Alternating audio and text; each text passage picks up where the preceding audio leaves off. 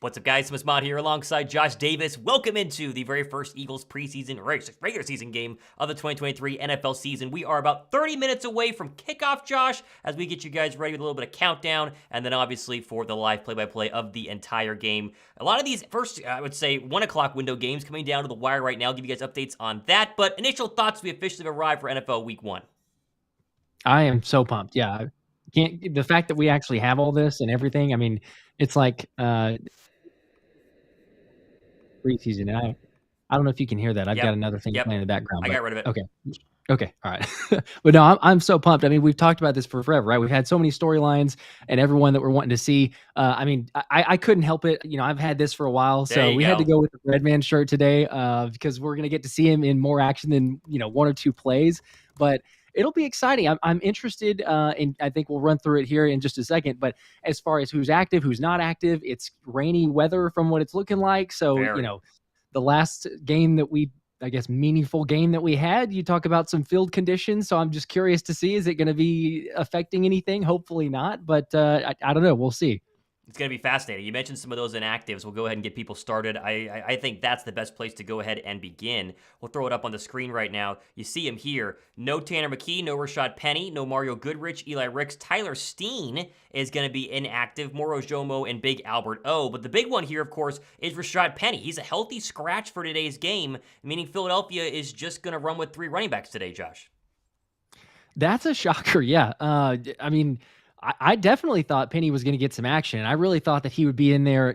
I don't know. I mean, I'm thinking 6-7 carries today. Nothing crazy, but get a healthy portion, considering or especially how the game might go. But the fact that he's not in there, I mean, it's not the best sign. I've seen some people speculating, like, could it be something personal? Is it a personal issue? He's just taking the day. Is it the Eagles just deciding, hey, we only need 3 running backs? But the fact that you do something like that is a little curious, to say the least, I guess, because especially like we just mentioned, I mean, with rainy weather, you assume it's probably going to be a little bit more running the football than you would normally. Not saying you're going to go, 80% of the time, but right. I would love to have him out there if you can. Obviously, he's not out there. Is it for a game plan reason, or is it for personal reasons or something else? I don't know, but it was definitely a shock. Out of all the names that you have pulled up there, that's the biggest surprise to me for sure. DeAndre Swift, it'll be Kenny Gainwell, and then, of course, Boston Scott are the only 3 active running backs today for the Philadelphia Eagles. A little bit of a surprise and Boston there. is kick return too, right? So, I mean, there's also the hopefully, fingers crossed, everyone stays healthy, but you're already asking some from Boston. So, yeah, it just makes it even more shocking, I think. What's more shocking, I would say, is what's going on with the New England Patriots. You see their actives up on your screen right now, although they're showing off the Philadelphia inactives, as I have the wrong one up there. We'll give it a couple of seconds before I can figure out exactly who their inactives are. There it is. I had the wrong tweet up here. Here are your Patriot inactives going into this game. No starting guards. They literally, Cole Strange not playing, Michael Amenahu also not playing either, and it looks like they're going to be without multiple offensive linemen officially as of a couple of minutes ago for the New England Patriots. A rainy, wet day. You expect very few dropbacks. When Mac Jones actually does drop back there, this could be a really, really, really great day for the Eagle defensive line. I'm hoping it is. Yes, I think that it can be. I feel like we're going to get a very healthy dose of Belichick trying to, as best he can, and it'll come down to, that's the ultimate question, is what does the run defense look like for the Eagles, and how much can Bill Belichick slow down the game, have the time of possession? Because I think that's their only shot, really. I mean, again, you just mentioned it. I mean, when you're losing 3 of your 5 starting linemen, that doesn't really bode well, and you don't really want to drop your quarterback back to pass against this vaunted pass rush defense. So I think on New England side, it's probably going to be a lot of Ramondre Stevenson, a lot of Zeke Elliott, and trying to slow down the pace of the game, while at the same time, if you can get them in a 3rd and long situation, pin the ears back, who knows? It could be a nightmare for the Patriots today, but I'm sure the Belichick's going to try to do that. I'm also curious to get your thoughts as well on the Eagles side of the football. I know we've talked about special teams and the question marks there. Obviously, Aaron Sipos was promoted up from practice squad. He will be the punter. So it not a shock. That's kind of where everything was, going in the first place. But special teams in general, that's a big question mark. Are there concerns coming into this game?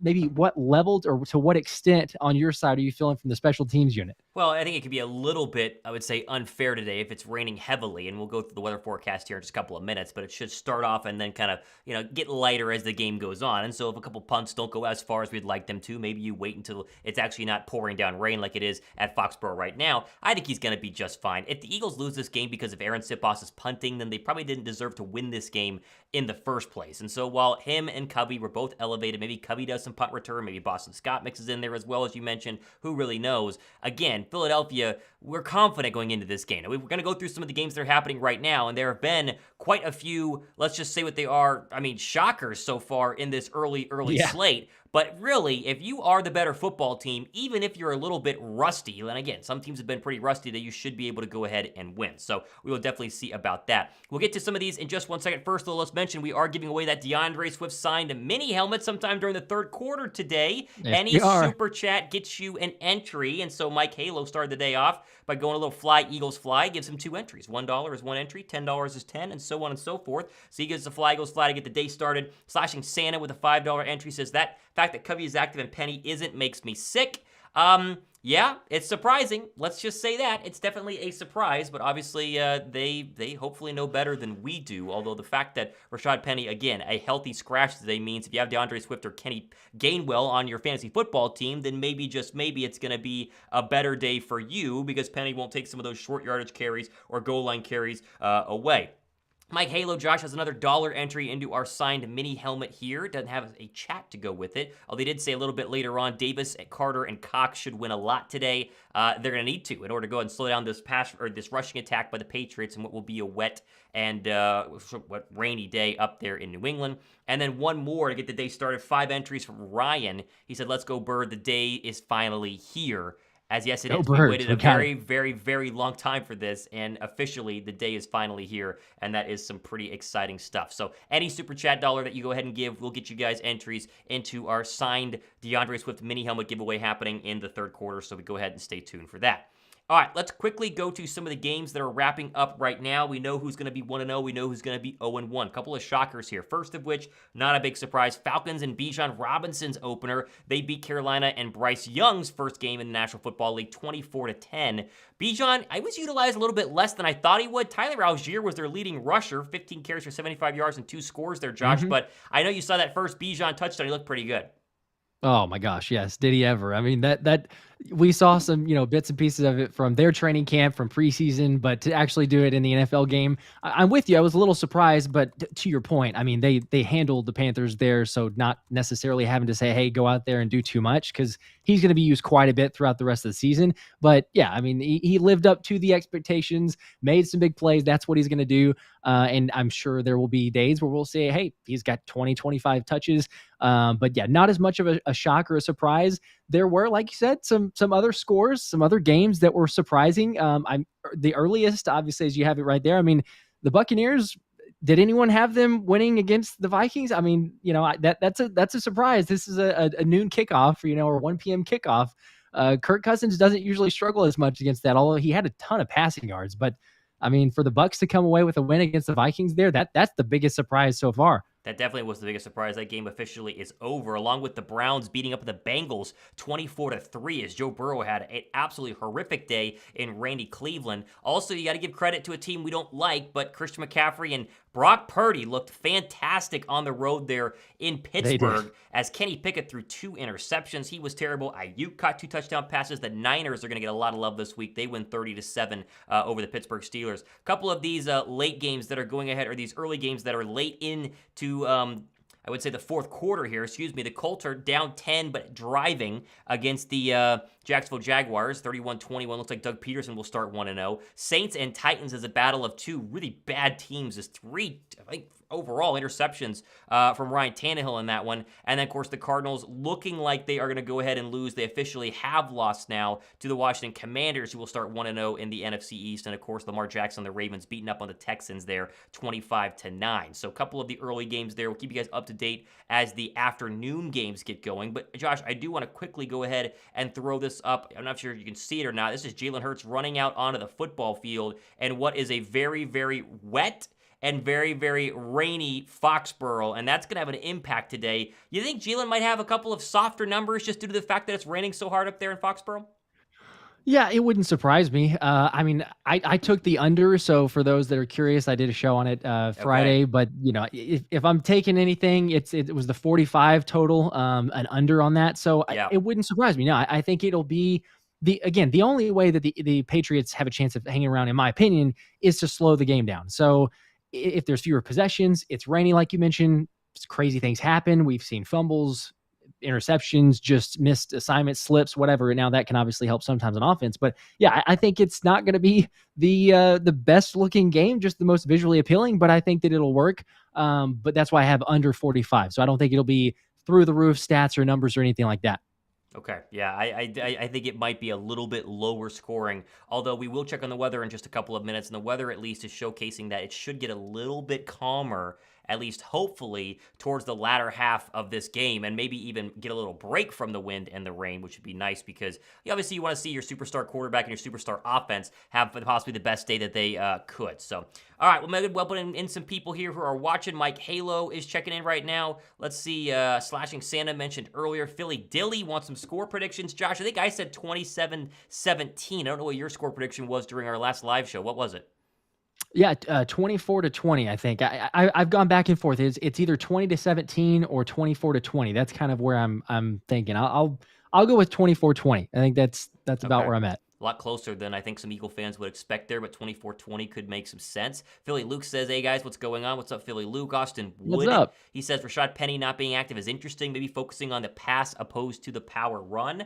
Maybe, but again, if there was a day where you wanted to run the football, it's a day when it's wet and rainy out there behind that big superstar offensive line, and yet they scratched Penny. So, and listen, it wasn't exactly Rashad Penny balling out in preseason. He didn't necessarily turn a ton of heads. He did enough Yeah. to beat out Trey Sermon, although he was injured towards the end. But being a healthy scratch, I think, was an interesting move. But hey, you have 17 more games, or 16 more games, I should say, over the next months to go ahead and figure out if you want to play Rashad Penny or not. I think Gainwell's going to be your lead rusher. I was shocked that Fantasy Football had him as like a 2-point projected on my ESPN Fantasy League, but I still threw him in there as well, Yeah. and I would throw in DeAndre Swift at the same time.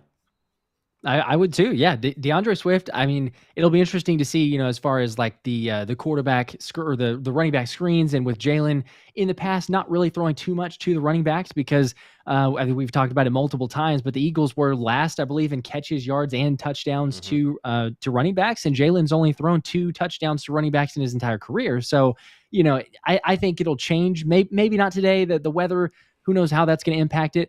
I still think there will be more production in that area, but yeah, for sure. I mean, I've got Agent Zero on one of my fantasy teams. He's definitely I do going, too. and Yep. Billy 500, who we had on earlier this week, he predicted was it like a 43-yard wheel route to D Swift? I think Yes. that was his prediction. So I mean, weather pending, I still think that's possible. So hopefully we see it. Bethlehem Gray says, let's go Birds. Excited for these guys to shine. Smitty chat timing, and he says, go Birds. Got a Slashing Santa super chat. We'll throw up on the screen right now, getting some more entries into our DeAndre Swift mini helmet giveaway in the third quarter. He says, come on, guys, hit the like button for these guys. Let's fire the stream up. They need us. Let's go Fly Goes Fly Countrywide Appreciate Eagles that. Tailgate Mafia. Yes, we're at 35 likes right now. More likes possible, more people that can join us and have fun and have some hopeful fun interactions during the watch parties. So 5 more entries in there for Slashing Santa, but also he makes some good points. Hit that thumbs up button. We would greatly appreciate it, as obviously we were looking a little bit DeAndre Swift on your screen a little bit earlier. Let's check out the Gillette Stadium weather forecast, as I'll get that up on our screen here. I want to take a look and see exactly when it's going to start to kind of slow down and hopefully chill out here. As right now, you are looking at active thunderstorms, but it's interesting. As you go ahead and pull up the radar, as I'm trying to do here in a second, it should, emphasis on should, calm down a little bit here. Here is your radar looking over Massachusetts, and you obviously looking at Boston there.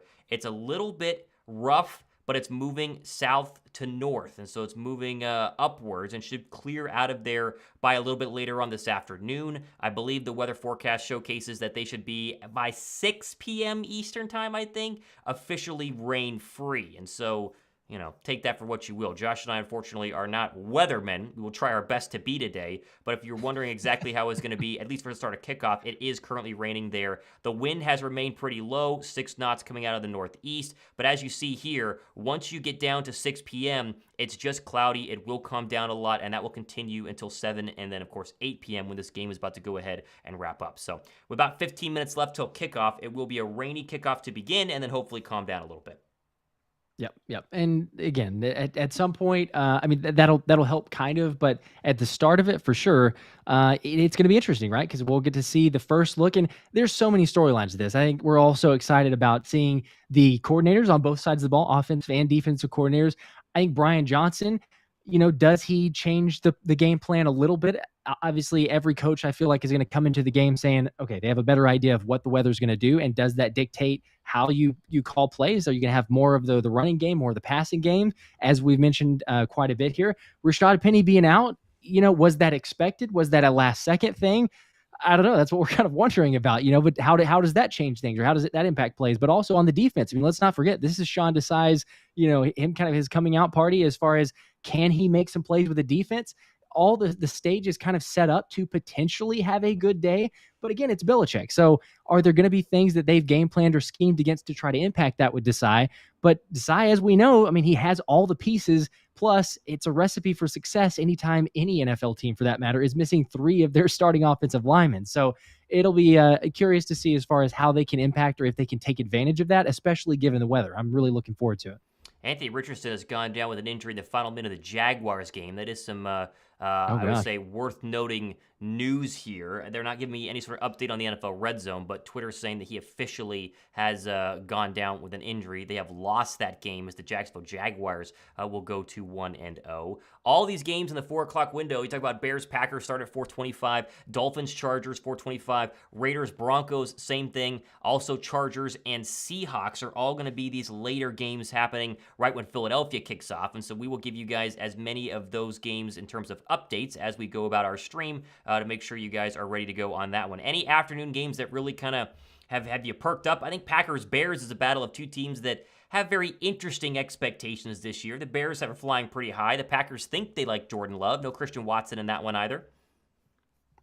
Yeah. There's that one will be interesting. I'm curious if Justin Fields, because we've heard it, is Justin Fields the next Jalen Hurts 2.0, or can he take that next step? There's been lots of videos and commentary on, is that going to happen from Chicago? But, I think that'll be a really interesting one. Also, there's lots of games here, like you mentioned, I mean, especially within this window, but, the Rams and Seahawks there, it seems like, if you're looking from just outside looking in, obviously with Cooper Kupp going to be out for 4 weeks, it's in Seattle. The immediate is like, okay, Seattle is definitely going to be the favorite. Can they take care of business there? But there's something, I don't know. There's something about it to me where I'm thinking that might be closer than what people expect, given even with Kupp being out. I don't know. Don't discount Sean McVay, him being ready for that game, even missing a major weapon like that. So those are 2 teams to keep an eye on. Obviously, we play both of them this season, and I don't think either of those games are going to be a walk in the park. So curious to see how that one plays out for sure.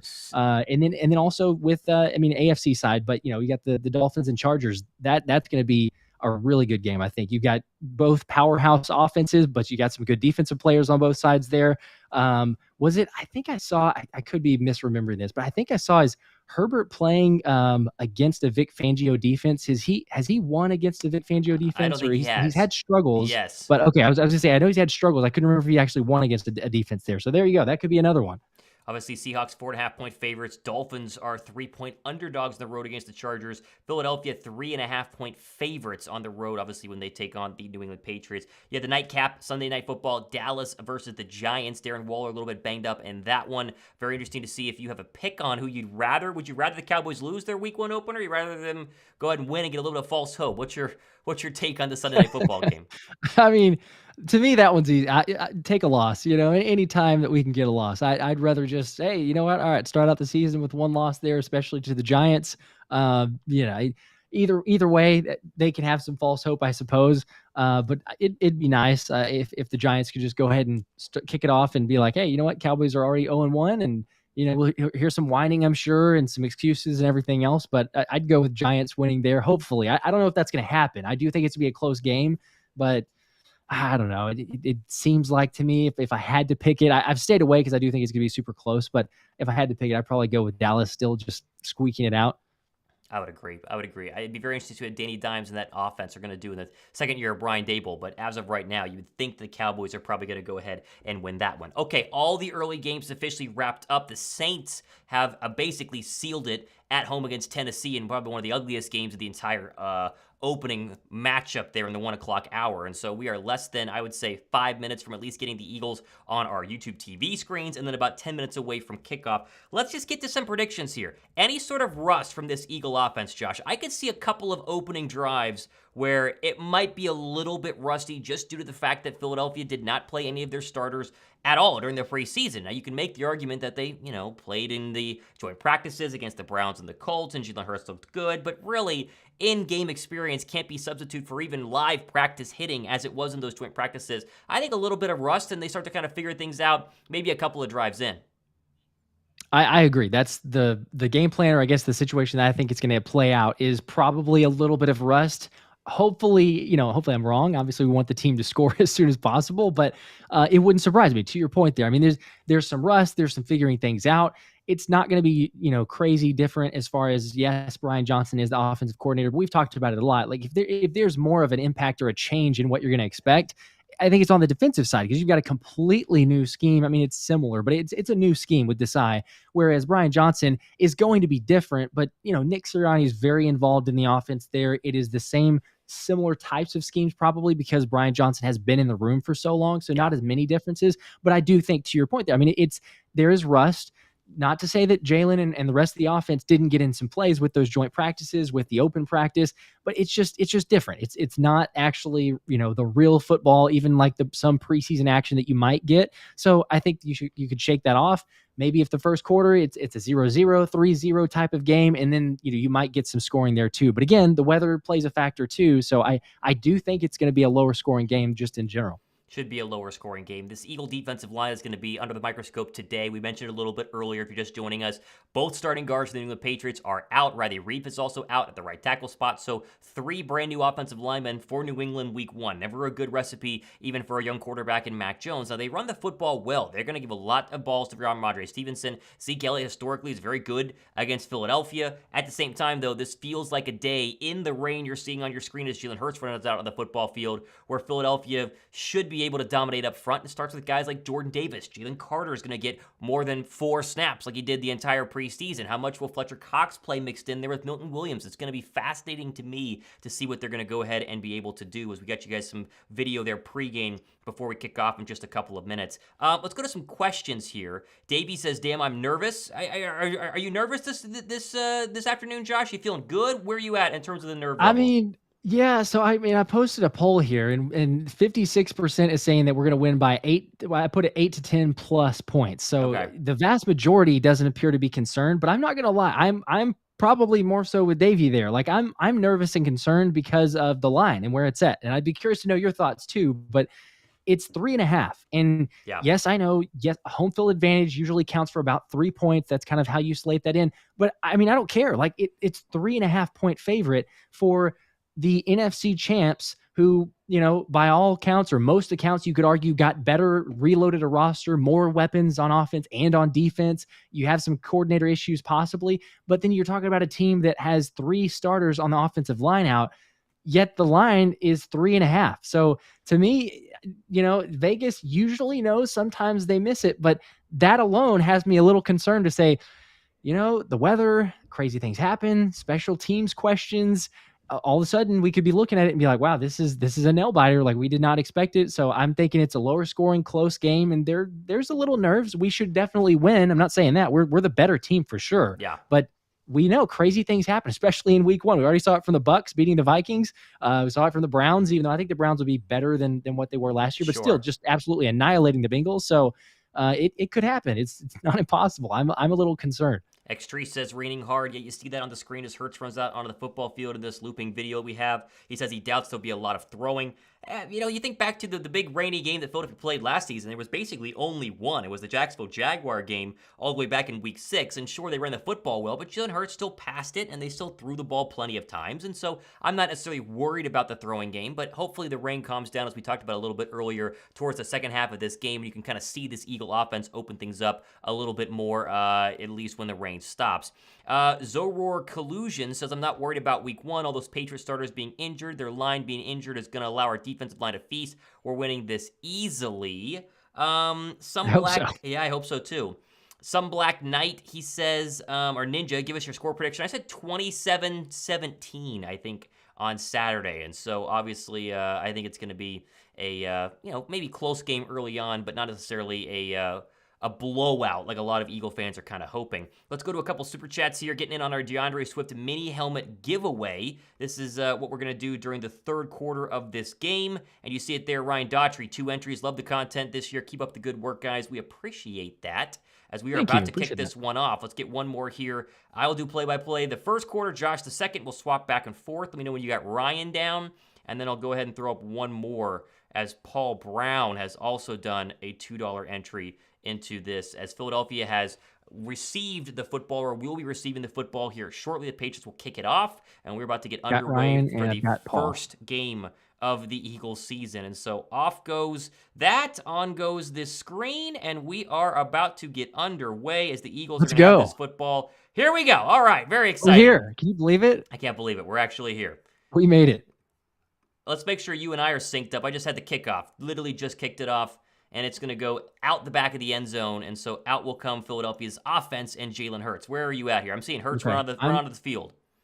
Let me see if I can refresh it. Mine is significantly behind that, but let's make sure you're caught up here. All right, out comes Jalen Hurts, all white uniforms. Here we go. This is going to be fun.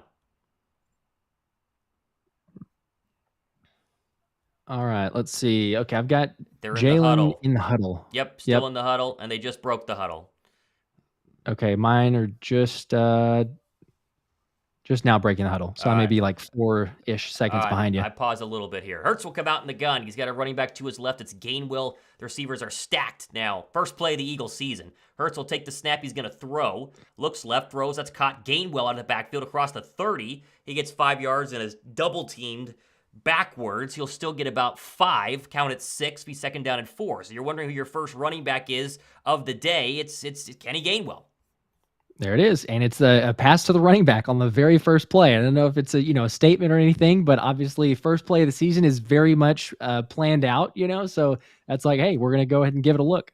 Watkins, Smith, and A.J. Brown, your 3 starting receivers, still in the football here. Boy, it looks wet out there. Jalen back in the cut on second down and 4. Gainwell still the running back. Hurts will take the snap. It goes through his feet, and he's going to fall for it on the ground. That's going to be a loss of multiple yardage, but there is a flag. There's a flag. Okay. I don't know what this is. Oh, man. If it was a false start, they would have blown it dead. Let's see if they were encroaching the neutral zone. It was. Offsides on New England. Good news there for Philadelphia. Ooh, okay. Neutral zone infraction, so Philadelphia have an automatic first down. There was Kelsey's first bad snap on snap 2 of the season. Well, at least it's on a penalty. We'll say that. But there you go. We're talking about the weather and potential concerns. I mean, Kelsey knows what he's doing. It could have been just some technique, but I'm saying there's something there with the slip. They're showing the replay. I mean, it hits Hurts in the hands. It was just a little bit, a little low, but not super low. Thankfully, though, it avoids some serious issues there, as the Patriots were the most penalized team in the league last year from a Patriot standpoint since 2014. Here we go. 1st and 10 from the 35-yard line. Hurts will be in the pistol. You got 2 tight ends out there, and Stoll and Goddard. Here's your first run. This is going to be a big Gainwell run up the left side. He's got way more than 10 across the 50. Go, baby. There's 15. All right. All right. Let's go. All you Kenny Gainwell lovers out there who brought him on your fantasy team, like myself, if you start in today, it's a good start. You've already surpassed the 2 points of projection there on the reception and then the run. How about Cam Jurgens pulling there and creating that hole? That was a massive hole for Gainwell on the left side. Another first down for Philadelphia. That's what you have to do. I mean, I feel like this is the recipe for success, especially on a day like we said with the weather the way it is. Got to run the football. All right, across the Patriot 50, Hurts is going to throw on a play action, dumps it across the middle. Guess who? Gainwell again, and he falls forward for a gain of about 8. And all 3 first plays for Philadelphia have been Gainwell pass, Gainwell run, and Gainwell pass yet again. We have yet to see DeAndre Swift, and they're going to keep Gainwell out there for a 2nd down and 2. All right, making a statement. I mean, people wondering who's the RB1. This is not even just like that Gainwell's on the field, but it is let's make sure to get him involved. Very much involved here. No passes to anyone but Kenny Gainwell so far. Here's a 2nd down and 2, and they're keeping this 3-receiver set.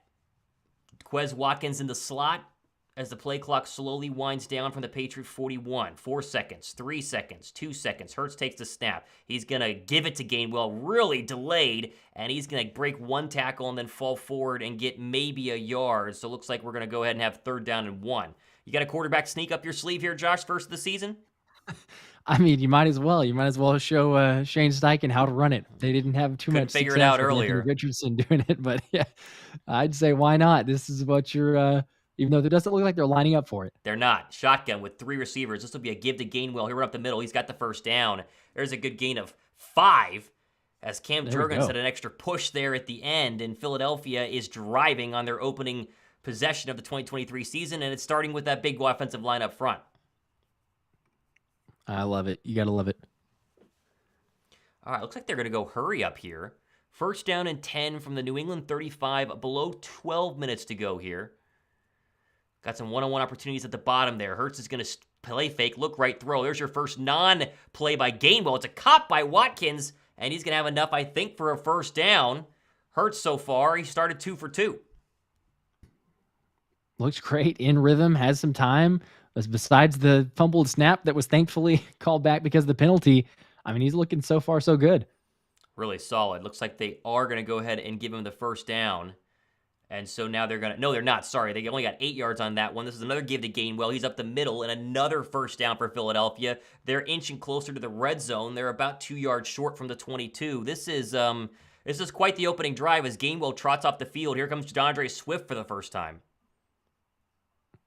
Here we go. Agent Zero. I mean, this is great. You just spell with the next back. I mean, the depth is crazy. Let's see what they're going to do here. Looks like you have Swift lined up to the left of Jalen Hurts in the gun. 11 minutes to go on the opening drive. 4 Kenny Gainwell rushes for 26 yards so far. This will be a keeper by Jalen Hurts on the right side. That went nowhere. He fell down. Maybe a loss of a yard. Golly, yeah, they definitely saw that one coming from a long ways away. Probably the worst play so far of this opening drive for Philadelphia. Officially a loss of 1, be 2nd down and 11. I've got a replay on right now, but just to make sure, once it comes back, let me know when where your play clock's at. Yeah, just Yep. I might still be a little bit ahead of you. They just brought me back 14, 13, 12, 11, 10. Okay. I'm 9, about 5 8. seconds behind, it looks like. All right, I'm pausing for a second. All right, there you go. 7, 6, Watkins in motion. Here we go. 2nd down and 11. 2 seconds to go in the play clock. Takes the snap. Here comes a 4-man rush. Clean pocket. Hurts now going to step to his left. Still rolling to his left. And now he's going to chuck it out of bounds. That'll be incomplete. So back-to-back negative plays for Philadelphia. Or at least no positive yardage there. It'll be 3rd down and long. There you go. 3rd and 11. 29 on the play clock. Not really anywhere to go. It is pouring. I mean, like it's bad. It was raining. It looks like it is miserable right now. It's really bad right now. All right, 3rd down and 11. 10 minutes to go here. Opening drive of the game as the rain pours down at Gillette Stadium. Tom Brady Day, and he was shown in the stands, or at least a little bit higher in the box, and he's covered in a rain jacket. What can they do on 3rd and 11? Here comes a blitz. Takes a snap. Hurts is going to keep it. This is a design quarterback run. Makes 1-man miss. Down to the 10. Across the 10 and out of bounds. There you go. All right. That is Jalen right there. If you're wondering if they weren't going to run him after giving him a massive contract, so far they've run him twice. This one good for 12 on 3rd down and 11. Maybe a little bit more. Another Eagles 1st down. Nice run there. What a run. And they're going to go hurry up again. The designed run, too. And the Patriots aren't lined up. They're going to burn a timeout. Wow.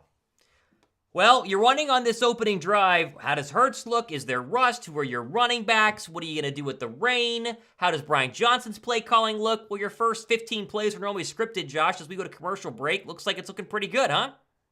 Not so bad. Yeah. There's been a couple. I mean, the scare early on, obviously with the snap, that was a little anxiety shot through the veins there. But I mean, other than the penalty that brought it back, so far so good. And Kenny G being involved, I thought that he would be involved for sure, but a little surprised at how often. So to get in there, but then to spell with Swift, the weapons are just, I mean, as we know, it's incredible, but I loved it. It looks very efficient so far. You can't say there's too much negativity about the offensive drive. And we wondered, because of the rust and not really playing a whole lot, especially with the weather, but here we go.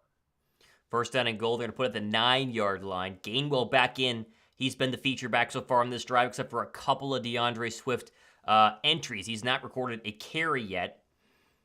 As Hurts will be in the gun, 2 receiver to the far side, Smith at the bottom. All right, here we go. This has been the formation the Eagles have had a lot of success from. Here's a run. Kenny Gainwell right side. He tried to run behind Kelsey and looked like Juergens, and he gets about 1.5 yards. He's second down and goal.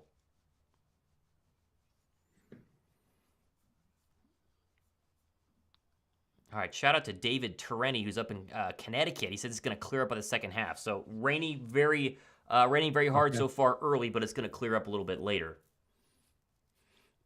All right, second and goal. Hurts takes the snap. This is going to be another Gainwell run up the middle. He didn't get a lot there either. They're running behind that right side often, trying to, I guess, establish Juergens early here. He got 2 yards there, Josh. Be third down and goal. It's going to be a long third and goal here, too. You wonder, depending on if you can get a certain amount of yardage, do you go for it? Do you kick it? Yeah, it looks like it's about 6 yards. I'm waiting for them to take it off of Mac Jones, who's trying to keep his hands dry, warming the football up. Yeah, they're going to put the ball right at the 6-yard line. They're going to go empty here. Boston Scott is your running back, who now motions from the far side of the field to the left of Jalen Hurts. No, now he's going to shut him to the other side. So empty, 5 receivers, third and goal. Hurts keeper potential here. 1 second, takes the snap. Hurts going to get a lot of pressure and fall down for a Matthew Judon sack. That was tough. Yeah. That was not good. Horribly blocked on the right side. We got to see what happened here, but Philadelphia's going to have to kick a field goal. That was bad. It looks like it was either a delayed blitz or it was just no, they just stacked him up and were overwhelmed. Wow. Unblocked was Matthew Judon. Yeah, that's not going to work. It looked like Johnson and Juergens kind of tried to double team their guy and left Judon. So you get your first look at Aaron Sipos holding today, Josh, and the always reliable Jake Elliott. All right, this one's short. I wonder about the rainy conditions, but yeah, let's see how the hold goes. Good hold there. Ball up, and it is good. Philadelphia is on the board, and it is 3-0 Eagles on what was a pretty good opening drive. Come on, we can't really complain about that. Not too bad. Yeah, we all would obviously love a touchdown, but you can't get them all. It's Patriots defense is tough, but so far, I mean, I think you have to be relatively okay with that drive because it is the first drive. They move the ball pretty well until you get into the red zone there. You didn't turn it over. You hate to see just some guy coming in, especially a guy like Matthew Judon. Yeah. But come in unblocked, get the sack, kind of ruin that last play. I don't know if I was a huge fan of run 2 consecutive times Gainwell. I know he's gotten a lot of touches early here, but it's raining, so you can't completely knock it of saying, yeah, maybe let's not throw the ball or put it in the air.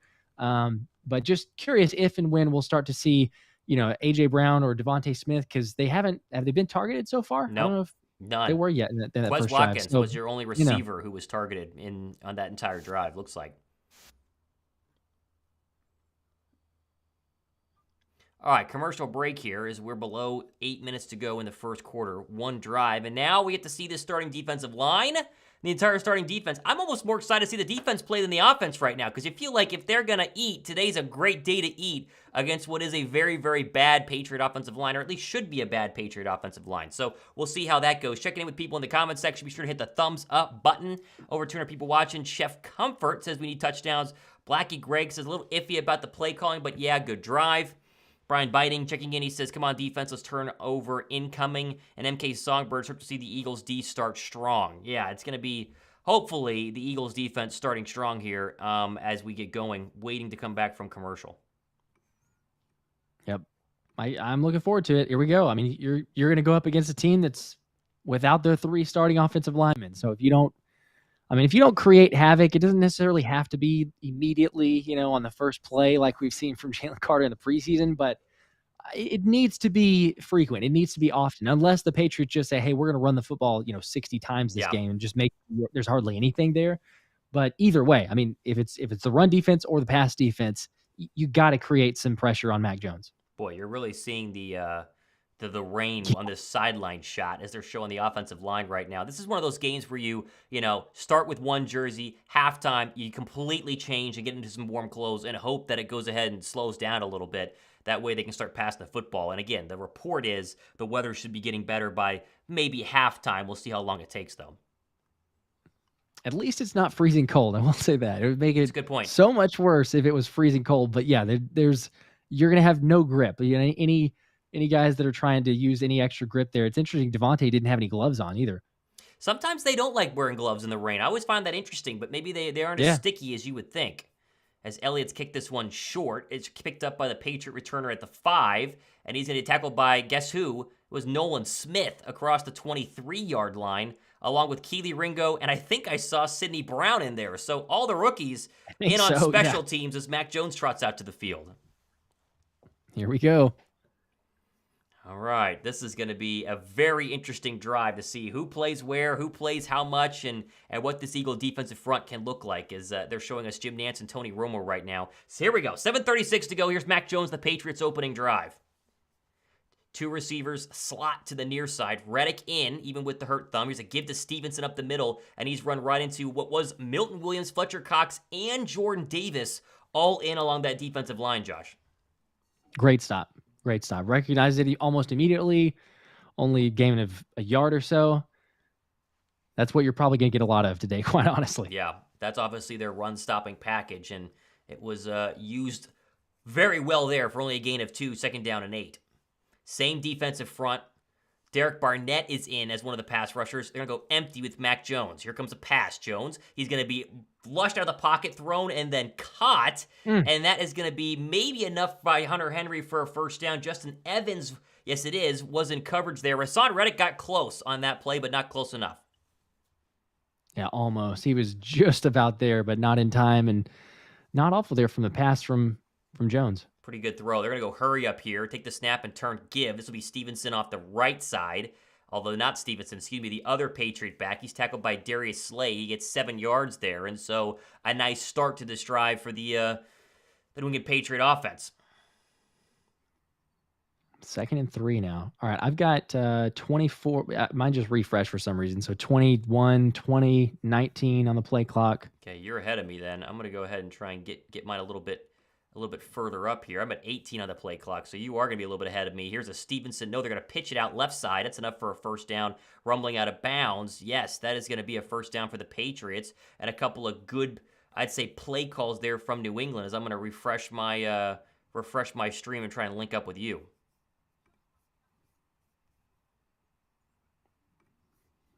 Yeah, pretty big pickup there. First down. Play clock is 18, 17, 16, yeah, so 15. I'm at 18, so I'm about a second behind. Mac Jones is going to throw, screen, left side. That's going to be caught, breaks 1 tackle, and then gets wrapped up by Avonte Maddox. That'll be a gain of about 6. And it looks like right now they're going with some quick-hitting plays to try to keep this pass rush at bay. My play clock's at 30, 29, 28, 27 on second down and 4, and the Patriots are going to hurry it up here quickly again. Empty for Mac Jones. Takes the snap. 4-man rush. Pressure coming. Throws. That one's incomplete. Off the hands of their receiver. Looks like Douglas has got some pressure. I couldn't tell who that was, but there was pressure directly in Mac Jones' face from the middle. Yeah, that was a good play there, kind of forcing him to throw it high. I wish we get a replay there. They're showing us an Austin Eckler touchdown for the Chargers against the Dolphins, as he has scored immediately, but no replay for who had the pressure there on Mac Jones. Here's a 3rd down and 4. Empty set for Mac Jones. He's been comfortable in that so far in this opening drive inside Eagle territory. 4-man rush. Jones takes a snap. Looks right. Throws right. That's going to be tipped. Intercepted. Darius Slay picked that one off. There he goes to the 40. Across the 50. Across the 40. Missed. He's going to go all the way. All right. Touchdown, Philadelphia. Oh, come Wow. on. Heck yeah. Wow. A pick six for Pick Philadelphia. 6, baby. How about that? Uh, Wow, that was a got high too excited. throw. What'd you do? Oh my gosh. I got too excited to knock the mic out of the way, but oh my gosh. Heck Boy. yeah. And whenever you threw it at first, I was like, oh, that's a little bit high, but then Slay's right there. Wow. There he is. Big play Slay. I mean, first game. Are you kidding me? He had to make 2 people miss. He had a Milton Williams train in front of him. That was just a behind and high throw by Mac Jones there. Zach Cunningham was in coverage in Philadelphia. Boy, what a start to the season defensively. As they are one extra point away, it's up and good. 10-0 Birds. What a start for the Eagles. All right. Heck yeah. We will take that. All you Eagle fantasy defense owners like myself feeling pretty good so far today early. Yep. All right. Not too bad. Wow, what a start by Philadelphia in this one, huh? That was some good stuff. And you wonder, I mean, he threw it high, but it's slippery, like we said. So, throwing the football like that can happen. Throws it high, the receiver can't catch it, and all of a sudden, there you go, return it for 6. How about that? All right, so Philadelphia. Who thought a pick 6 would be the first touchdown score? A pick 6 from Slay. Let's get some thumbs up for the pick 6 there. We got over 230 people watching. What a very, very good start here, as we got a couple of super chats that we need to go ahead and catch up on. Remember, if any super chat you go ahead and do, you're going to go ahead and get entries into our DeAndre Swift mini helmet we're giving away a little bit earlier. Slashing Santa, give him 2 entries. I missed that one a little bit earlier. He said they're just running the ball down their throat about the Eagles' opening drive. We'll make sure we pick that one up and have that one covered. And then I think he threw up another one. So let's go 10 more for Slashing Santa. He says, bench Justin Evans, give us Brown. I've seen enough. A little early there after his one catch in front of Justin Evans that was contested pretty well by the veteran safety. Make sure you got 10 entries more there. So Slashing Santa, the early leader, and a chance to possibly win this mini helmet, as Philadelphia just joining us, a 10-point lead early on. The defense is going to trot right back out there. Now, their defense was giving up a couple of nice plays. The Patriot, obviously, plan of attack was get the ball out quickly, neutralize the pass rush that Bill Belichick said was the best he's seen in a very, very long time at his press conference earlier this year. But to get that opening interception, it's got to feel pretty good for Philadelphia to at least pad the lead a little bit, maybe force the Patriots to throw, and maybe the pass rush can start to kind of eat a little bit earlier. Yeah. This is the recipe for, I guess, success for us, but disaster for Belichick. Like, you don't want to go down to this team because, as we know, and like you're talking about, the pass rush at some point can say, okay, well, you need to come back. So the time is not on your side. Now, obviously, it's still very early. There's plenty of time. And I'm not going to lie. I mean, to the comment of the Patriots were able to just kind of keep running the football, they were getting chunk plays. So without the turnover, let's come back to reality somewhat. Now, granted, we did just score a defensive touchdown, but as far as just moving the football, they weren't having the most difficult time. I will say that. So there's a little bit of just questions as we continue to go to this game. But so far, hey, not too bad. Like to see it. If we can get a little bit more of a pass rush or force them to be in the throwing situations on a long third down or so, that makes it even better. That was the first interception in the last 6 home games by Mac Jones, who had an interesting rookie season, let's say that. He had a kind of a weird quarterback battle halfway through the year with Bailey Zappi. That then disappeared. He won the battle. Zappi was cut and then brought back to the Patriots as their backup today, as the Elliott kick will go outside the back of the end zone, and we'll have another defensive possession for Philadelphia. Boy, and it is still raining pretty darn hard there in New England, but you got to like the fact that the Eagle defense was able to capitalize on what was probably a wet, slippery throw by Mac Jones there and jumping out to this early lead. I think the lead is huge here in any NFL game, but especially in the rain where you can't really run the football if you get behind too far. Good look for Philadelphia. Here's Jones' first snap. They're going to fake a screen left, now come back to the right. How Jordan Davis gets it, ball's on the ground, and it looks like the Eagles got it. They did. Zach Cunningham did. Oh, my goodness. You're kidding me. Wow. Let's go. It was Zeke. Zeke coughed it up. Zeke coughed it up. Wow. And Zach Cunningham. Yes, dude. Zach Cunningham is on it. How about Jordan Davis running back to the right side of this screen? And it's Zeke with a one-handed catch and then immediately knocked out by big Jordan Davis. Oh, my goodness gracious. Forced fumble and then Zach Cunningham on it. Boy, what a start for the Eagle defense. Back-to-back plays, turning it over. I think Desai saying you're going to feel us. You're going to feel this Philadelphia Eagles defense. We're feeling it right now. Boy, tough start for Zeke in his very first touch as a Patriot. Not that we care because we all hate Zeke Elliott. 2 takeaways the last 2 snaps for Philadelphia. Big thumbs up for another turnover here as the Eagle offense will have it. 1st down and 10 from the Patriot 26. All right, let's see if they can punch it in the end zone. 3 receivers, A.J. Brown in motion. It's going to be Gainwell in the backfield again. Hurts takes a snap. He's going to give it to Gainwell running up the middle, and he'll fall behind a pulling Lane Johnson for about 4. It'll be 2nd down and 6. Man, I'm feeling so much better. Obviously, whenever we were opening up, I was like, yeah, there's little concerns, but it doesn't feel too bad at this point. We're feeling in a little bit better at that point. You say it looks like Pork Chop says Zeke dropped his meal. He definitely did that. He had one good carry, and then Jordan Davis said, sorry, this is mine. 2nd down and 5, 4:18 to go, 4:15 all the way down to 14. As we get into a 2nd down and 5. Hurts in the gun. He's been in the gun the entire day. Takes the snap. Here comes some pressure. Looks left, throws left. That's a fall-away catch. And that is going to be A.J. Brown's first catch in front of the rookie Christian Gonzalez. That's good for 12. And if you're wondering when your first receiver, not named Quez Watkins, was going to get a pass thrown his way, there it is. A.J. Brown in the red zone. There it is. I like Christian Gonzalez as a rookie, but let's be honest. This is A.J. Brown, so he should be able to have a good game against Gonzalez if they try to target that. Here's a 1st down run to Gainwell up the middle, and it goes kind of the way it's been. Maybe 2, maybe 3 yards. They're really trying to establish that run early. Gainwell has gotten every single rush by a running back so far in this one. He will check out of the game right now. In comes DeAndre Swift, but no carries so far for Agent Zero. All right, let's get a 2nd down and 8 here. As you can imagine, you punch it in, make it 17-0. This game could get blown up really, really quickly. Here we go. 2nd down and 8. 3 minutes to go. From the 10.5-yard line of New England. Hurts takes a snap. 4-man rush. He's going to step up. He's not going to where to go. He's hit and sacked as he walked right into the waiting arms of the Patriot pass rusher. That was wise. He called a coverage sack. There is a flag, but that was holding the ball a little too long by Jalen. Let's see what the flag is. It's in the secondary, so this would kind of be an illegal contact. It's a hold on the defense. All right. I'll take that. There you go. He had nowhere to go, so there's a reason why. Let's see who was holding. Looks like it was the safety on Goddard with a pull of the jersey, and a pretty obvious one there too. So nowhere to go for Hurts, but for a reason. The sack gets negated, be 1st down and goal as they move the ball closer. Keep it rolling. All right, here we go. 2:54, 2:53, 2:52 to go here. 1st and goal from the 6. 2nd trip to the red zone for Philadelphia today. They got 3 points on their opening drive. Hurst takes a snap. Design roll to his right. Looking, throws right. That's going to be caught in the back of the end zone. Is it Smith? It is! Touchdown, Philadelphia. What a throw. What a...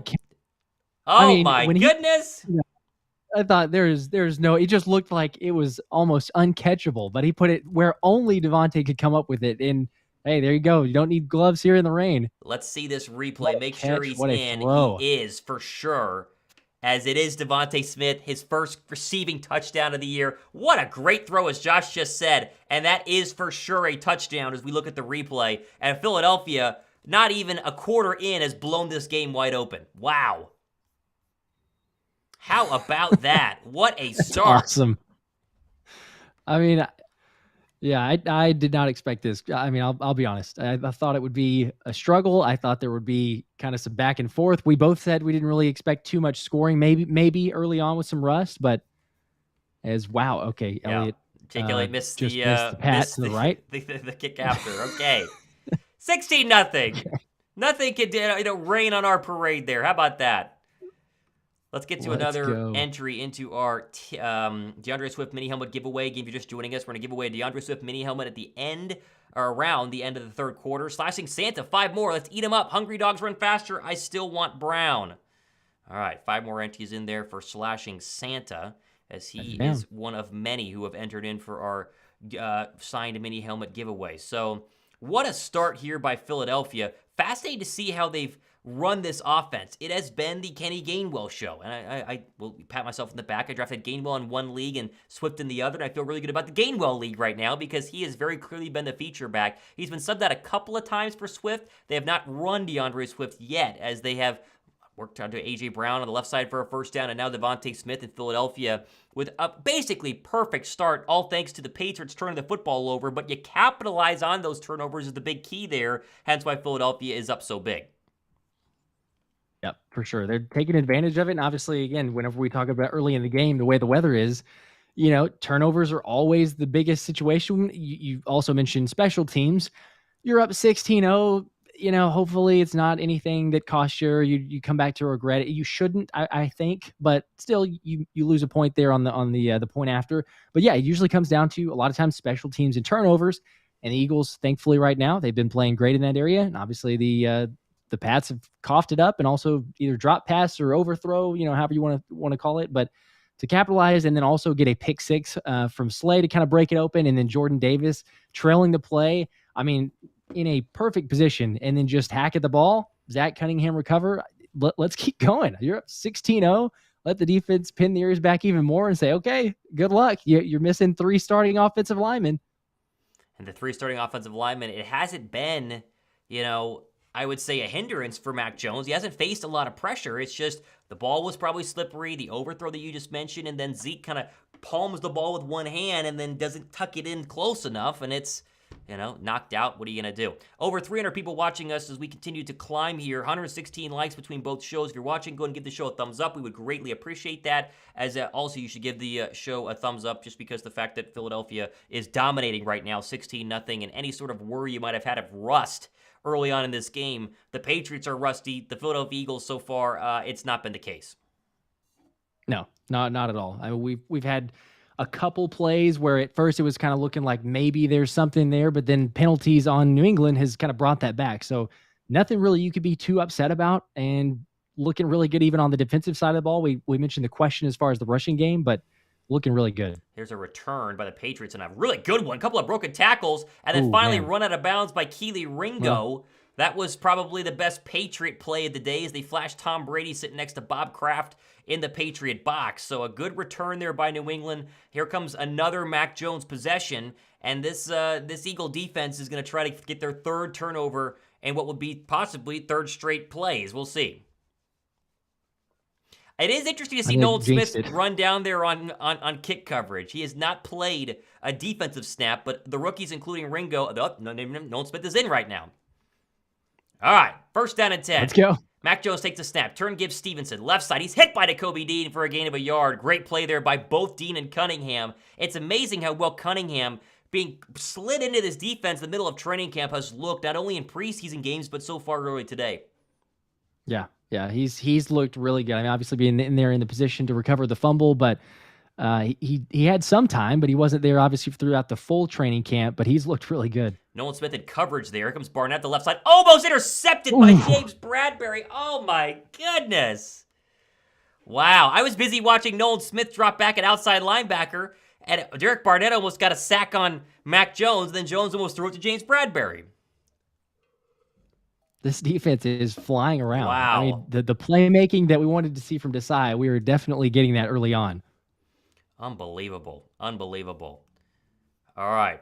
It's 3rd down and 9 from the 45-yard line of the Patriots. Let's see what this Eagle front 4 is able to do. Jalen Carter is in a defensive tackle. Jones takes the snap. Here comes some pressure up the middle. Carter's got him. No, he pulled out of it, and now he's in a roll and throw, and that is going to be incomplete. Reed Blankenship on the coverage. Almost. Breadman almost had his first sack there. Boy, he blew up that right guard. Holy cow. He wow. Did. I want to see the replay on this. There's that rookie left guard in. See the replay. Oh, my goodness. Just blows right by him. He was so close. He almost had it. Unbelievable. Reed was closer to the interception. The first glance, it didn't look like it, but the second glance there on the replay, he almost had that. All right, Patriots will punt from the 45-yard line. I'm seeing Sidney Brown and Nolan Smith in there as well on punt coverage here. So they're going to try to go get after this one and maybe get a block. Let's see what happens. 11 seconds to go on the play clock. Now down to 9. Here's the snap. Here comes some pressure. They did get the punt off. It's nice and smooth. It's going to be to the right side. There's Covey, who was activated with the practice squad, running out of bounds at about the 17-yard line. And back out will come Jalen Hurts in this offense on what has been a nearly perfect opening drive or opening quarter by Philadelphia. The pick six by Darius Slay, a really good opening drive by the Eagles anyway, kicking a field goal, and then the touchdown pass from Jalen Hurts to Devonta Smith. This has been really an A-plus day so far for the Philadelphia Eagles.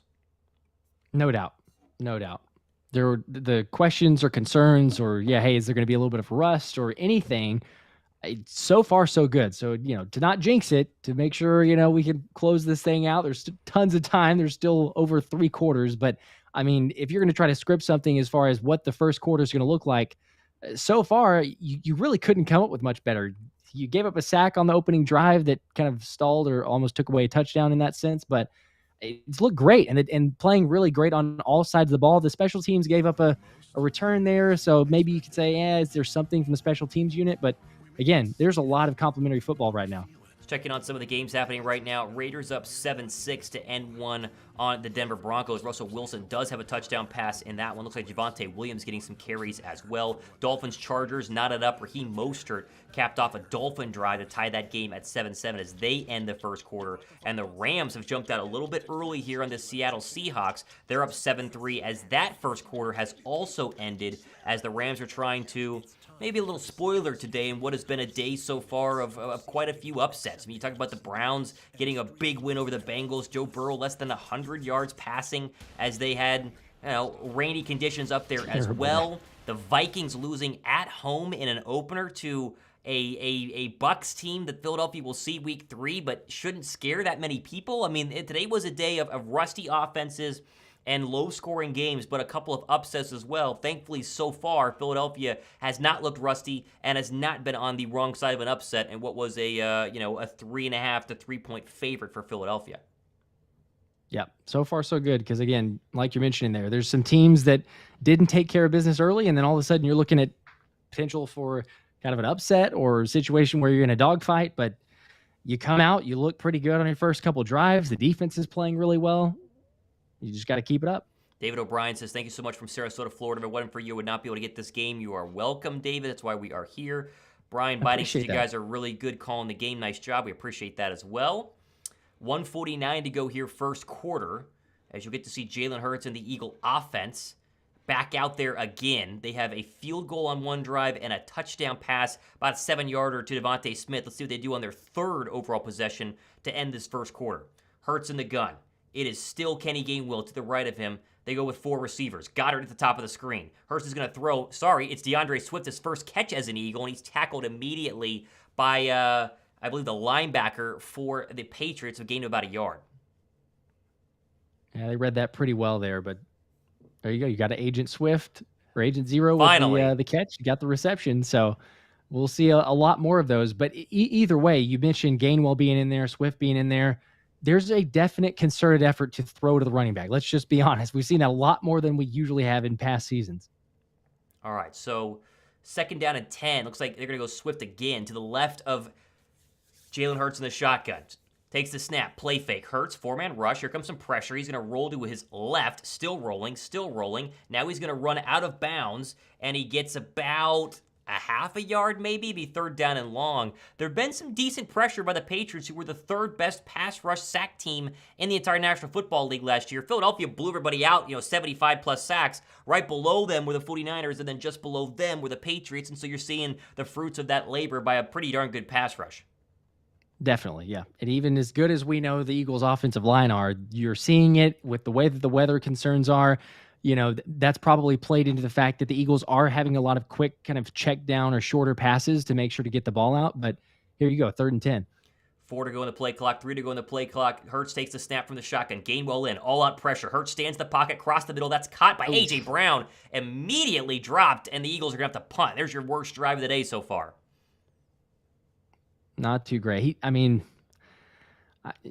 know. I don't like a play like that. The Patriots were definitely sending an all-out blitz, but Brown just runs across her over the middle for about 3 yards. So you're never going to get that unless you're past the sticks, but they were in very good coverage position there, and Jalen obviously had to force a throw pretty quick. Good pressure there by the Patriots as they're going to end the first quarter right now. Philly getting ready to punt. We welcome in a lot of our new viewers here. Darnell Washington, Javon Johnson, Bob Connor. South Florida Clean says, go Birds from Southwest Florida. We appreciate you guys watching right now. Let's go ahead and get to another DeAndre Swift mini helmet entry. You see slashing Santa. He's going to throw another 5 into the pot. 1-800 unfinished business. Still so far. I mean, it's still early, right? I mean, it's 16-0. Anything can happen, but long way to go. A very quick and a very fun first quarter as we're getting away this signed mini helmet during the third quarter. So be sure to get your entries in between now and then. We're going to spin the wheel during the third quarter and pick somebody at random who has done a super chat in order to possibly win. Got you down. All right, let's get that off of the field. So, hey. One quarter down, 16-0. Crazy. I wouldn't have expected it. I would have either, but you could still make the case that Philadelphia, obviously, and even though the offense has been up and out there that much, with the defense getting the pick six and then the short field, they've still looked, I mean, as good as you can expect for a team that hasn't played in any preseason games, at least from a starter's perspective. Not a lot of rust there, not a great drive on that last drive, a 3-and-out, but still, you get this lead and maybe you kind of pound the run a little bit, maybe we'll open up some play action deep a little bit later. Yeah, I agree. I think so. You're to this point, there's not a whole lot you could be upset at. You're not going to have every single drive, every single possession go all the way the length of the field. So, it's you don't like to see any 3-and-outs, but as far as what they've played like, not making any just boneheaded decisions or just terrible plays so far, and the defense is so far living up to expectations. The first drive was a little question, you give up some yardage there, but taking the ball away, that's something that I think a lot of us expected, hoped we would see from a Desai defense, because he likes playmakers, like he mentioned throughout the offseason training camp. He said, hey, we're going to impact the quarterback. We're going to impact on all three levels of the game. And I think you've seen that. It's whether it's a pass rush situation or putting guys in zone coverage. And I think that's confused Mac Jones, or at least caused him to throw the ball a little bit high on the interception for the pick six from Slay. So far, so good. I can't be too concerned about really anything, except maybe you say the small sample size of the special teams unit, you gave up a big return and you missed a PAT, but I don't know. Is it Sipos? Is that the scapegoat that we always want to go to? But again, overall, there's not really any concerns. Well, speaking of Sipos, he is going to get to punt here, which a lot of people in the comment section are reminding us. So we get to see an Aaron Sipos punt from about the Eagle, 20, 23-yard line. So while most people aren't even going to care what their punter does for their football team, all Eagle fans will collectively hold their breath and watch with, I'd say, a lot of intrigue here for what will be the first punt of the Eagles season. Here we go, Sipos. This is big time. Here's a clean snap. And he kicks this one away, and it is going to go back down to about the 30-yard line and then finally get knocked out of bounds at about still running, and then tiptoes out across the 50. Gosh. So a pretty good punt there, but at the same time, not the greatest kick coverage as Jones gets it back across the Eagle 50. Yeah, you would have loved a little better kick coverage than that. It didn't seem like the worst punt. I mean, the hang time was pretty good there. It seemed like someone should have been in that vicinity, but then, yeah, to your point, the kick coverage lets him run right down the sideline. So now the Pats will be taking the ball in Eagles territory. Looks like at the Philly 47, I believe. 14:48 to go in the second quarter. Josh, it's all you, baby. I will take over now. Appreciate it. All right. So 16-0. Eagles lead. Mac Jones in the empty set. He's going to have Zeke in motion to his left. Throw now. It's a running back screen with 3 blockers. He's got plenty of space. Makes a juke, cuts upfield, and he's going to gain about 3 or 4 yards before looks like Bradbury and Blankenship bring him down. That was set up to potentially get a bigger gain. I think that was pretty good coverage there from the Eagles. Zach Cunningham running over from his linebacker spot, and yet again, kind of being one of those unsung heroes of this Eagle defense who, might not be a household name for the casual Eagle fan who has been following training camp, but by the end of the year, maybe kind of how Kaiser White was, in on a lot of plays and somebody that the Eagle fans recognize as a really good linebacker. Definitely so. He played so far so good, got the fumble recovery as well. So as Mac Jones now 2nd and 6, 2 running backs, one to his right, hands to Stevenson up the middle, and immediately stonewalled by several defenders. Nice. Looks like Josh Sweat was there first, but just about the entire D-line met Stevenson for looks like a 1-yard loss. He had looked like it was Jordan Davis and Fletcher Cox were your D tackles on that one, and they did Reddick and Sweat. So kind of your normal starting 4 there as they get ready for 3rd and 7. Here we go, 3rd and 7. Mac Jones back in the shotgun. Kind of been the favorite formation for both teams. Jones takes the snap, 4-man rush, throws to the left side, broken up there, and that was, looks like Maddox in coverage intended for Bourne, and it's going to be incomplete. A 4th and 7 now. They're going to have a decision, probably punt. He was there. They were fighting for it. Do you punt here if you're New England? It's 4th and 7. Boy, Maddox really had a great break on the ball there. Wow. You'd punt this if you're the Patriots, right? 4th and 7 from the Eagle 45. Down 16? They are. Yeah, that's the only question. Yeah, I think you had to. Yeah, they are going to punt, but it's 16-0 already, and there's plenty of time. Don't get us wrong, but looks like the Eagles are going to take a timeout, though.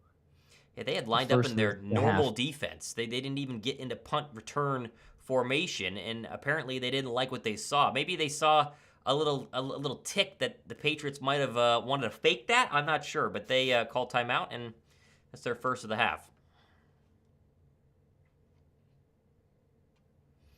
Joe Murray. Well, that's probably, it was interesting, yeah, because you're saying they were prepared in case, I guess, for a fake. It would be interesting if you lined up and ran a fake instead of just, hey, let's go for it with a standard offensive formation. But we saw crazy things in the Lions-Chiefs game, so it's not out of the realm of possibilities. Covey now is back there.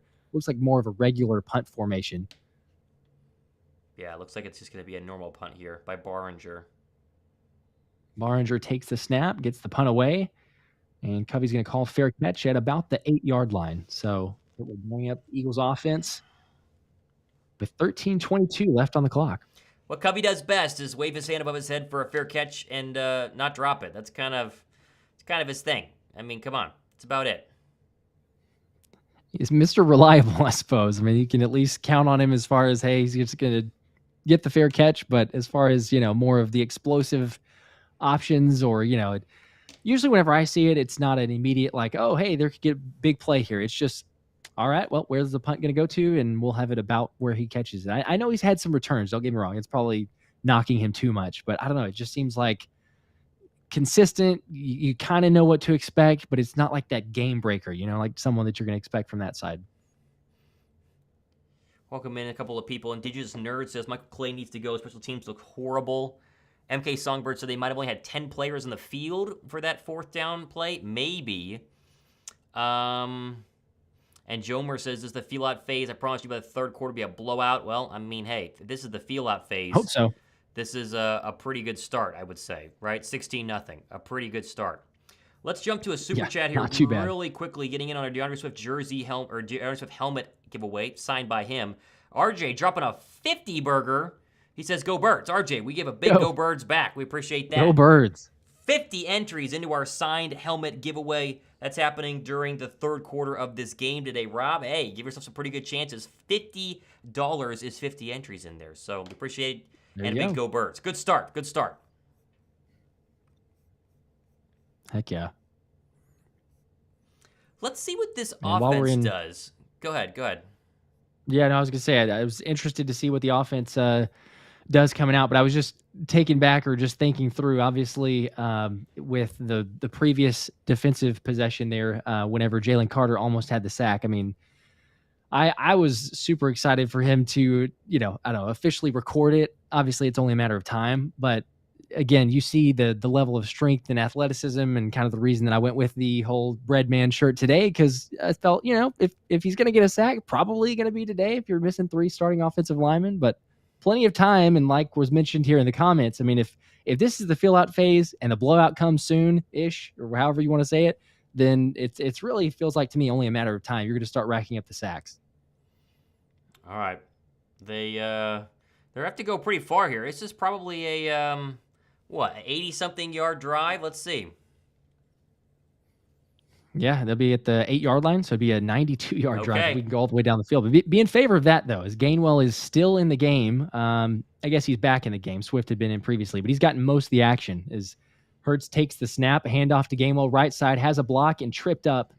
Looks like Stoll, I believe, was the one blocking, and he'd gotten pushed down, so tripped up for a gain of 1. Brings up 2nd and 9. Yeah, he's kind of rolled up over him. They had that one good Gainwell run early for about 12, and it's been tough sledding up the middle so far, I'd say.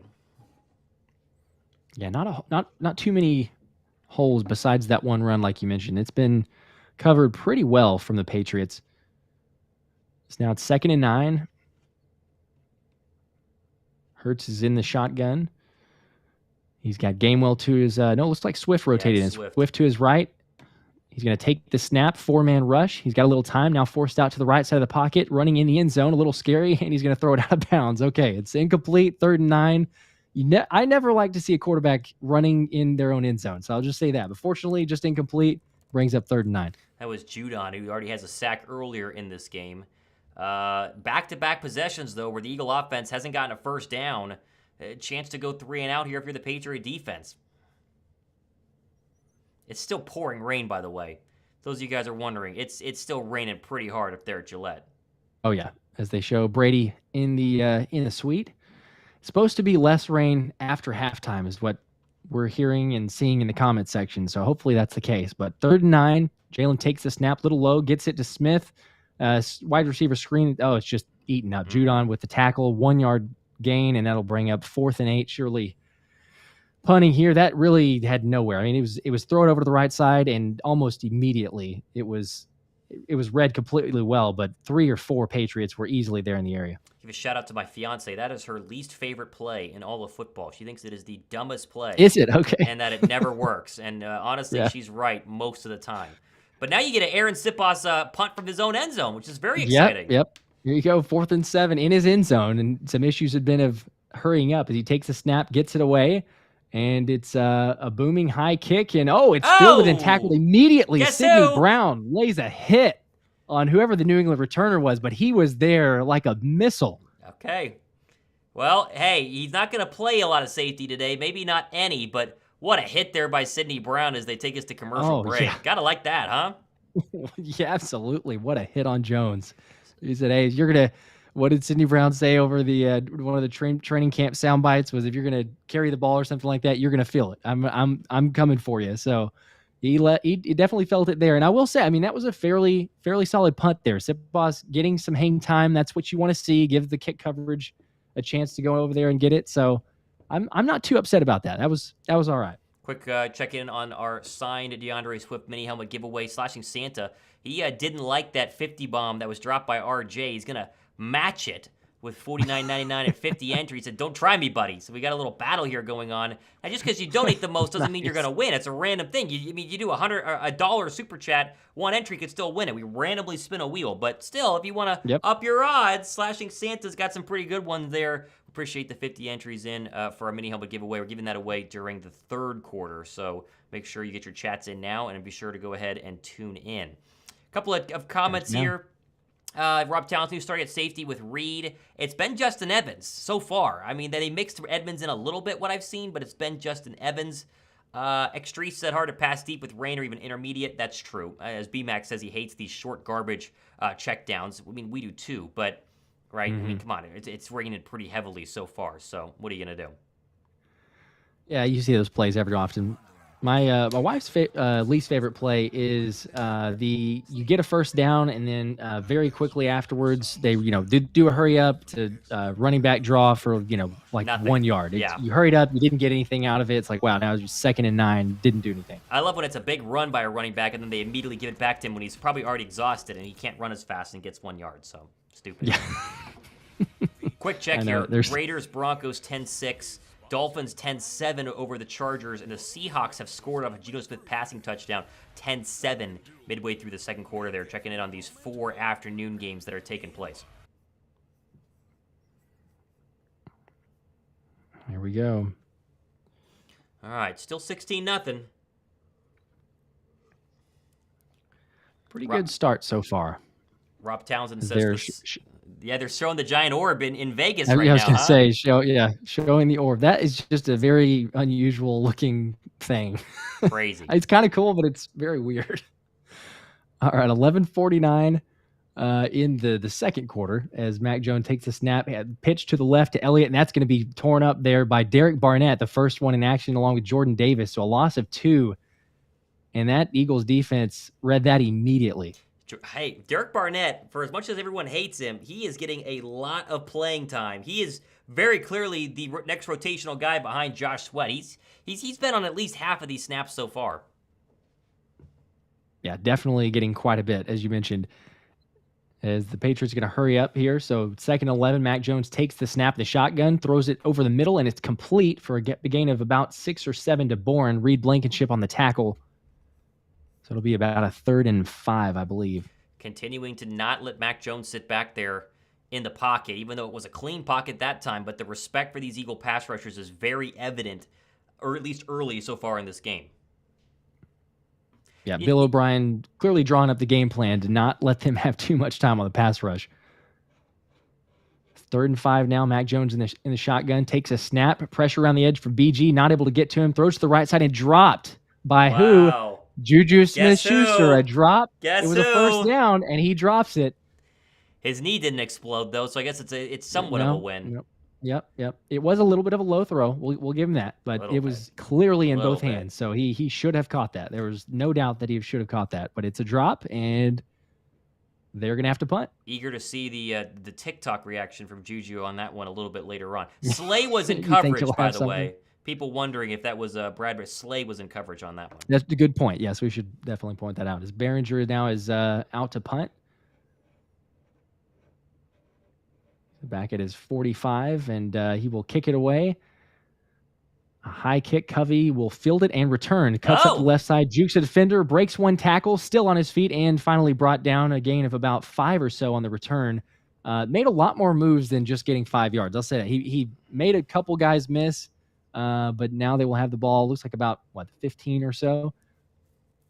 This offense needs to get a drive going. You know, they opened up hot, especially on that opening drive, got into the red zone, kicked a field goal, then had pick 6. They didn't get to even possess the ball that scoring drive. And then they came back with a short field following the Zeke fumble and a nice touchdown pass to Devonta Smith. Since then, back-to-back 3-and-outs. They've not gotten a first down, and they haven't really established the run that well. They haven't really given DeAndre Swift a chance to run the ball either. Every time Swift has been in there, it's been a pass, right? Have we seen a DeAndre Swift carry so far in this game? I don't think we have. I don't think that we have either. I was trying to think if he had gotten one or not, but I think it's been all Kenny G. So far, yeah. Just looked at the box score. Yeah, just all Kenny G. 9 carries for 37 yards. Okay. All right. What an interesting game so far, though. What a very, very interesting game on both sides of this, right? Philadelphia, couple of nice drives, but the offense isn't dominating yet, I would say. Defense has gotten, I would say, fortunate. I mean, you could make the argument the defense is playing well, and they are. There's nothing against them, but it was a bad throw by Mac Jones and a nice tip drill by the Eagles for the Slay pick 6, and then Zeke Elliott not holding the ball tightly across his chest to cause that next turnover. If you're Bill Belichick, you got to be feeling insane here. I mean, this game should be, 3-0 at best if you're the Patriots, and yet here we are 16-0, and in a rain-filled game where you can't throw that much, it's like, okay, not a great start. Yeah, it really should be. Yeah, it should definitely be a close game. I mean, I'd say worst case scenario, if you're Belichick, you're thinking it should be more like 6-0. If the Eagles just kind of barely got into field goal range again and kicked another one, so 6-0. But the pick 6, some miscues. Kind of surprised that Zeke went immediately back in there. Sometimes you see that you're very quickly in the Belichick doghouse and you're done. But, I think Belichick realizes they're without enough starters already. They need him out there. Appreciate the almost 400 people watching with us on both channels right now. Almost 155 likes. Sure to give the show a thumbs up. We get a bunch of thumbs up right now in the commercial break. We would greatly appreciate that. As, the game's been flying by, too, by the way. I mean, this has been a very, very quick opening half as we're, halfway through the second quarter. Mm-hmm. Yeah, it is moving pretty quickly. As we got Josh Mendoza making the comment, got to get Goddard involved. He is kind of the only one, if you think about it, in terms of the main offensive weapons that we haven't really gotten anything. So maybe we'll see that here. Maybe that's the recipe to get a first down. It's 1st and 10. Jalen Hurts in the shotgun from the 14. He'll take the snap, feel a little pressure, roll out to the right side, buying some time, and he will now throw it out of bounds. So incomplete, brings up 2nd and 10. Boy, Keon White had some pressure there. There's been some pressure on the Lane Johnson side. He avoids the sack here, but this is some some consistent pressure by this Eagle front offensive line, and they haven't given Jalen Hurts a lot of time, and he had a couple of open receivers there. Quezzacos across the middle, looks like A.J. Brown on a little stop route on the right side. Offensive line maybe didn't play at all in the first preseason games. Maybe a little bit of rust in this second quarter against New England. A little bit. He definitely did have him, to your point. Yeah, they showed there on the replay. So it's 2nd and 10, though. Now it looks like he's got Boston Scott on the right, Jalen in shotgun. 1 second on the play clock, hands it out. No, fake handoff. Now take it to the right. Jalen Hurts is going to slide down now at the line of scrimmage. So no gain. The Pats had kind of read that very well with Judon about to lay a hit if Jalen decided to do anything other than just slide. So he's going to fight another day and breaks up 3rd and 10. Rookie Jalen Hurts might have lowered his shoulder there to try and get a couple yards. $172 million Jalen Hurts slides, though. Gains nothing. But, again, here comes a 3rd down and long. A 3rd straight 3-and-out potential. Mm-hmm. As the Eagles are 1 for 3 on 3rd down conversions today of 8 or more yards. So 3rd and 10, Jalen in the shotgun, Scott to his left. It's a handoff, and Scott's brought down almost immediately going up the hole by Bentley, and couldn't see the other New England. But I don't know. I mean, there's a flag on the play. We'll see what that is. I don't understand the play call, to be honest, but otherwise you're going to punt. Looks like they're motioning that it's going to be on Philadelphia. Yeah, how much of this illegal formation is not going to matter? Yep. Okay. See, how much of the play calling is it rain, and how much of the play calling is New England's defense? This was, again, a zero coverage pressure. I mean, they brought everybody on this, at least through both A-gaps. It's man coverage across the board, and Philly simply hands it off and tries to run behind Cam Jurgens again. I don't understand that. Sipos now is going to punt it away, and a good snap, and gets it up. Looks like plenty of hang time there, and it hit again. Oh my gosh, who's that? Who was that? Job. Josh Job delivers a hit on Jones. Wow. And it's still going to be Patriots ball, but he fumbled it out of bounds. So Jones now has taken 2 massive shots, one from Sidney Brown, one from Job. And at this point, he should probably just fair catch everything for the rest of the game. That's a good point. You're calling that there. But yeah, Sipos, that's a good point. Hang time, getting the Gunners down there to make a play. Not too upset, to be honest. Offense a little slow. Okay, here is the rust. I'm going to say it. You know, it's a perfect start. You get a lot of help. But right now, you can make the argument the offense has been a little bit stagnant so far, and they're lucky that they're ahead so far. That way it's not like a one-score game where it could change on a dime. Very, yes. Because otherwise you're sitting here like we were talking about earlier, 1-possession game for sure. I mean, maybe up 3, 6 probably, possibly at most. But fortunately, you are up 16-0 thanks to the defense and some turnovers and creating the scoring play from the pick 6 from Slay. But yeah, otherwise, I mean, it's not been terribly inefficient, I suppose, from Jalen. I mean, you could say he's 8 for 10, so it's not a bad completion percentage, but it's just 40 yards. But the offense, yeah, besides the kind of the opening march down the field, get stopped by the sack, and then the quick shortened field from the turnover, they haven't done anything. It's been 3 consecutive 3-and-outs. I'll try and check back in here on the radar and see what the rain is doing while we're still sitting on a commercial break. Looks like and here we go. We gotta go to a super chat here. Actually, we've got a Rob J super chat. Let's go Eagles! Gracious. Oh my good Rob, I'm your Huckleberry. What is Rob doing? 200 entries into the signed mini helmet giveaway. Oh my God. Oh my goodness. I'm your Huckleberry. Let's go Eagles. All right, let's go Eagles. Rob, you're crushing it right now, though. Jeez. Heck yeah. How does Slashing Santa respond there? Jeez, good call it on that one. I missed that one.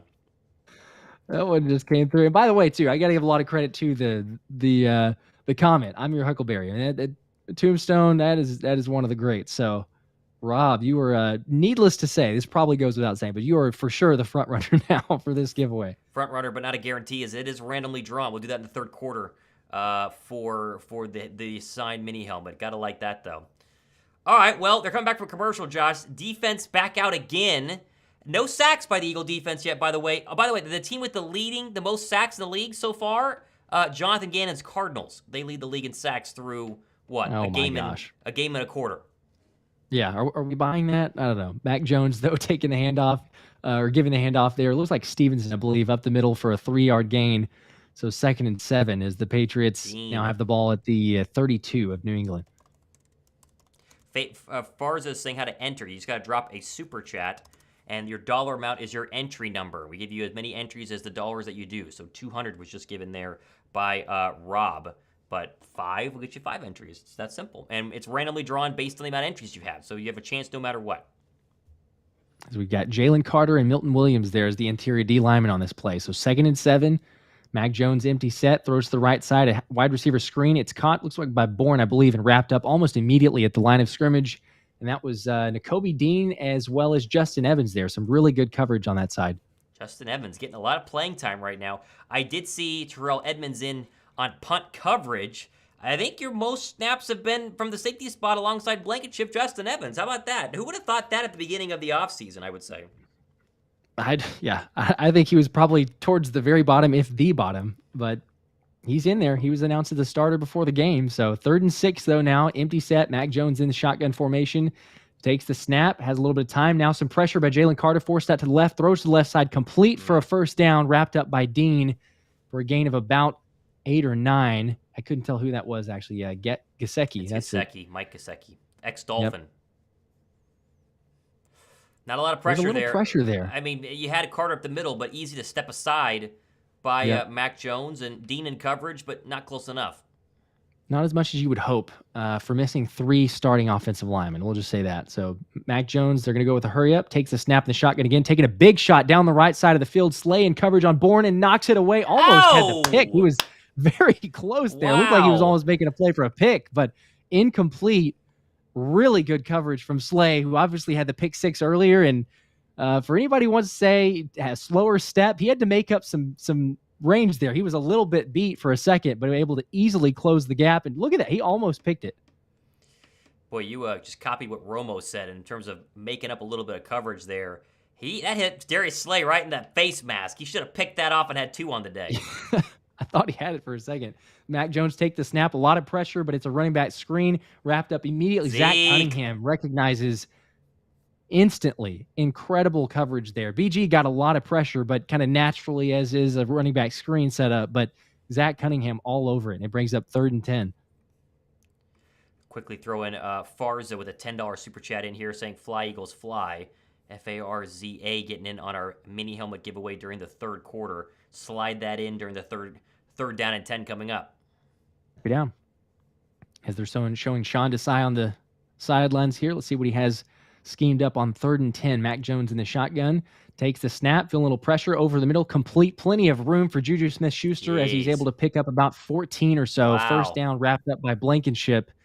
And it looks like Blankenship maybe dinged up a little. He stayed down. I can't tell. They've got us showing the replay now. Boy, this is a really, really late blitz. I mean, they sent Nakobe Dean on a blitz about 10 yards away, and now it is, Blankenship he's still hurt. Hopefully it's nothing serious, but yeah, he's got the helmet off. He's going to come off. It looks like he might have. I think it might be one of those injuries where, either the wind or potentially where Juju's foot ended up on that tackle. Hopefully it's nothing major, but that's what it looks like. Let's see what the replay is. We got to remember Sidney Brown is the Eagle backup behind Blankenship. Now, that's him falling on the edge of the cleat and either hurting a rib or he got the wind knocked out of him. Yeah, they're checking rib right now. He's going to be out for at least a play. And Sidney Brown, it's Edmonds checks in. As it's first down, a big completion. Mac Jones to Douglas over the right side. Maddox in coverage. That was about, it's hard to tell as we're coming back, but 20-ish yards or so. Plenty of time in the pocket. Steps up, delivers a good ball. And they will be close, if not in red zone territory now. Let's be honest here. The Eagle pass rush has been non-existent. Hassan Reddick dealing with that injured thumb. You haven't seen him. I mean, they have not been getting any sort of pressure. No, nothing like what we would have hoped or expected, that's for sure. So Jones takes the snap, empty set again. Now there's a little pressure, but has enough time, completes over the middle for another first down. Jeez. That time to Montgomery.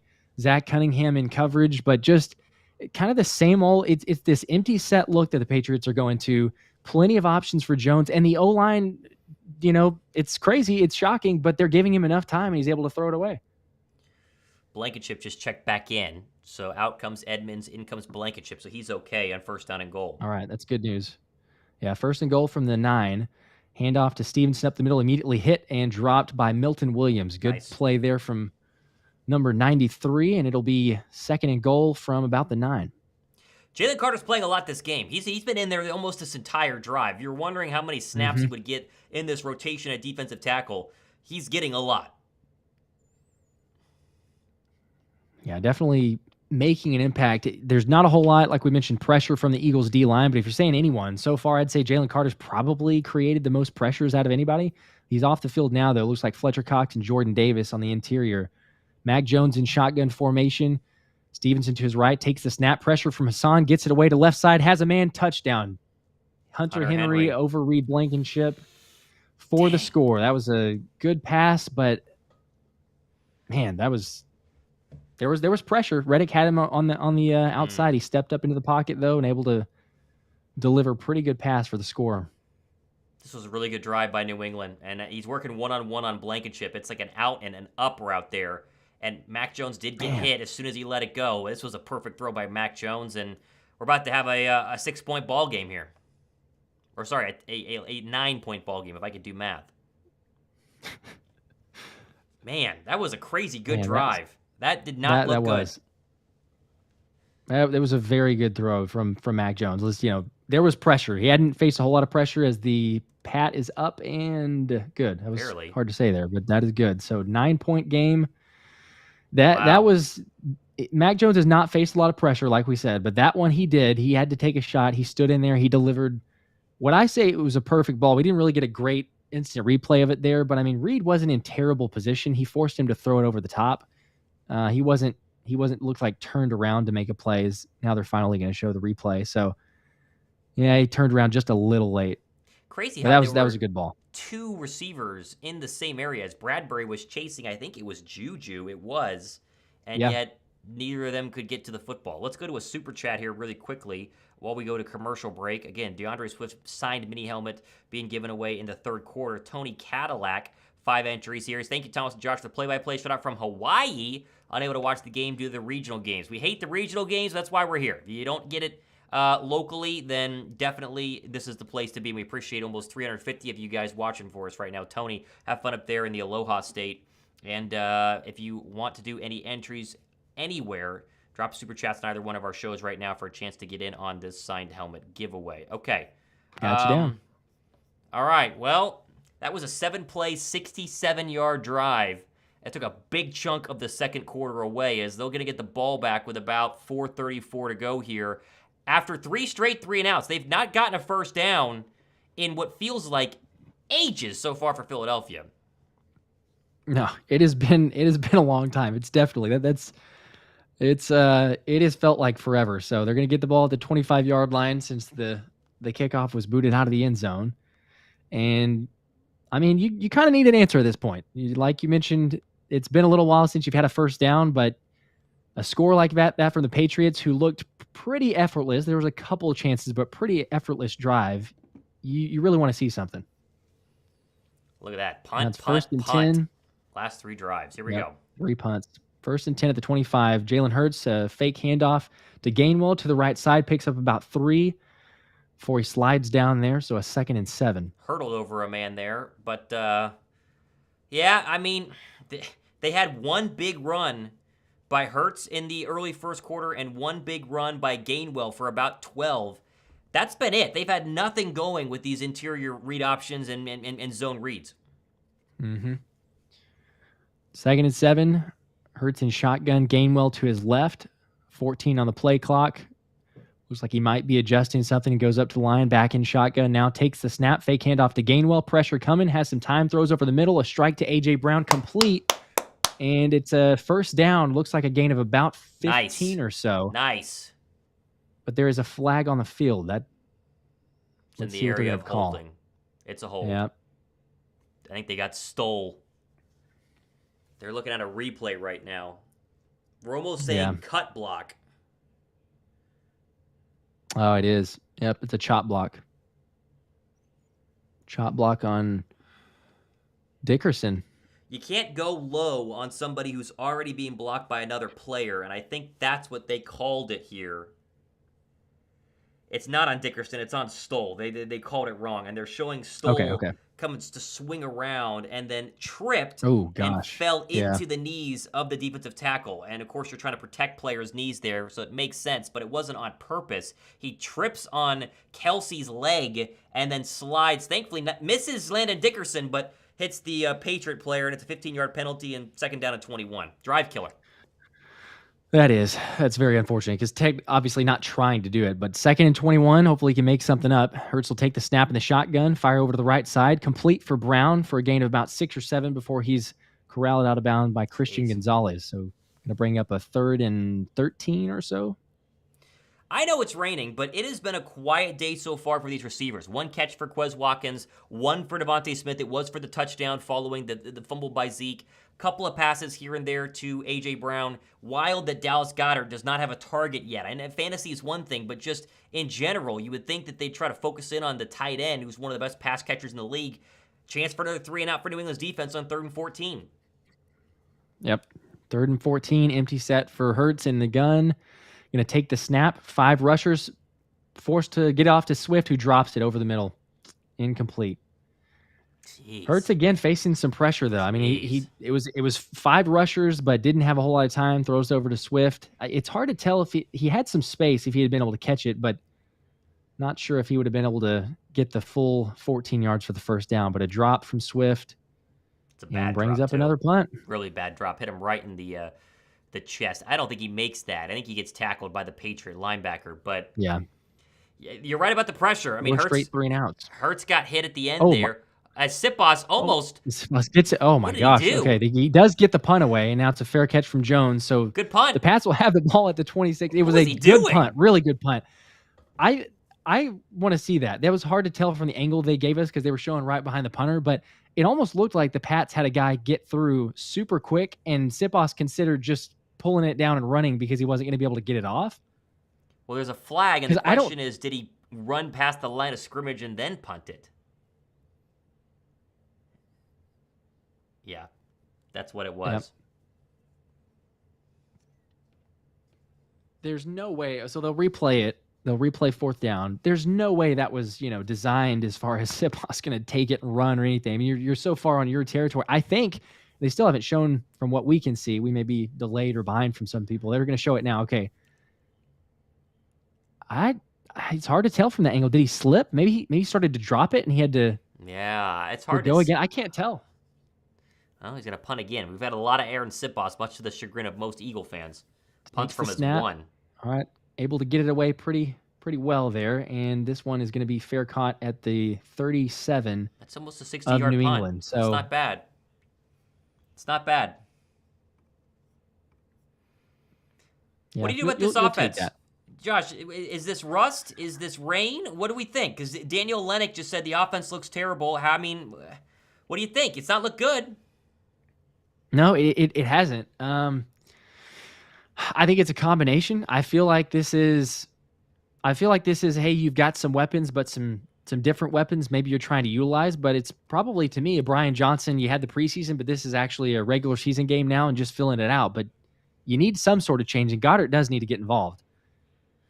Now the Patriots, though, have the ball. Mac Jones in the empty set, throws over to the right side, complete to Montgomery, who was run out of bounds at about the line of scrimmage. So no gain there. I actually missed who ran him out of bounds, but 2nd and 10. Let's keep an eye on Sean Desai play calling here. That was a super delayed safety blitz by Reed Blankenship that was never going to get close. Multiple times that they brought pressure, they're delayed and from way behind the line of scrimmage, and it's not even being effective. Yeah, because Belichick's not going to give him enough time, especially with the O-line. So 2nd and 12 now. It was a loss of 2 on the last play. And we are at the 2-minute warning. 2-minute warning. Wow. What a weird game. Weird game. It really is.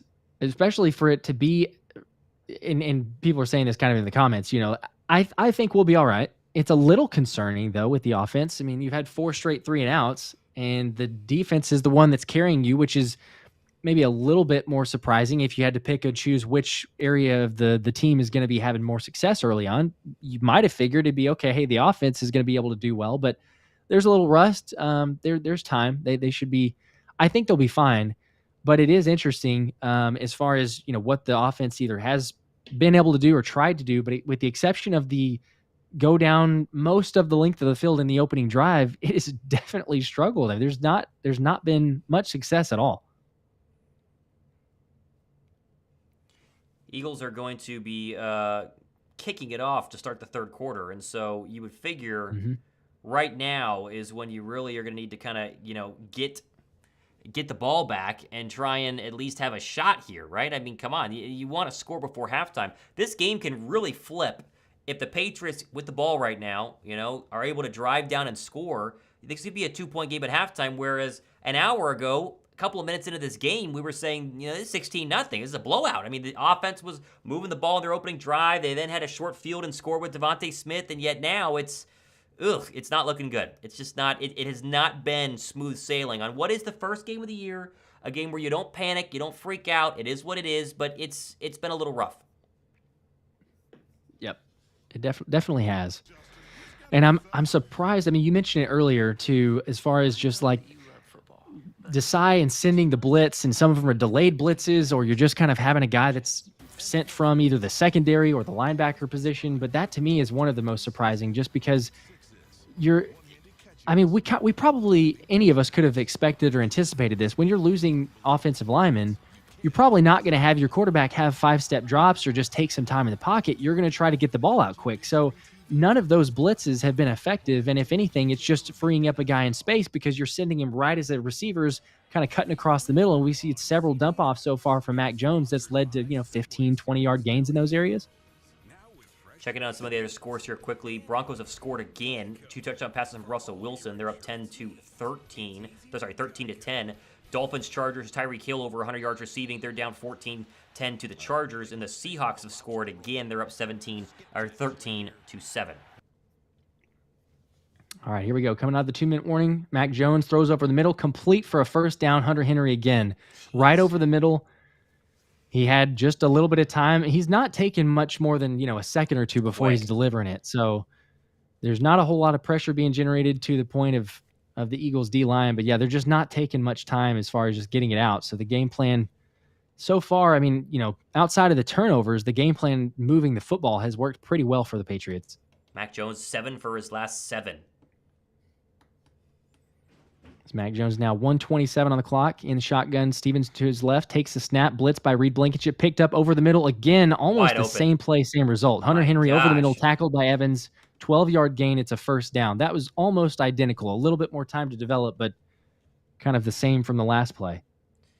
Who's supposed to be covering him? You would assume that's supposed to be a zone by by Evans and Dean. No one was within 5 yards of the running tight end, and now the Eagles have jumped off sides. Yep. Jeez. Your 5-yard penalty on, looks like Sweat, I believe, was the first one. Yeah, it's hard to tell, though, on that last play. I mean, both straight plays just throw it right over the middle to Henry, but it looked like they were in zone, and either Dean just let him slip behind or Evans was supposed to come up and he didn't. But, I mean, you hate to see gains like that, obviously, in any situation, but when it's almost the exact same play, that's the most concerning to me. Again, Philadelphia unable to get any sort of pressure, especially in this second quarter. So now it's 1st and 5, 1:02 left in the half as Mac Jones is out there in shotgun formation. He's got Stevenson to his left. Looks like Jalen Carter and Fletcher Cox are in the interior. We got Josh Sweat and Hassan Reddick on the outside. 4-man rush. Jones takes the snap, little pressure, runs up the middle. Plenty of space. He's going to run. Picks up about 10 yards or so before he slides down. Another first down. Jeez. 52 seconds on the clock, time ticking. Patriots have 2 timeouts, so should be okay, but they're going to hurry up in shotgun formation again as Mac Jones not in a super big hurry here. 40 seconds left on the clock. He's got Stevenson to his left, finally takes the snap, 4-man rush. Hassan Reddick over the right side, forced a little pressure, throws to the right side, though, and complete to Juju Smith-Schuster, who's able to get out of bounds for a 6-yard gain. So 30 seconds on the clock, a 2nd and 4, and Reddick almost had the sack. The Eagles are just playing a really soft zone right now, something that we really started to hate Jonathan Gannon for doing the majority of these closer games this past season, and they're getting shredded. I mean, there is no player within 3 to 5 yards of these Eagle receivers, and it's been that way the past 2 Patriot drives, and this drive's been just marching right down the field inside the red zone. Yeah, for sure. Not looking great so far on this drive, but Mac Jones now in the shotgun takes a snap, 4-man rush again, has plenty of time over the middle, a strike, and it's a touchdown. That is Bourne, who had James Bradbury in coverage. He found the seam. He was right over the middle, looked like a post to Bourne, and that's a devastating score. We were talking about it earlier, but the Patriots will get the ball at the start of the second half, but I mean, just march down the field. It is play after play, and it's almost like they found a weakness now as they're showing Justin Evans, who I don't know if he was supposed to be the man coming over in coverage, but it's three completions on that drive where Evans was the close safety in that position. So I don't know if they found something as a whole, but Hunter Henry had a couple completions, and then Bourne beat Bradbury there for the touchdown. Bradbury got cooked. That was Bradbury not playing well in coverage. Mm-hmm. Wow. And the pad is good. So it's a 2-point game just like that. 16-0 to now 16-14. This is not an offense that should be carving up this defense on paper. This is not something that should be happening as it is currently. Let's just call it what it is. The Eagles have looked bad. Mad Titan says the Eagles look horrible. They have looked bad for 90% of this game. Besides the, of course, free gifts that were given to them, rough. I mean, this should be 14-3. If you take away those turnovers, this is 14-3, and Philly is looking way worse. Mac Jones has hit his last 10 for 10 for 107 yards, 2 touchdowns. Wow. That should not happen. Wow. That should not happen. And I know it's early. I know we've talked about this on, our live shows on Wednesdays and covering over the training camp and what's the defense going to look like and everything else. But we know what the schedule is for the Eagles, right? So the fact that Mac Jones is coming out here going 10 for 10 streak, there's a lot better quarterbacks. Let's be honest. There's a lot better quarterbacks. There's a lot better offenses on this schedule. So that's not the best and most comforting. Again, I realize it's the first game, so we shouldn't overreact. There's things that can happen and tune up some other stuff. But you hate to see it. To your point, I mean, this should be a game that is, not the expectations would have been that the offense plays a little better, but we had 4 straight 3-and-outs. So now you're sitting here 16-14, 25 seconds left. I mean, the Eagles have 2 timeouts, so I'd assume they're not going to just, go out here, run a few plays and get into half. They're going to try to get 3 points if you can, but not in a great position compared to, what we were, just 10 minutes of game clock wise ago. It's been double the amount of yardage so far for the Patriot offense versus the Eagle offense, and you'd expect to see a couple of runs here and then go to halftime. Yep, Gainwell handoff up the middle. He's going to gain about 3 or 4 and brought down. That's it. With 18 on the clock, and that is probably going to be it. There's not going to be a hurry up. No timeouts on either side. So a 16-14 half. And despite leading right now by 2, I mean, I would say disappointing halftime. I mean, disappointing first half. Yeah, that's a pretty fair assumption. It doesn't feel like we're leading by 2 points. Wow. Doesn't feel like it at all.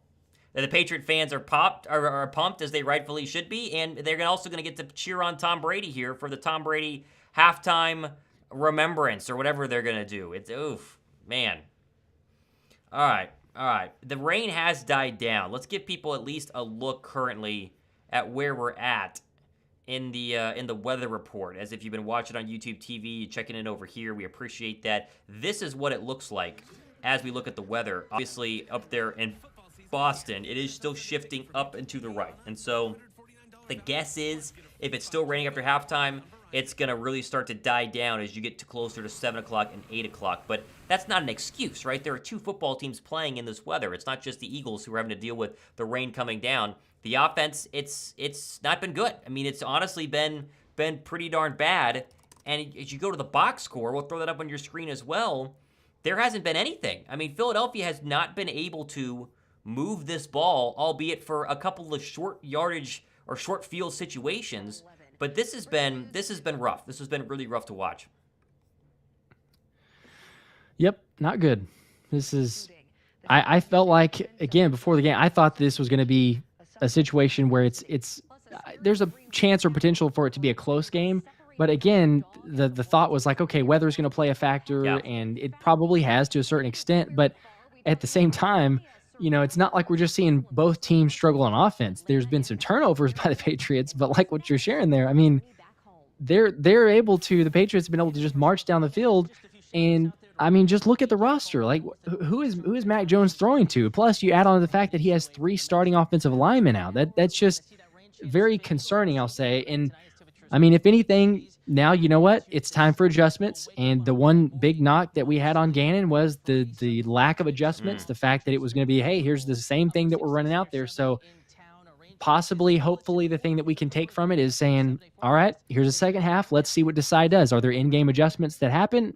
We can hope so, because we didn't really see that previously. But yeah, just because you're leading by 2, this is going to get very dangerous very quickly. If you can't start getting offense to play a little bit better, but then also you got to shut down Mac Jones and this other team, because if you're not able to get stops like we've been talking about, if you can't get stops against this group, again, it's very early in the season. There's plenty of time, but you have to be able to do something. This is not the most high-powered offense that we're going up against. There's lots of guys they're missing, and even when they have their full strength, that's not the strength of their team, is their offense.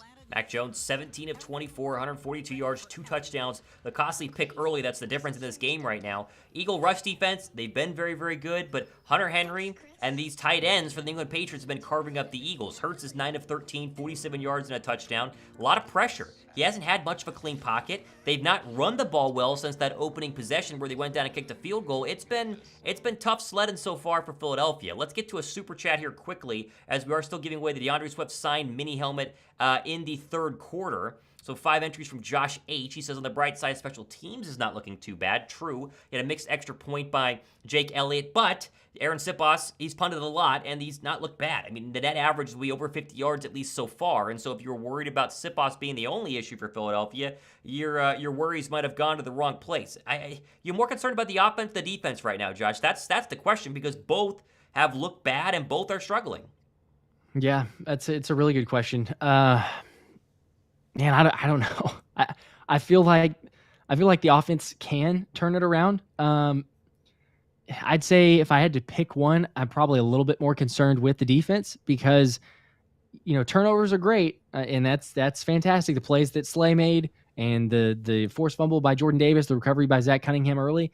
But outside of that, if we're just talking about stopping the Patriots being able to move the football down the field, we really haven't seen it. I mean, we're not seeing a whole lot of, hey, let's get them into a long third down situation. Let's force them off the field. The only way pretty much has been with turnovers, and that there's plenty of drives, there's plenty of opportunities, but the fact that you can't get enough pressure on Mac Jones, and I understand, hey, the whole game plan appears to be, let's do quick 2-3 step drops and get the ball out of Mac Jones' hands. But okay, you've seen that. Let's make some adjustments now. But I'm a little bit concerned, because we need to see something. The delayed blitzes, like you were mentioning earlier, or like sending a guy from the secondary, there's not enough time for that guy to get there. That's only creating an opening. And it seems like Belichick and the offensive coordinator, Bill O'Brien, is saying, hey, you know what? Let's look at it. Once we identify there's going to be a blitz coming, let's throw it right to where that guy's coming from, because they've had several openings over the middle to Hunter Henry and Bourne on the touchdown where he beat James Bradbury. It's just amazing, the lack of pressure. I mean, the last time we saw the Eagles on a football field, they got no pressure on Patrick Mahomes in the biggest game of the season. And it was like, okay, well, the field position was, or the field condition was, played a factor in that. And Philadelphia is going to have one of the best pass rushes in the National Football League. I don't even know if they have a quarterback hit, a true quarterback hit in this game yet. Like, they've had a couple of touches of Mac Jones, but are they actual quarterback hits is the question here. It's been ugly. It has not been a clean game so far by either side of the Eagles' fronts, where you would think that they would be. I mean, the thought process was that Philadelphia would come out here and they were going to have the best offensive line and the best defensive line, and that was going to be the difference really in this football game. Well, so far, it's still early, and these things can be turned around very quickly. So far, this offensive and defensive line have been pretty darn bad. Absolutely. They definitely have. I mean, we're seeing it, and the fact that you can't register the pressure, I think maybe there was the one quarterback hit, if you can call it that, perhaps, but it was on the Maybe. touchdown throw to Hunter Henry. I mean, so it Right. it didn't result on anything. But yeah, besides that, there's not been enough pressure, and there's not been enough consistent pressure between like multiple areas. We might see, for example, Jalen Carter has had a few pressures, I would think, or kind of, but there's nowhere else. So it's like, okay, it's easy. Mac Jones can just step up or move to the left, and then he's got plenty of room, whether he decides to run or he's got more time to throw to someone. But yeah, they're not getting enough, and the blitzes aren't working either. So you got to figure something out, because there's not enough time to send those delayed blitzes. You either say, okay, let's just send more right off the front. But the Patriots, I mean, to their credit, and this is not super shocking because we know Belichick and we know what he likes to do, and trying to take game plans out or see what the strength is and say, okay, well, we're not going to give you the opportunity to utilize that strength. But it's a good, healthy balance of screenplays to offset the D linemen. Say, okay, hey, let's maybe get them on their heels a bit because we're going to run a screen action. And yeah, to your point, there's not a whole lot. I mean, that's alarming. This team is great at pass rush, but we're not really able to see it so far. Can make the argument that starters should have played during the preseason. Somebody just said that. It's actually his name. Somebody said that in the comments section there. We'll talk more about that in a second, though. I want to get to this super chat for the mini helmet giveaway in the third quarter. David Moore, 50 entries. He says, fly goes fly. It sends some good vibes to the offense. Turn this second half around. Let's go. I want to see Hurts take control of this team. He needs to. I mean, listen, this has not been a great start by Jalen Hurts. He had one good throw. You can make the argument, one good throw, and that was the touchdown pass to Devonta Smith. Since then, it's been slow pickings. And sure, you had the chop block, which cut back the A.J. Brown pass, which would have been the longest pass of the game so far. But the Patriots are without one of their starting cornerbacks. They have a rookie on the other side in Christian Gonzalez. They're missing people all over the offensive line. This should be a game that the Eagles dominate, and they're not doing that so far. Now, the good news is it is still early. I mean, the good news is we still have 2 quarters of football to play, and then we also have, let's just be honest, a lot of football left in the season. So even if Philadelphia continues to struggle today, this might not be the case the entire year, but we have a really, really good chance right now for the Eagle coaching staff to showcase their ability to make big-time adjustments, which, as you mentioned, at least from a defensive perspective, Jonathan Gannon was completely unable to do, right? Completely unable to do most of the time against good quarterbacks. And got to give credit to Bill Belichick, the one we talked about in our live show on Wednesday nights. Hey, if anyone has time to game plan for you that could be a problem, Bill Belichick is definitely one of them. For sure. Yeah, without question. I mean, that's what his MO is. That's why he's so respected, and you can't count anything out, no matter who's available. And as we're seeing here, you go into a lot of games with other teams or other coaches and say, hey, they're going to be missing a lot of starters or some key starters, and they're not going to be able to make do with it as much. But really, I mean, give the Patriots credit. The turnovers haven't been great for them, but other than that, like, they don't seem to have missed a beat with not having those players available or not having the starters, especially on the O-line. I mean, they've gotten some push. Sure, the rushing attack hasn't been great, but as far as, being able to give Mac Jones enough time and play calls that don't really force him to be in a drop back situation for too long either, he's been able to make do with it. So gotta figure out something, whether it's in-game adjustments for both sides. We need Brian Johnson, Sean Desai. I know it's the first regular season action. This is what we're hoping to see as far as making those adjustments at halftime. But they're going to have to do something, because obviously, as the way this has played out in the momentum, 14 unanswered. You go up 16-0, 14 unanswered. The Patriots are going to get the ball, and they clearly have all the momentum. Plus, like we were talking about earlier, it's Tom Brady Day, so they just did a whole celebration. They're showing it now on the TV. The crowd, as if they weren't already all amped up, is going to be through the roof, I'm sure, starting the second half. So maybe the rain dying down helps out a little bit, but you got to figure something out for sure.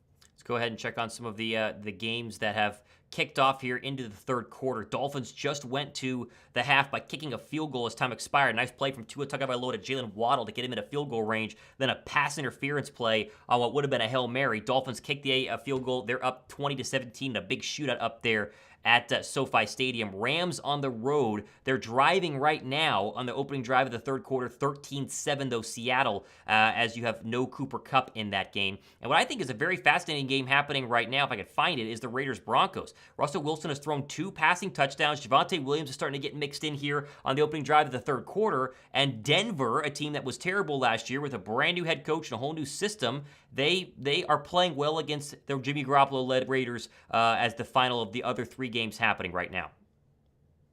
That is a little bit surprising too.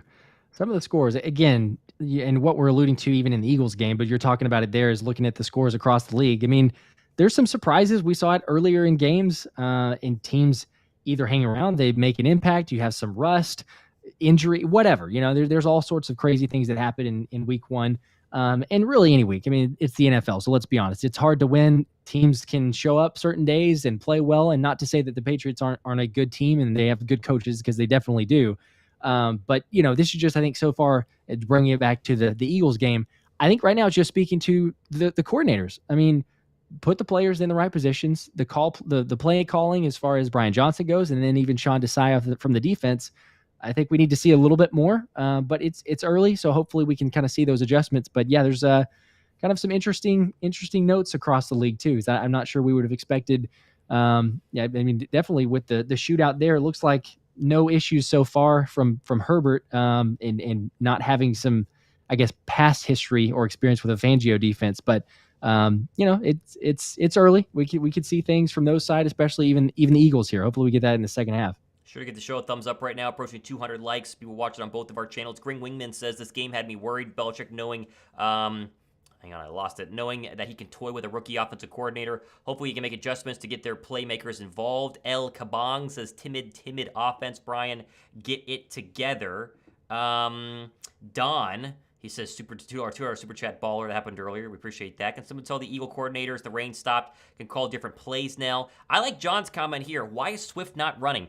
At least give him a handoff. It feels like you can at least give him a carry. I know that they like Gainwell, but this was part of the problem with the Eagles this past season. They would get to one running back and they would not share the load. And it wasn't necessarily a hot hand thing either. It was like, okay, we know that Sanders is really great. Why don't you give Gainwell a couple carries? Then they'd give Gainwell a ton of carries. It's like, okay, we'll give the ball back to Sanders. You'd like to see a little bit more balanced passing attack here from an Eagle offense that, again, should be able to run the football a lot better than what they have so far. I know Gainwell's your leading rusher, and I know that he's had one or two of the nicer carries of the day, but he's only got 40 yards on 10 carries. It's not like he's breaking it out and going crazy right now. It feels like Philadelphia needs to kind of give up maybe a couple other backs, mainly DeAndre Swift, a couple of carries here as we're getting close to halftime ending.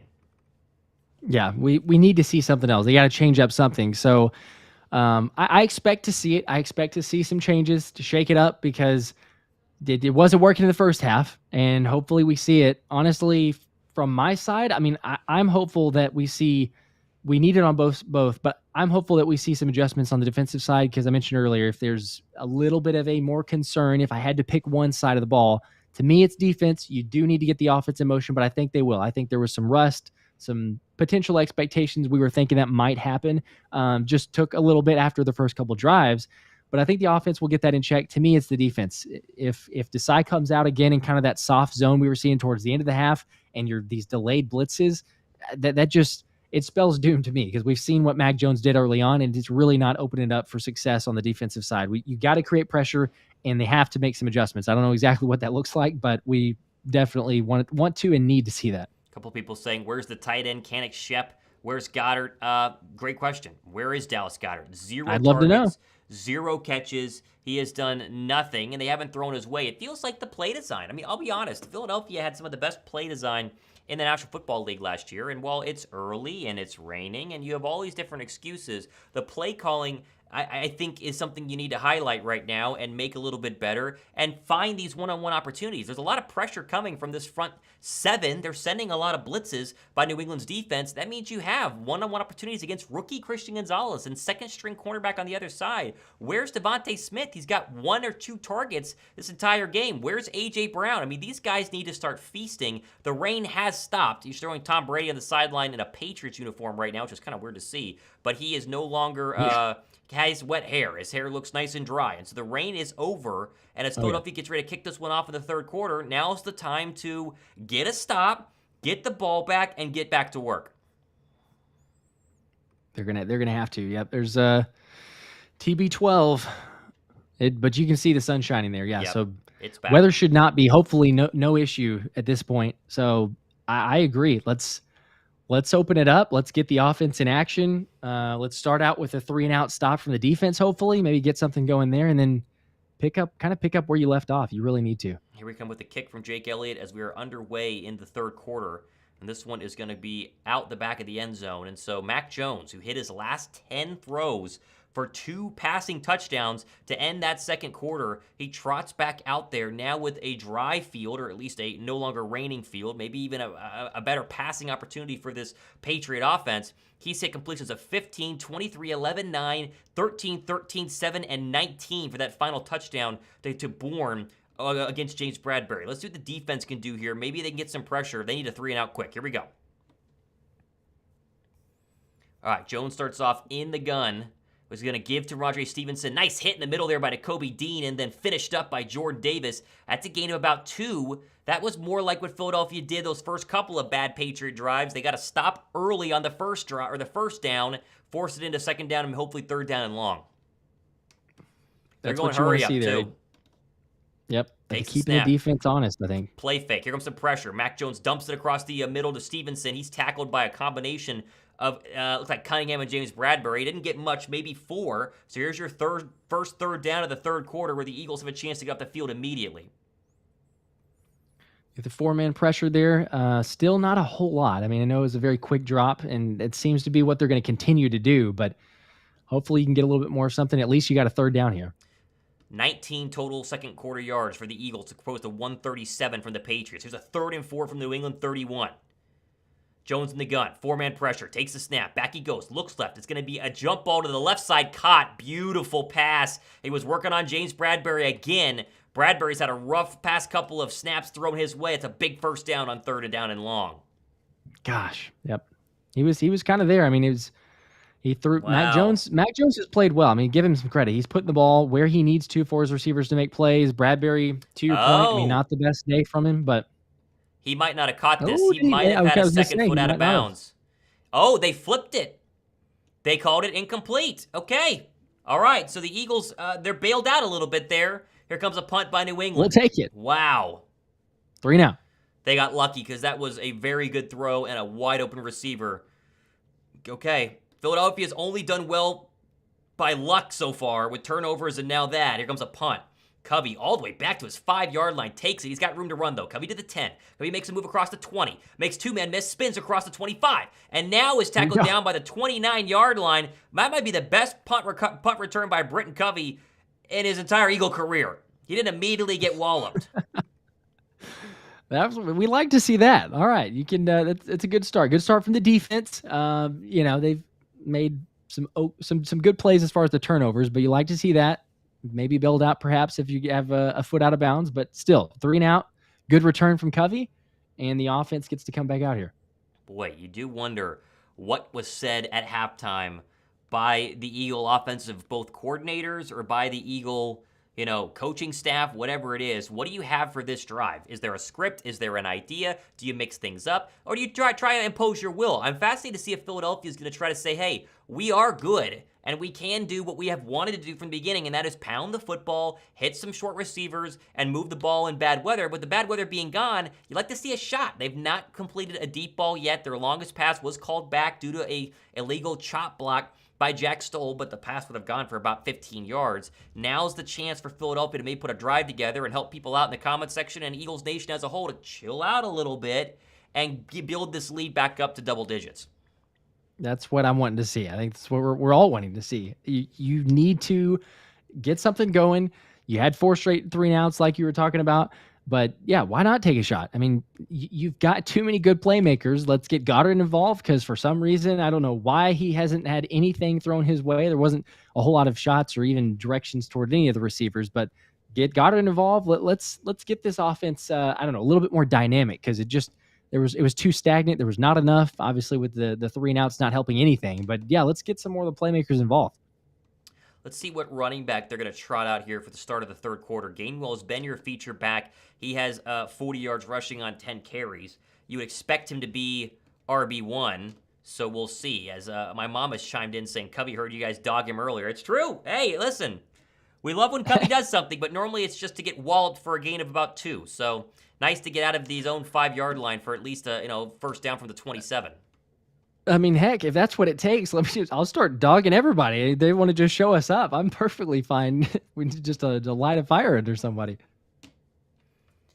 Keep an eye on some of these games that have a little bit earlier into the third quarter. Rams have scored. They're up 14-13. And Denver still up 13-10 over the Raiders. So Philadelphia with the football, their first drive of the second half. Remember, they took that opening drive all the way into the Patriot red zone, kicked a field goal. They looked great on that one. Let's see what they do. Gainwell is your number one running back in right now to the left of Hurts. 5 straight drives, not a first down. They've never done that with Jalen Hurts. They did it in the first half. Here we go.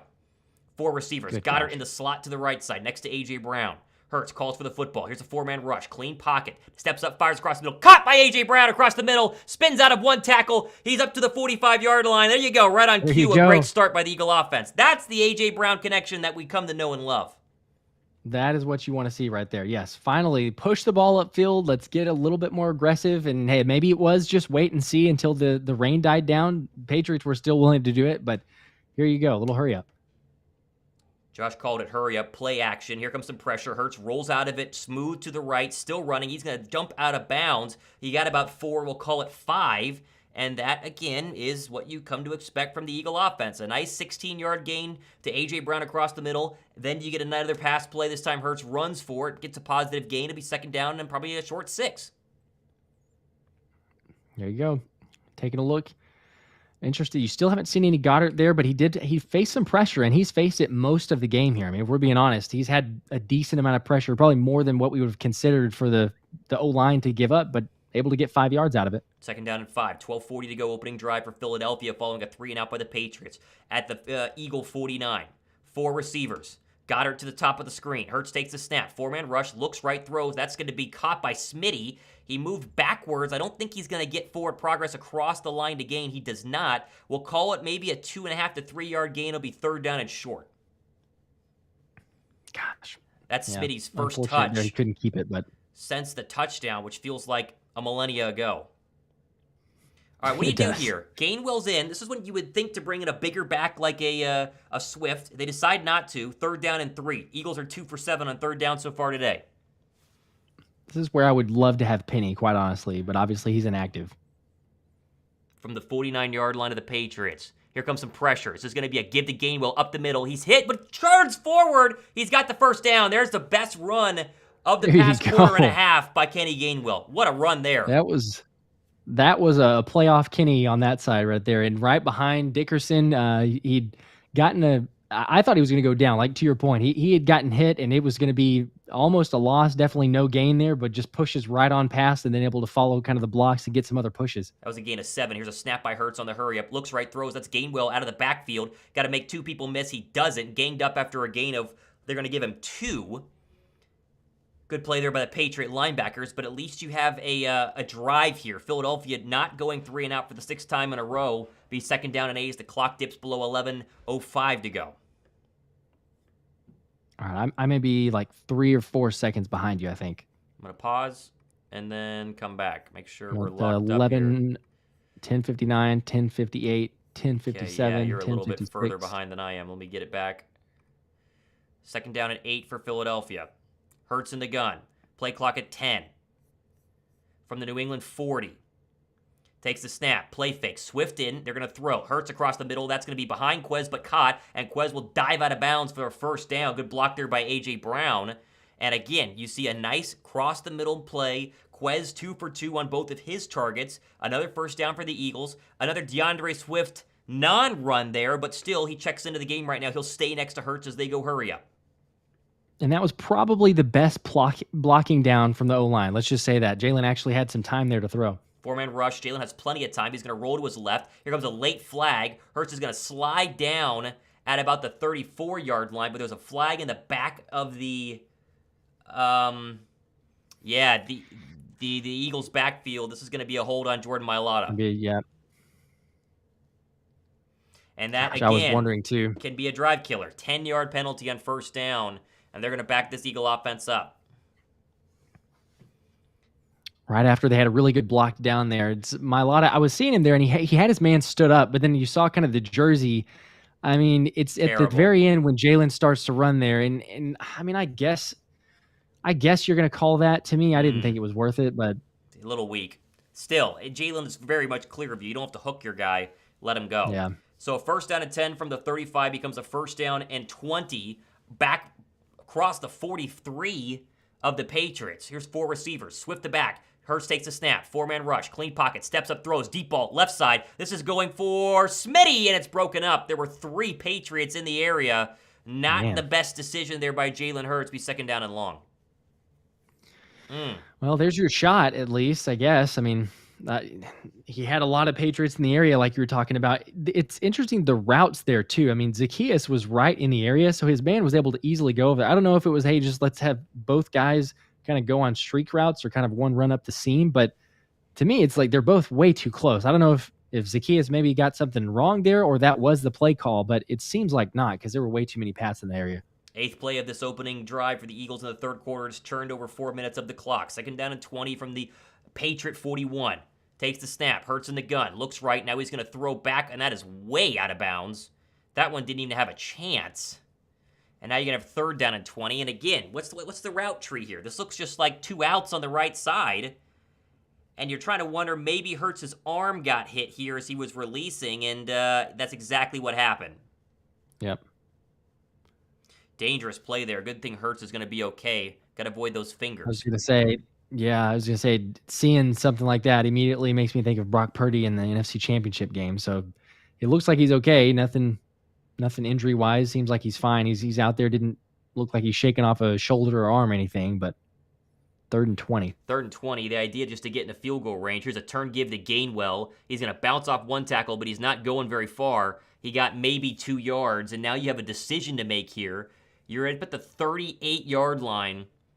It'll be a 56-yard field goal for Jake Elliott, who's good from there, but I mean, and they're gonna run him out there. This is important. This is important. Yeah, when you got Jake, though, I mean, we've talked about it. The 50-yard plus are not guarantees, but you know, I think in this instance, yes, you're potentially putting the defense in a bind if he does miss it, but as they're pulling up the stat, he's 19 for 29, 50 plus. I mean, kind of speaks for itself. Play clock winding down to 4, 3, 2, 1. Do they get the snap off? They do not. Let's see if they burned a timeout, and they did. So very bad special teams by Philadelphia there, is they're going to waste a timeout in a close football game early in the 3rd quarter because they couldn't get the special teams guy in the field fast enough. Terrible. You just can't do that. I mean, we know that, but good gosh. I mean, you really hope that that's not going to come back to cost you, but it's like you hate to burn it because it's 4th and 17. You're not doing anything besides literally just trying to kick the field goal, but you can't get a team, your group out there to kick it fast enough. I don't know. You'd add insult to injury if he can't make this kick. At least hopefully he's able to make it. Looks like they had an offensive lineman who was late to run onto the field. That's exactly what was the problem there. So it looks like it was one player that caused the issue. So now they're going to line up for the field goal again. 56 yards from the right hash. Wind is below 5 miles an hour, and there's no rain, so it shouldn't be a factor. Siposs to hold. Here's the snap. Clean hold. Elliott gets it up, and it's dead straight. That is going to be good, and that would have been good from 60 plus. Jake Elliott, a huge kick. He's money by Philadelphia, and that'll at least extend the lead past a field goal. 19-14 Philadelphia. They go to commercial. Okay, well, it's something, Josh. It's something. It's something. Even the 3 points kind of feels like a loss there, though, with the timeout. You know, I mean, how many times have we seen that you lose one timeout early in the second half and it comes back to bite you? Hopefully, we're not playing that game and it doesn't really matter, but you don't like to see that. Yeah. But at least you got points. You make a good point there. At least you got something out of it. You guys are watching on our channels. Make sure you guys go hit the subscribe button. Appreciate all the subscribers who are watching with us tonight. Sure to give the show a thumbs up. Remember, in just a little bit, we're going to be giving away and drawing the winner of the DeAndre Swift signed mini helmet. If you've not dropped a super chat yet, you're not entered. Any super chat you do gets you an entry into a giveaway for a signed DeAndre Swift authentic mini helmet. Going to be doing that a little bit later on during this quarter, so make sure you get your entries in just about right now. Okay, a couple of other updates here. Raiders-Broncos remains very close. 5 to go in the third quarter. 13-10 Denver, as it has been the Russell Wilson, maybe not revival game, but he at least has 2 touchdown passes and hasn't thrown an interception yet. Dolphins-Chargers is going to be the highest scoring one of the game. Hope you took the over. Chargers 24-20 as they just scored. Field goal up, extra point up and good. They're up 4 with 3 to go, or 9 to go in the third quarter. Rams, they're leading the Seahawks, who were heavy favorites in this one, as they have the football and are driving inside the Seattle red zone. 4:55 to go there in the third quarter. Like I said before, even though the Rams do not have Cooper Kupp, don't sleep on him. McVay, and try to surprise some people. Yeah, I don't think that one's going to be an easy game whenever we have to go to LA. And as is the Seahawks, but as we know, divisional rival games too, that always adds a little extra element to it. So not super surprising. They're still hanging in there and actually maybe able to go up even more than a score. At least Jake Elliott is playing well there, but a poor way to end a drive. That would have been a good chance to turn this game around with a touchdown. Truman Burbank says his team should easily put up 35-plus points this game here. They're going to scrape off the rust. Maybe, rust is going to be a question I'm sure somebody's going to go ahead and ask Philadelphia, at least the coaching staff, about. Quick update on the Bears game, too. That's 24-6 as Green Bay is really pulling away at Soldier surprising. Field. Surprise for sure. I'm not sure that I was ready to just necessarily say, I'm buying all of the Bears hype and Justin Fields being the next Jalen Hurts quite yet. But at the same time, I also wasn't like, hey, the Packers are just going to roll the Bears. There's still, plenty of time in the game, but didn't expect to see a 24-6. All right, there's the kick out the back of the end zone.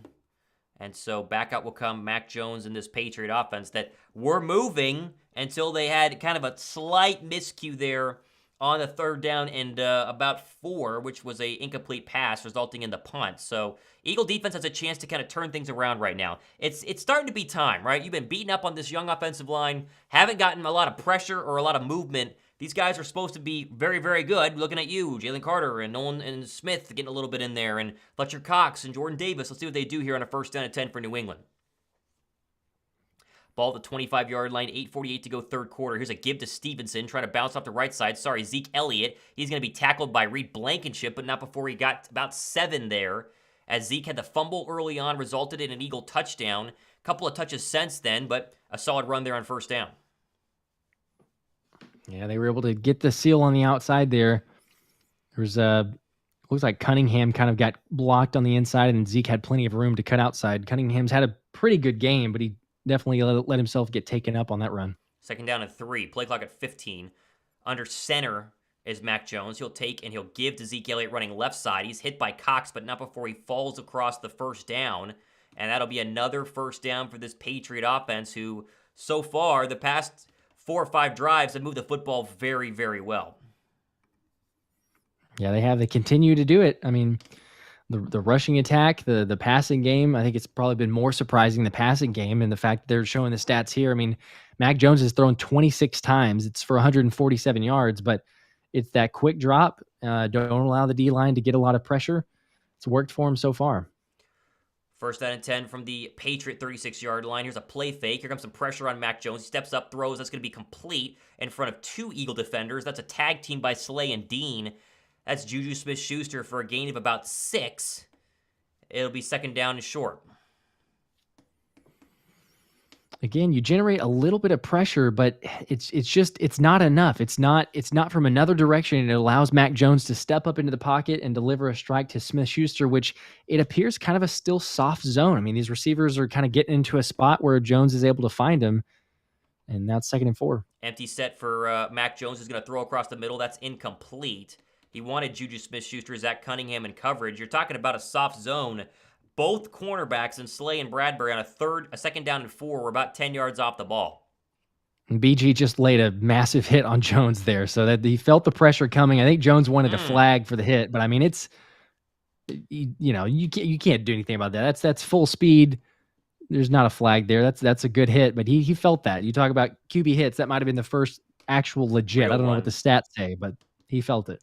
Big third and 4 from the 43-yard line of the Patriots. Eagles going to bring 4. Back goes Jones. Here comes Reddick. Pressure up the middle. Caught. That's good for a first down. And a whole lot more. Boy, Bourne broke a couple of tackles. Runs away with it. Gets across the Eagle 40. Kendrick Bourne, if you would believe it, has been a problem for the Eagle secondary.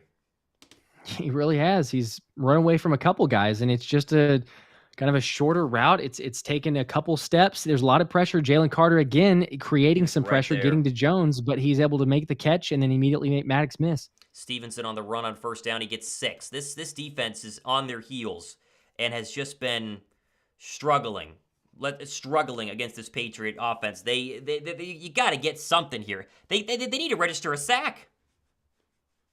Yeah, you definitely do. They're just kind of not letting them. I mean, from the play calls, they're not putting them in a position where Mac Jones even has to take a deep drop and just wait to throw the ball. It's these quick checkdowns or quick passes. Quick screen outside to Zeke Elliott. He missed a couple tackles and is tackled a yard short of the first down to the 31 of Philadelphia. Here comes another third down and short.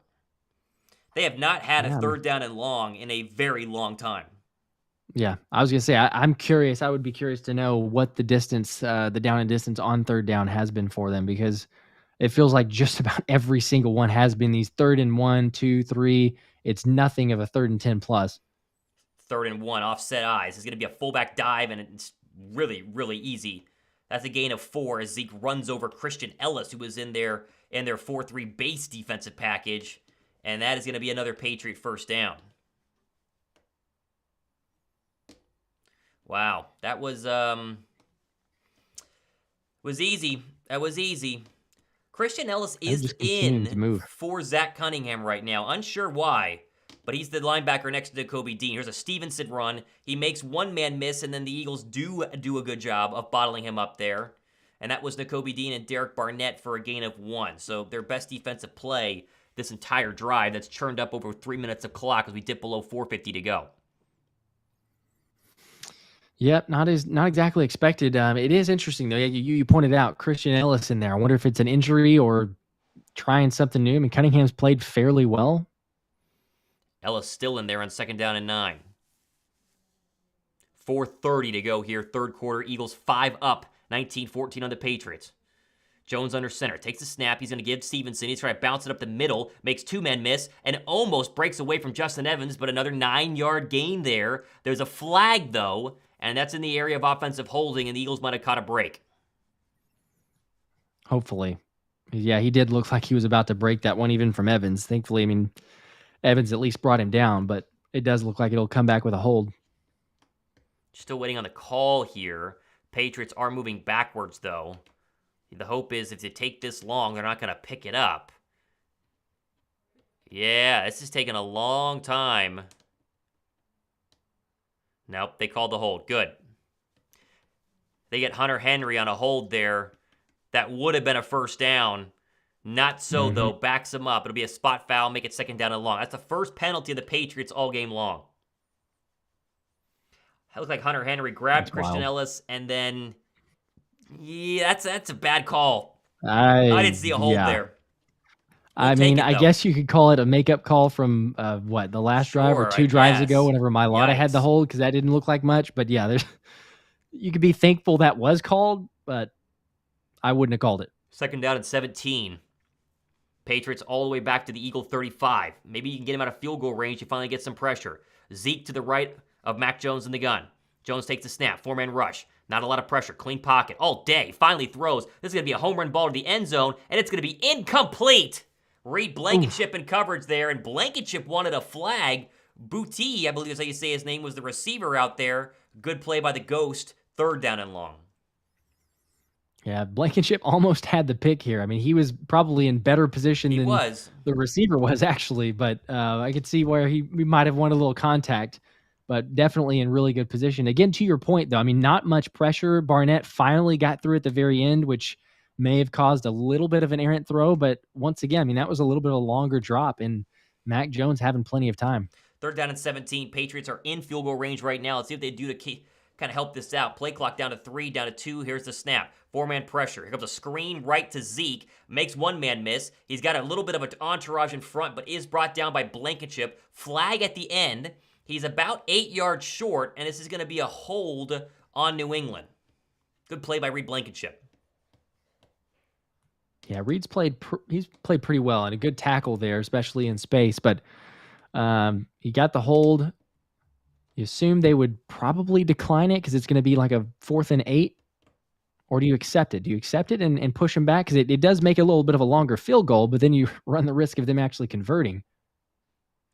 They will accept it. So it'll be 3rd down and 27 now because you bump them out of field goal range. Let's hope that doesn't come back to bite Philadelphia. Makes sense, though.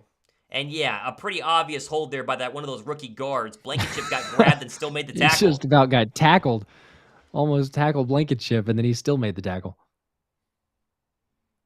Wow, good play by Reed Blankenship. He's been a bright spot on what's been a pretty lackluster Eagle defense tonight. Okay, 3rd and 21.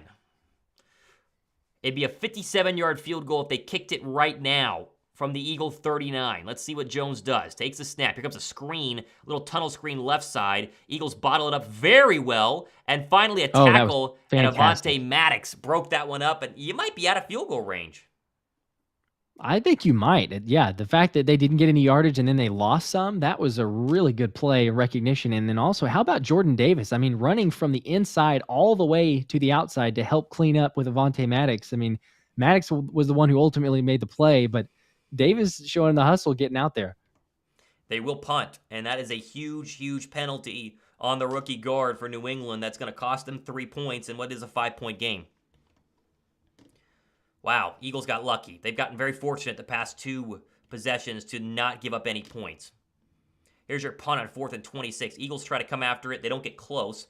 Covey sending back at his 5-yard line. This one is going to go into the end zone. Will be a touchback. And so, again, pretty fortunate for Philadelphia not to have to give up points there, despite another good offensive possession by Mac Jones. We will take that one. That was somewhat fortunate, yes, to your point, but you know what? You'll take it in these instances, especially the way the guys have been playing and what we've been dealing with so far. So sometimes with the penalties, we had one of those, but at least no points. It did look like it was going to be an automatic field goal, and then you push them back because of the penalty and then the stop there. All right, they go to commercial break. Jalen Hurts not over 100 yards passing right now, as it's going to be very interesting to see what this drive is going to look like for Philadelphia, who have struggled. I mean, they have struggled mightily over the course of this game, albeit a couple of decent drives, but it's been slow sledding. We remind you, at the end of the 3rd quarter, we're going to go ahead and spin the wheel for the signed DeAndre Swift mini helmet. If you have not dropped the super chat and want to enter, now is your final chance. I would say any super chat gets you an entry. And the more super chat you drop, then obviously the more entries that you're going to go ahead and get. So make sure, if you want to end on this giveaway, you drop your super chats between now and the end of the 3rd quarter. We're going to draw it as soon as this 3rd quarter wraps up. Very exciting. Hopefully we can get DeAndre Swift a little more action too. Speaking of the helmet giveaway. Yeah, talking about 0 carries. I expected a few more touches and some carries here. Anything? Yeah, this has been rough.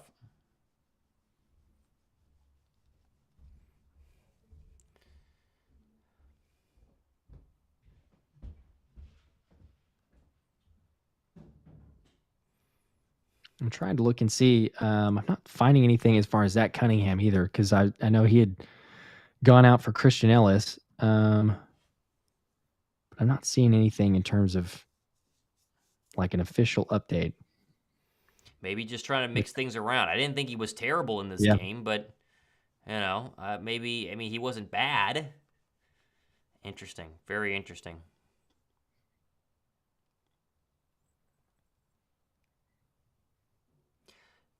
Shout out to YouTube TV for not stinking today. You always wonder when they switch over the server to YouTube TV if they were going to handle it on the opening Sunday ticket day, and they've been fine so far. Nakobe Dean has headed to the locker room for Philadelphia. That is definitely going to be very interesting. Dean is out. Uh-oh. So no Nakobe Dean. We'll keep an eye on that, but it's the Eagles football on 1st down and 10 from their 25-yard line. Hurts, 75 passing yards on the day. He's not broken 100.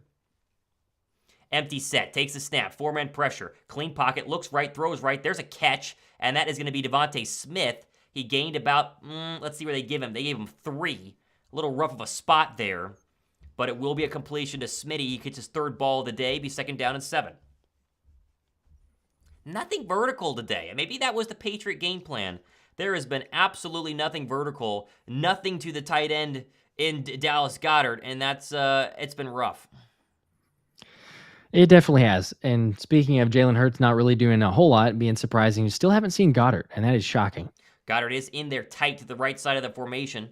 Two receivers, that's Smitty and Brown stack. Gainwell out of the backfield in motion. Hurts is going to throw to Gainwell now. Long throw to the right side. Gainwell makes one man miss, spins into a tackle, but not after a gain of about 3. Here comes a very, very pivotal 3rd down and short for Philadelphia to try to extend this drive as we dip below 2 minutes in the 3rd quarter. Be 3rd down and 3. Okay, here we go. 138, 137, 136 to go. 19-14, Philadelphia's led the entire way. It was as high as 16-0 at one point. Hurts surveys the defense from the gun. 3 receivers stacked to the far side, 1 to the near side. Gainwell motions out of the backfield. It's empty now. Hurts takes a snap. 4-man rush. Nowhere to go. Hurts is going to get hit. Now steps out of one. He's rolling to his right. He's got room to run. Can he get to the 1st down? Lowers his shoulder and gets across for the line to gain. That's the Jalen Hurts magic right there as he got out of a sack and extends the drive. That was big. That was never really loved to see, a lowering the shoulder, especially in those instances. But I mean, you needed the 1st down, and he's not afraid to do it. Matthew Judon has been all over this backfield. He had 15 sacks last year. He almost had another one there of Hurts, but the craftiness too good by the starting quarterback for Philadelphia. Here we go. 1st down and 10 from the Eagle 32. 4 receivers on the field, including Goddard slot to the far side. Play fake. Hurts with a stepping and throwing. It's going to be caught, and that's going to be a 1st down. A good out route there from Devonta Smith. They're going to mark him a yard short. Wow. Maybe this much short. It's like 3 inches. Be 2nd down and short, but Smitty active on this drive, his 2nd catch. And he did catch that with the toe tapping drag. That's a 1st down with forward progress. If you're seeing that pylon cam, that's a bad spot. I was going to say, I thought it was for sure. I mean, I don't think it will matter, but still, I'd rather just have the 1st down here. Gainwell and DeAndre Swift in the game. Hurts is going to keep it. He rolls to his right, throws. That's going to be caught. It's Devonta Smith across the 50, and there's another chunk play, and that's the offensive play calling we came to expect under Shane Steichen. Brian Johnson starting to figure it out there. Another good throw by Jalen Hurts. There you go. Good way to end the 3rd quarter. Rolling out to the right. I was curious. I mean, it was a tight window. That was not the easiest of throws, but you confuse them thinking Jalen's going to run and then throw it right behind the linebacker there. 1st down. All right, we're going to spin this wheel in about a minute. Let's get Jacob Heritage's 1 entry into our DeAndre Swift signed mini helmet. We're going to give that away here in a couple of minutes. Literally, like within a minute, we're going to spin this wheel. So if you get your wheel ready to go, Josh, if you want to get a Super Chat entry in, we got almost 450 people watching. Now's your chance. Final chance. Bunch of entries in this one. Make sure that you get these in. Let me know whenever you have Jacob Heritage down for his entry. Got it down. And then let me know when you're ready to spin this sucker. Hyper Lethal Vector says, I have my stream muted. You guys are so much better than Romo and the other commentator. We appreciate that. My mom also hates Tony Romo. Thank you. So she has muted the CBS broadcast and listening to us. We hope that's what you guys are doing as well. We definitely appreciate the support, though, very much. All right, I've got the wheel, so if we're ready, we can spin this thing. All right, let's share my screen and go ahead and share it. Let's see. Josh's stream is being Matt Titan's asking. Josh's stream is also the stream, so it's both. All right, the wheel. I have the wheel on the screen right now, and I have you on it. So we'll give people one more second in case there's a last-minute entry. This is based on how many entries you did. Obviously, our job with the 200 has a big one, slashing Santa as well, but anybody can win over the course of the past 2 weeks we've been gathering these entries. So, Josh, you ready? Let's spin it. Spin the wheel. One time. Let's do it. All right, here we go. Who's winning the Devonta Smith mini helmet? Or DeAndre With Swift? the sound effects. Who's it going to be? It is David Moore. Congrats, Dave. All right, there it is. David Moore. David, DM me on Twitter at RealThomasMach. Send me an email at thomasmacho@gmail.com, and we will get you going. Congrats to David Moore on winning. Big time. All right. Congrats. We do love doing the giveaways.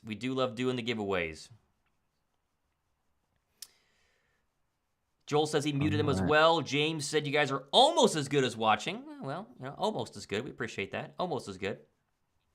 Congrats to Dave on winning that signed helmet. Once you get in contact with us, send us your information. We'll get that shipped out to you.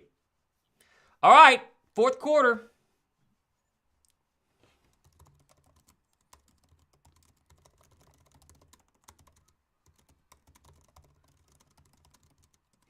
David Moore, he's in the chat. Congratulations. All right, we focus away from the giveaway and back to this Eagle offense. They're into Patriot territory for the first time since the dinosaur era. Jalen Hurts steps up. Deep ball. He's going for it all. Double coverage. Incomplete. You try to get A.J. Brown, and that was one of those Hail Mary balls that was only for one man, and that was A.J. Brown. 2nd down and 10. Good time for a shot, though. I'll take it. Yeah, I'm not upset about it. You might as well. You take a shot. We've seen what AJ can do, so why not? Go for it. Jeez, he had Dallas Goedert wide open across the field. And he went for A.J. Brown instead. Your chance to get Goedert involved didn't happen. Okay, 2nd down and 10. Swift is in the backfield. Will he get his first carry of the day? Still no catches for Goedert. This is going to be another pass. Swift out of the backfield. Now a throw right side. That's Smith. Makes a man miss across the 40. And he'll get 12 yards on what was about a 6-yard pass. Devonta Smith gets his 7th catch of the day. He has been Hurts' number 1 target so far.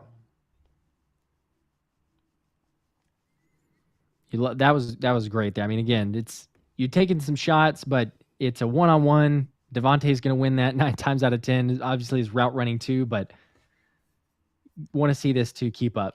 4:22 to go, fourth quarter. Hurts and the Eagles driving. Takes a snap. Play fake to Swift. All day to throw. Now he's going to roll to his right. Still rolling. Stops. Throws. That is going to be incomplete and a very dangerous throw. He had Devonta Smith, but missed him.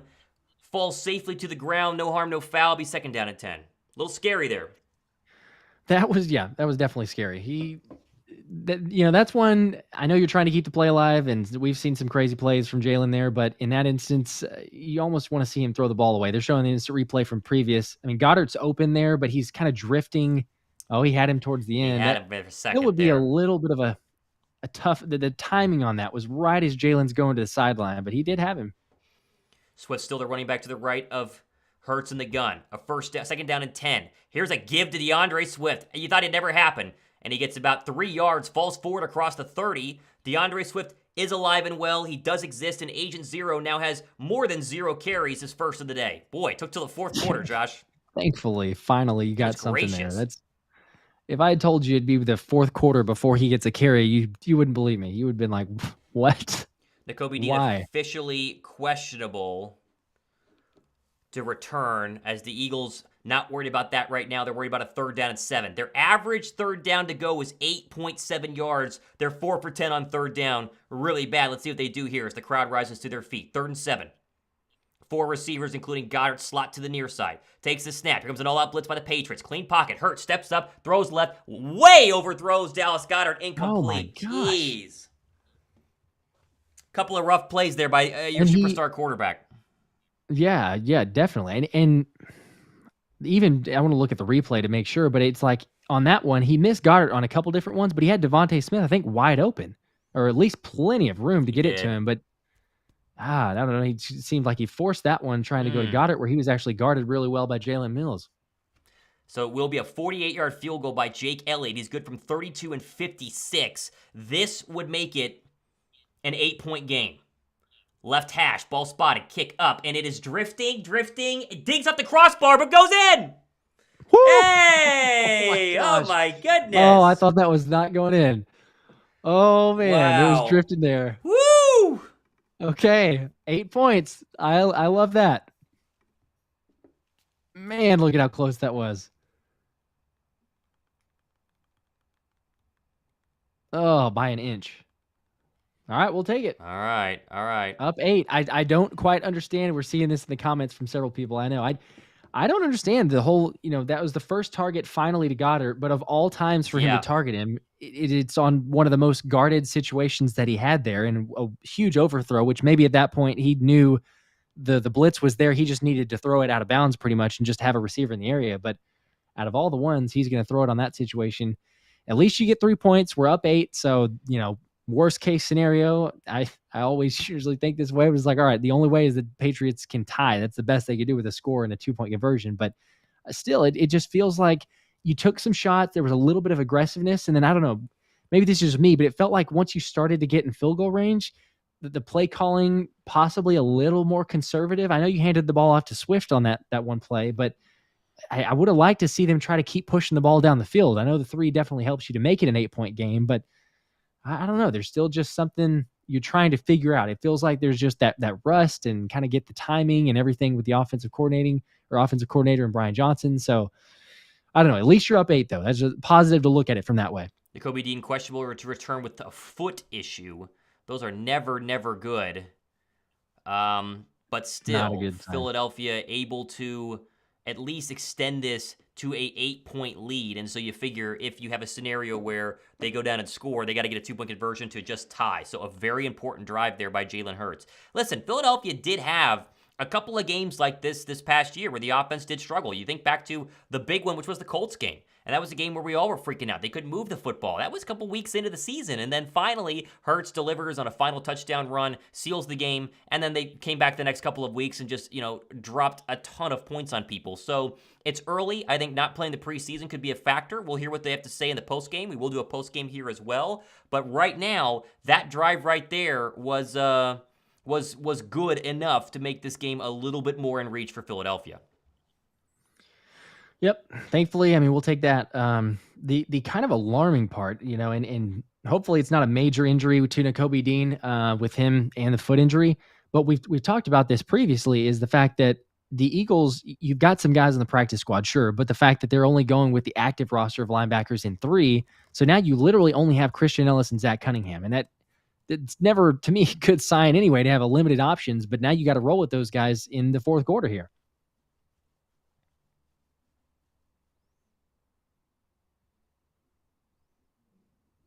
All right, you got this drive, Josh. Here we go. Let's see what we can do in terms of slowing down the Mac Jones offense. Here we go. As they're showing Christian Ellis on the field with Zach Cunningham as Nakobe Dean being questionable. So can the Eagles defense hold up? They got a new signal caller. I'm assuming Christian Ellis is wearing the green dot. I can't say officially, but he had been previously. Zach Cunningham is in there, but Mac Jones now in shotgun. Going to take the snap, throwing off to the left side. He has Gesicki the caught, and it's going to be a first down for a gain of 10. He was wide open. Hardly no one went over there for coverage, but good start for the Patriots on the opening drive here. Mac Jones has been good today. Listen, if you're a Patriot fan watching the stream, I know a couple people are. I've seen the comment section. You're wondering about Mac Jones last year, the confidence with Bailey Zappi coming in. He's looked good. The Eagle defense hasn't looked good, but Mac Jones has looked pretty darn good. He has, especially, to all the extent there, but with the fact that he does not have the starting offensive lineman, like you said, I don't think anybody would have assumed he would play the way that he has. But again, takes the snap, feels a little pressure from Milton Williams, gets it away quick to Stevenson, and it's caught for another first down. Very open, kind of a just lackluster zone, it looks like, but Stevenson able to pick up about 11 or 12 yards up the middle, and now close to midfield for the Patriots. There's a flag. There's a flag, though. Ugh, it's roughing the passer. Milton Williams. Wow. Oh, my gosh. Insult to injury there. Going back to what you said about the soft zone, the Patriots aren't beating you deep. They're beating you underneath. When are you going to realize that you can... oh, my gosh. Yeah, it's a soft call there as Milton Williams kind of fell. But if you're Sean Desai, when are you going to realize that the underneath passes are beating you, play some press man, and get up on these receivers and try and make them beat you one-on-one? They have not been able to. No, I agree at that point too, especially because, you know what, if they beat you running press, I can live with that. But here's the pass here. Mac Jones going deep to the right side, and no one really in the area, as Justin Evans was the closest player there. It's incomplete. Just trying to air it out. I don't know if that was a miscommunication from his receiver or what, but it'll bring up a 2nd and 10. Meanwhile, Green Bay is destroying Chicago 31-14, and the Tua Herbert show has gone back and forth. It's been a fun afternoon of games. Keep an eye here. All right, so 2nd and 10. Nolan Smith was back in the last play. I don't know if he's still in there. We do see Jalen Carter. He's He's in out there. now, Looks like but he Josh was. Sweat, Hassan Reddick, and Fletcher Cox. So, yep, there's the D-line. A fake handoff. Mac Jones feeling some pressure. Oh, and almost picked by Josh Sweat. Incomplete, but he had Ooh. almost a very, very reminiscent of the Dak Prescott interception, and he Ooh. probably would have returned that for a touchdown. He saw it at the last moment. He recognized it. I mean, look at that. That is perfect recognition. Oh, he just dropped it. Let me know where your play clock is at right now. We'll get synced up there. I think I was a little early. Okay, yep, we're 18, We're 17, synced. 16. Okay. Boy, you called Man. it. That was the Dak pick for 6 that would have sealed this Yeah. game. He read it the entire way. Jeez. He would have had it. All right, Mac Jones in the shotgun, both running backs to his side. Quick snap, throw to the left side to Stevenson, who's tackled Good immediately. tackle. Blankenship, a All great right. tackle. Great tackle. 4th down now. Reed looks good as advertised. You want to talk about someone who doesn't look rusty? He gave up a touchdown in coverage early in this game. Reed Blankenship has played very good football in the second half. He really has, as it looks like the Patriots may be going for it here. It's 4th and 8, but Mac Jones is still on the field. They're in no man's land right now. They're going to go for it. Yeah, this is a 50-plus yard field goal. I understand it, I guess. You either try to punt, but you don't get much of the flip the fields. They're going to go for it. Mac Jones in shotgun has Stevenson to his right. Henry in motion to his left. 4th and 8. Birds have 4 men pressing and plenty of time. Throws over the middle. It's a one-handed grab by Henry for a really good catch, a first down over the left side, about a gain of 14. That was so close to a drop, but I mean, you got to give credit there to Henry because that was not the best pass, but one-handed grab. Hunter Henry is carving this defensive up, and he just absolutely abused Zach Cunningham in coverage there, and this Eagles soft zone continues to get shredded. Yep. On first down, little wide receiver screen to the right to Juju Smith-Schuster, makes a man miss before finally being brought down by Slay, a gain of 6. And it's 2nd and 4. And again, it is just 1 second, 1.5 seconds or so, and Mac Jones getting rid of it. There's hardly any time that he's allowing the D-line to get pressure, but they're finding the recipe for success and moving down the field. 40 passes from Mac Jones in what was a rainy first half of this game. Yeah. 2nd and 5, handoff to Stevenson up the middle. Not really going to get a whole lot. He's brought down by several Eagles, Jalen Carter among those, as well as Milton Williams. So it's a 3rd and 3. There's 10 minutes to go in this football game. There's a long, long time. I mean, quite a bit. You're going to see the football for both teams are going to touch it at least 2 more times. There are 4 more possessions minimum in this game.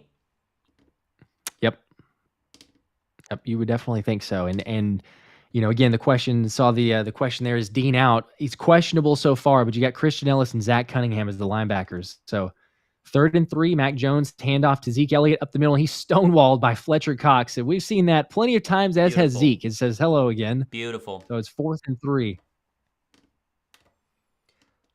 Ooh, it's an 8-point game. A field goal doesn't do you anything here, Josh. I think he might have lost a yard. It feels like this is 4-down territory for the Patriots.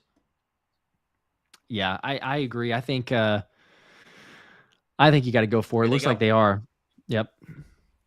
4th and 3. Mac Jones again in the shotgun formation. Zeke Elliott to his right. Yeah, Juju in motion to the left. He drops back. He's got a little time pressure from Cox. Forces him right. He's got more pressure, and Hassan wraps him up before he can throw it away. It's incomplete, but it will be turnover on downs. Let's go! There you go. You finally have a stop, some pressure, generating something. And, I mean, it was a bend but don't break, I suppose, on that drive, because they slowly kept marching down the field, but you finally get a little something, and Reddick was able to get enough pressure. I thought he was going to get the sack, but Jones was able to get it away. Wow. Yeah, literally the first big pressure of the entire day by Philadelphia's front 4 at a really, really good time. Okay, a really good time. And credit to someone who may go unnoticed on that play, I think, it's Jalen Carter, because Fletch got the initial pressure, and then Hassan was the one to ultimately force Jones to throw it. But Carter, if I'm not mistaken there, he had at least 2 blockers on him. So, you're freeing up some space. And like what we talked about, I mean, if you try to go one-on-one with Jalen Carter, he's gonna eat your lunch. So to have that ability, and then you get Fletch to get free, I think that Jalen definitely deserves a little credit there. But here we go. It's going to be Birds taking the ball. What was that? Was that at the... It's going to be about like the 30-yard something like that. Yep. The 20, yeah. Yep. Wow. Or a little bit shorter. I think it's the 17, actually, I'm looking at here. But yeah, you'll get the ball. 17-yard line, up 8 with 9 minutes left. So there's still plenty of time. But I mean, that's huge. That's prohibit them from getting any points. And I mean, if you could go down and score here, the game's, it's not over completely, but for all intents and purposes, you would really think that at that point it's sealed. If you go down and get a touchdown, you go up, 15 points. That would be huge. That would be a huge statement, especially for, like we've mentioned. I mean, Jalen Hurts has had 117 yards and 1 touchdown. That only 117 yards. That's wild. Checking in on the surprises of the afternoon. How about Green Bay going to Soldier Field and absolutely obliterating the media's favorite offseason quarterback in Justin Fields? He's been atrocious today. 3 touchdown passes from Jordan Love. Raiders-Broncos. Raiders back up on top there following the touchdown. The Broncos are going to get the football back, though, with 6:34 to go in a 1-score game. Let's go over here to Dolphins-Chargers. 31-27, and what's been a big back-and-forth affair. That one's just starting the fourth quarter. And how about this? Seattle at home, losing to the Rams and losing pretty soundly. Matt Stafford over 300 yards passing, 24-13. That's a big game. 2 teams the Eagles will play. They'll play the Rams in a couple of weeks. They'll play the Seahawks towards the end of the season. That's a little bit of surprise at how good the Rams were doing. I thought it would be a close game, but I didn't necessarily think that it would be, up 11 now. But Matt Stafford, 307, 22 for 34, and Geno struggling, only 104 yards today. All right. As they're showing Fletch on the sideline, he's got a little excitement after, obviously, the turnover on downs for New England to give the ball back to the Birds at the 17-yard line, their own 17. So Jalen and company will hopefully try to march down the field here. 9:32 on the clock. Empty set, takes the snap, plenty of time. It almost looks like the play was blown dead, but still plenty of time. And he's throwing it all the way downfield to A.J. Brown. It's caught. Oh, my gosh. Did he get it? A 60-yard completion. He did. He caught it. That was wild. I'm honestly...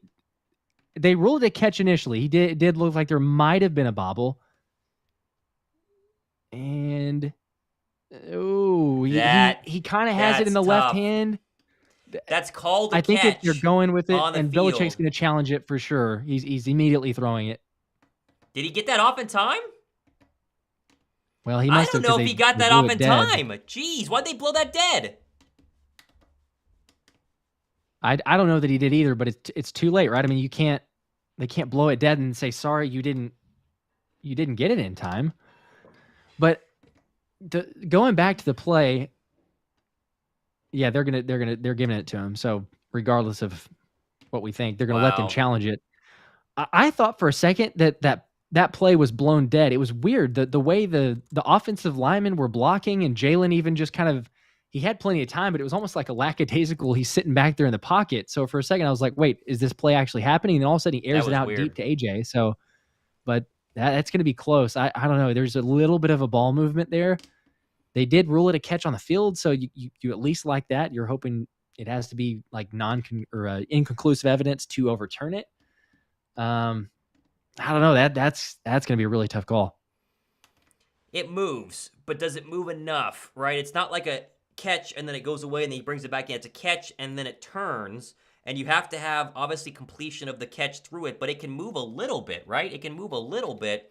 But it feels like if they would have called it incomplete, it would have stayed incomplete. If they call it complete on the field as they did, it feels like this is going to stay. And if it stays, as you mentioned, this is a massive play for Philadelphia and a huge, huge turn for what's been a very disappointing third quarter. The Eagle offense figuring out in the fourth quarter, and they finally had a drive, last one, to get the field goal to go up 8, the stop, and now maybe back in New England territory.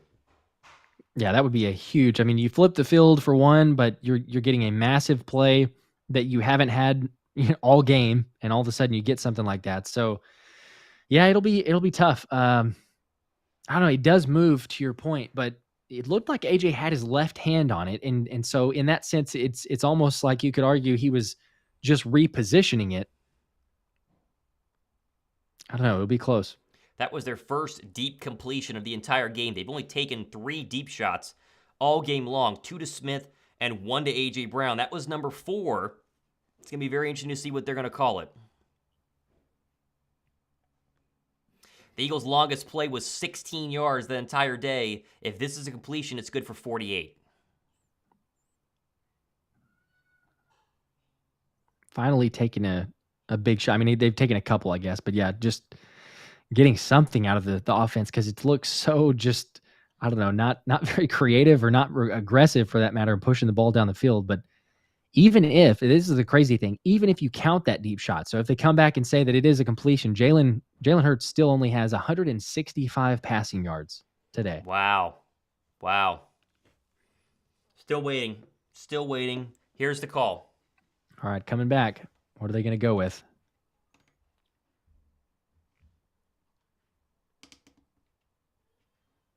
Oh, incomplete. They're going to incomplete. Yep.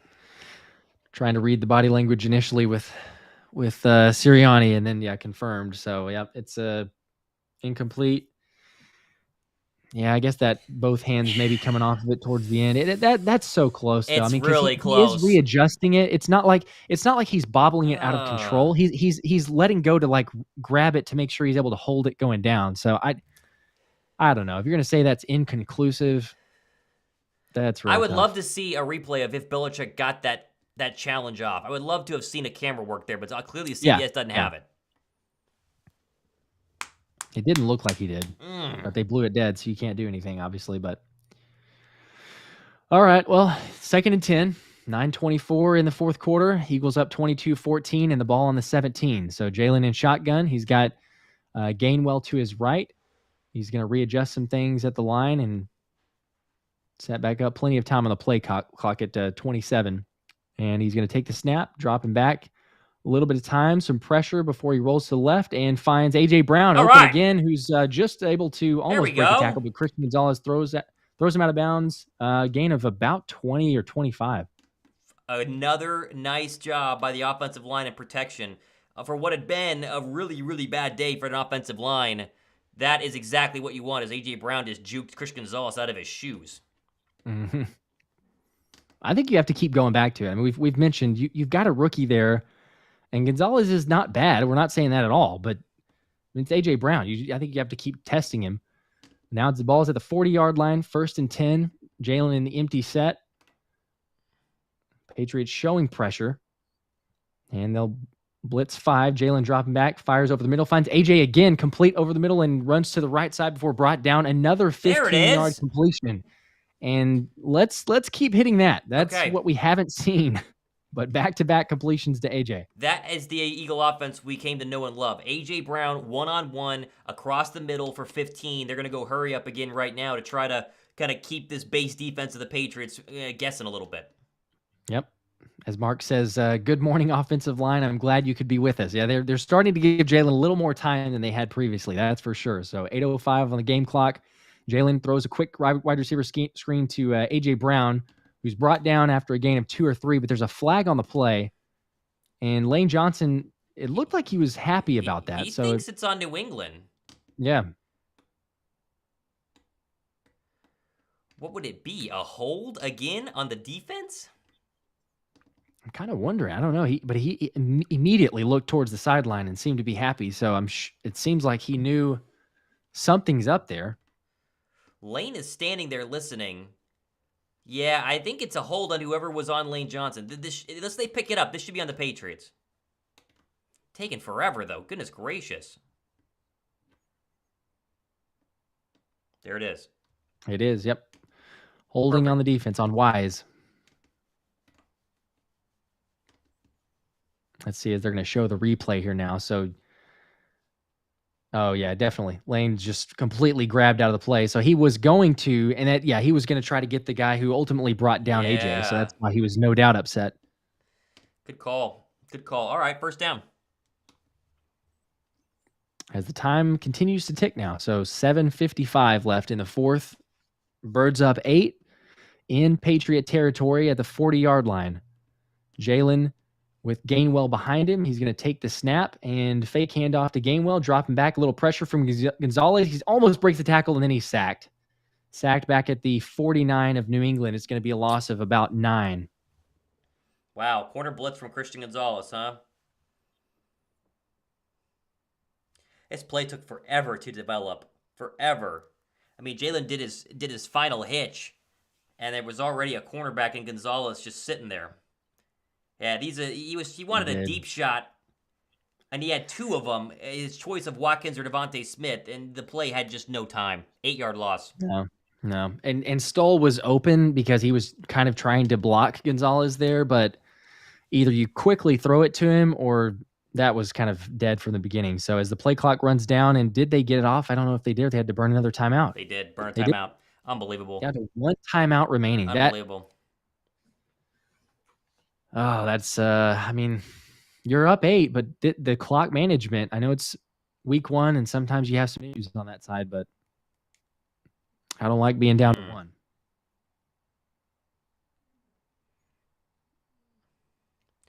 As they're showing right. Jeffrey Lurie here, happy belated birthday. I think it was Friday was his birthday. Also born and raised in Boston too, so coming back home a little bit here. He's nervous. You can tell. He is definitely nervous. Yeah, I would be, little nerves at this point, I guess. I'm thinking if the Eagles can come away with even 3, make it a 2-possession game on this drive, you're going to be feeling a lot better. Still not 100% because anything can happen, but you at least want to get points. But to back up now, it's 2nd and 18 at the 48 of New England. You got to make something happen. This Hurts directing traffic. Empty set. 5 on the play clock. And he takes the snap, and he's going to have a little bit of time before he throws to the left side. It's caught by Boston Scott, goes and brought down eventually at the 41-yard line. So a gain of about 6 or 7. I'll bring up 3rd and 11. There's your first Boston Scott touch of the entire day. Remember, field goal here makes it a 2-score game. It's 8 right now, so you could get it up to 11, but you're going to need about 15 more yards to get comfortable, right? Obviously, 56 yards was good earlier from Jake Elliott. It would have been good from 60, but you're looking at 65 right now, and so you're going to need a nice chunk here. Yep, you're not going to go for it unless you can. So third and 11, Scott to Jalen's right. He takes the snap, fires over the middle, complete to AJ, over, and he's brought down by Gonzalez, short of the line to gain by about 3 yards. It might be enough, so it'll be a 4th and 3, as Jalen was wanting to go for it. He was kind of signaling to the sideline. Yep. But it looks like that's interesting. They'll kick it here. That's interesting. So this is going to be 53? 54? Where are they? Yeah, this will be 50. I think it'll be 50, 51. 51. Yep. Elliott's 3 for 3. He does have the missed pat. So 51. The snap's good. The hold's good. The kick is perfect. Right down the middle. I mean, can't get better than that. There you go. Jake is a stud. That's huge. 25-14, up 11. That is, big time. 2-possession game. Philadelphia has settled down. The defense has settled down in the second half. The offense has started to figure things out in the second half. If rust wants to be your excuse, it's a fair one right now for what it was like early on in this game. It was 14 unanswered by New England, and then Philly scored 9 unanswered after that.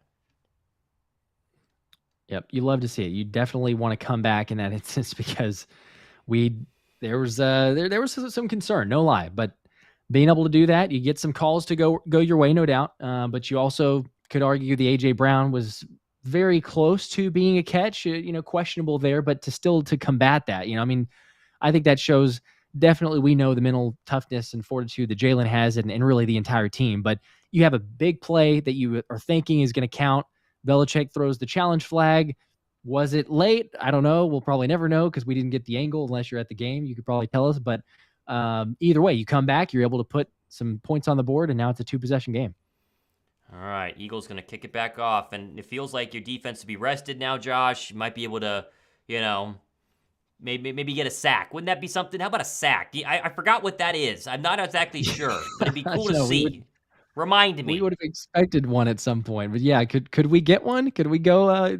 I guess surely we can't go 120 minutes of football. The last two games from the Super Bowl and now, but.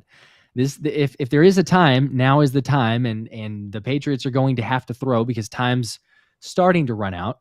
There's 5:33 left in the fourth, but a 2-possession game, you can't necessarily be running a bunch of running plays or even screen passes if they're only going to get 5 yards or so. So you would expect maybe a little bit deeper drops from Mac Jones.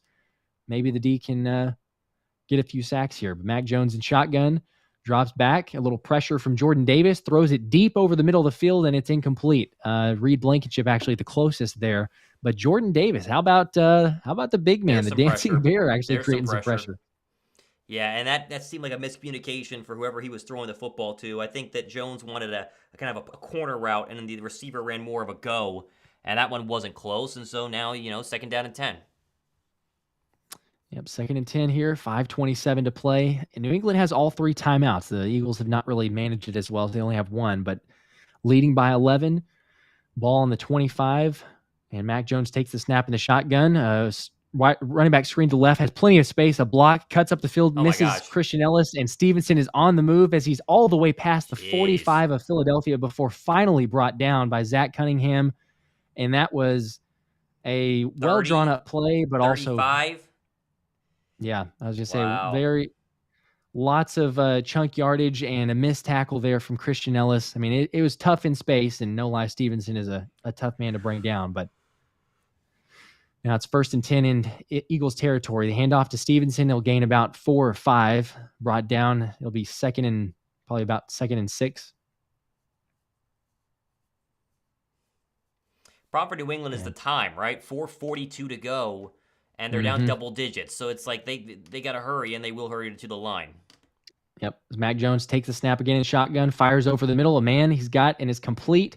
Forrest Cunningham touches him down, but it's couldn't tell who that was, but it's a completion of about 15 or 17. So another 1st down, and that middle part of the field, I mean, it just continues to be open. That 15-ish yards, it's been all day.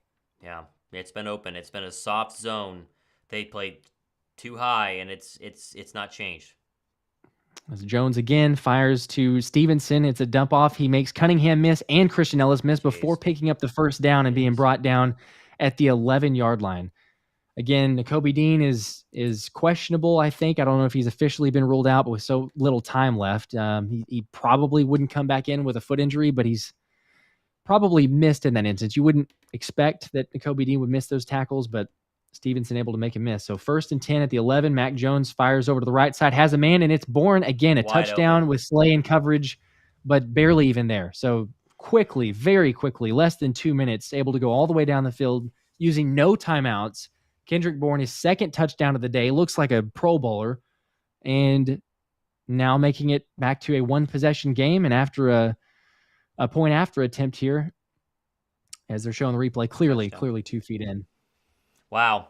I mean, a lot happens, right? First off, the linebackers are getting obliterated. You wonder about, Nakobe Dean not being out there. The linebacker core has been very bad today. Darius Slay's been bad today. He's not been good. James Bradbury's not been good. Both have been beat for touchdowns. Secondary's been suspect, and they're going to go for 2 now to try to make this a 3-point game. Yep. And you have to at this point. You might as well, because it doesn't make a difference, really. So Mac Jones in shotgun. Elliott to his right, drops back, looking to his right side. Doesn't find anyone. He has plenty of room. There's a flag, but he does run it in for a score, but it might be coming back. You would expect, probably a hold. They're going to back him up and do it again. He's giving some high fives. Yeah, Mac has no idea. I can't tell who was the defender that caused that hold, but thank goodness. There it is. You hear Mac Jones say terrible on the mic there. That was funny. On Calvin Anderson. So playing for the Riley Rife, who's out, but he was holding Brandon Graham on the play. So yeah, they're gonna redo it. Tackling Brandon Graham. Literally. Tackling. Yeah. Okay, still another shot at it. I mean, this is either way. You're gonna get the ball with about 3.5 to go for the Eagle offense, and you got to have your best 3-minute offense out there. You got to just run this clock out and not give it back to Jones because the defense can't stop him right now. Yep. So at the 12-yard line, that is where they're gonna have to convert this from, as it looks like. Looks like Mac Jones is going to go into just about the favorite position today. The empty set. He's got 5 receivers wide, and the Eagles are going to rush 4. He fires over the middle. It's picked off. Oh, it's dropped, but it is incomplete. Zach Cunningham had a pick. Jeez. Wouldn't have really done much probably, but I mean, that was literally right in his hands. Jeez, right in his hands. All right. Well, I mean, that's regardless if he if he picks it, if he doesn't pick it, he's not probably returning it from there for an extra 2 points. You still would have liked to see him pick that off because it hits him right in the hands, but it's a good result because you're going to keep it to 5, but it's still, it's a 1 possession game, so at least it's not just a field goal. There would have to be a touchdown that they're getting, but it's still a 1 possession game. There's 3:37 and New England has all 3 timeouts. So, you can't be lackadaisical here. You can't be conservative. You got to go out there and I think you have to attack. You got to push the ball down the field still. This is not just, hey, let's run the football every single down. But this could be the statement. The offense, a little bit, first drive, okay, and then a lull through the rest of the first half for the Eagles. If you could come out here, this drive, and just run out the clock, you pick up a couple first downs, force them to use some timeouts, don't give them the ball back, kind of make a statement to end the game. I think that would be a very positive note to end on. Eagles are in onside kick recovery mode, but it looks like this is going to be, this is a normal kickoff by the Patriots. Yep, fielded by Quez as he will run out of bounds. Looked like, I believe, the 25 or the 30. I think. All right, listen, you paid your quarterback $172 million in guaranteed money. He needs a couple of first downs, right? Patriots have 2 tight ends, or two timeouts, 3.5 to go. This is your chance to, seal the game. You need to seal the game. You can't go 3 and out here because it's a 5-point game. And even though the Patriots need a touchdown to win this football game, the Eagle defense has looked really bad at times trying to slow down what has been a hurry-up offense by the New England Patriots. Yep, no doubt. That you do not want them to get the ball back. Even to your point, even with who they have and everything, this is the time where you make your case. So Jalen Hurts back on the field in the empty set, takes the snap, and it's a design quarterback run. Plenty of room up the left side, and he's hit before he fumbled the football. He fumbled the football. And they didn't show, and the Patriots have it. Wow. That was a big hit by Peppers, and they didn't show who recovered it because I think they got stuck with Jalen. But the Patriots have it, and they will have it in Eagles territory off of the first play. Oh, my gosh. Oh, that just he great hit by Peppers. The juke did not even get him at all, and Jalen coughs up the football. Jones with the recovery. Peppers put his helmet right in the ball. Oh. Wow. That was a good gain. That was going to be about 8-yard gain, bring up a 2nd and 2, but ball security there. So the Patriots back on the field, 3:28, 3 timeouts. This is plenty of time, nothing to worry about for them now. So Zeke Elliott gets the handoff, pushes up the middle before he gains about 3 or 4. We'll bring up a 2nd and 6. This is where you gotta show some pride of the defenders. You need to stop. You can win the game with a stop. They have an injured Eagle, and I think it's Jalen. It's Fletcher Cox. Okay. Jeez, this is unbelievable.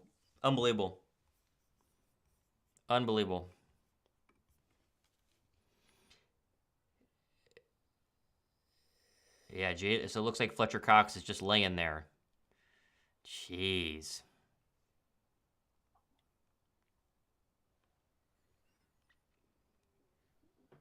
And hopefully he's all right too. But yeah, this is it's concerning to say the least. There have been some moments, sure, but that fumble, and you see Jalen there before they go to commercial break. He's obviously upset about it. He knows, but yeah, it's just a question of seeing the comments.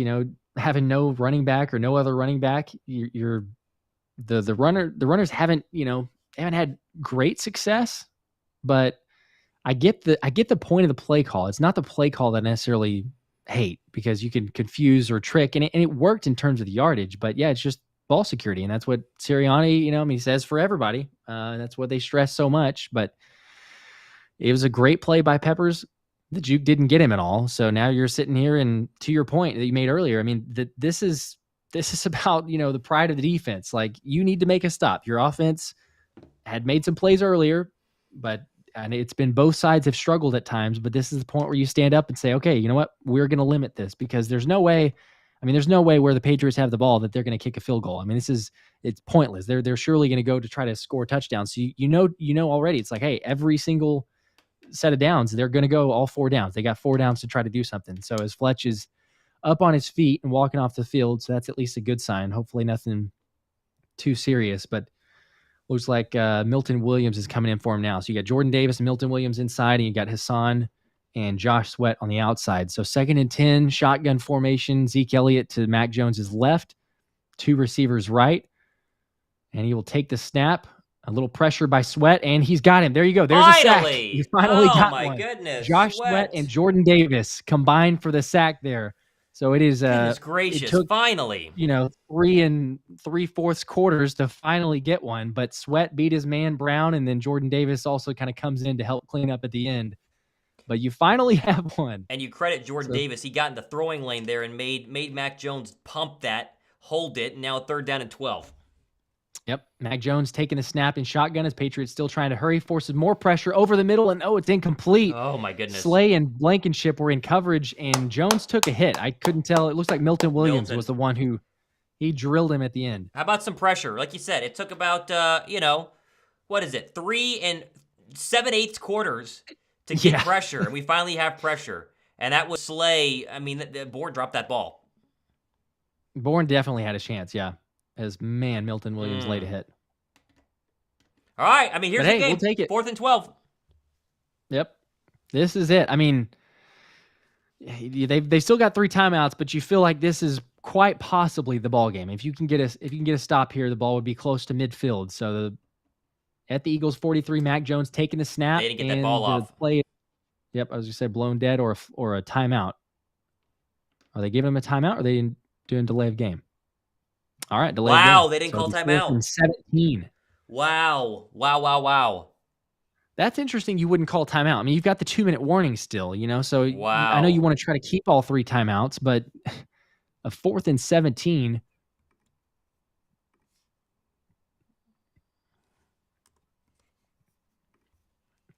Yeah, there was no way they were going to get that one off.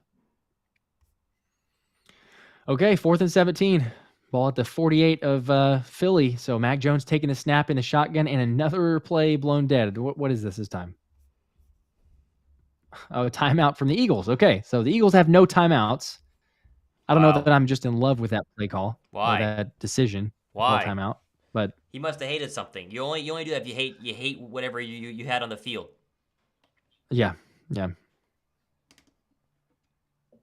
it's still just a 1-possession game. I mean, now you're literally out of timeouts. I hated the fact that we only had 1, but you have 0 timeouts.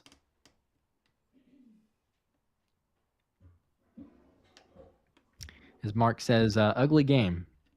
Yeah. There's been a lot of that. There's been some good moments, but overall, this has been a week 1, really. I mean, you expect some of these things. You hope to not see it, but like we talked about, the rust. So 4th and 17, Mac Jones drops back to pass, plenty of time, and wide open to the right side, but it's dropped. Oh, my goodness. It's dropped from Hunter Henry, and he was probably not going to get the first down. Probably not, but he was very close to it. So thankfully, he just dropped it regardless, but that was still a very wide open receiver. I'm assuming we didn't get to see the broader look of that. I'm assuming Desai had most guys just drop back and get pretty close to the first down marker. But a drop from Hunter Henry, and the Birds will take over with now the ball at their own 48, almost midfield. Patriots can stop the clock 4 times, right? You have a 2-minute warning here in about 20 seconds. You have, then you have, of course, 3 timeouts. So, you got to get some first downs here if you're Jalen Hurts. Yep. I think if you can get probably 2 first downs, that's about what you need. But Jalen's going to get under center, hand it off to Gainwell, going up the left side, able to push through for about 3 before he's brought down, and it'll be a 2nd and 7, as New England, you would assume, as they do. Yep, they take a timeout. So they have 2 left, plus the 2-minute warning, like you said, 2:15 on the game clock.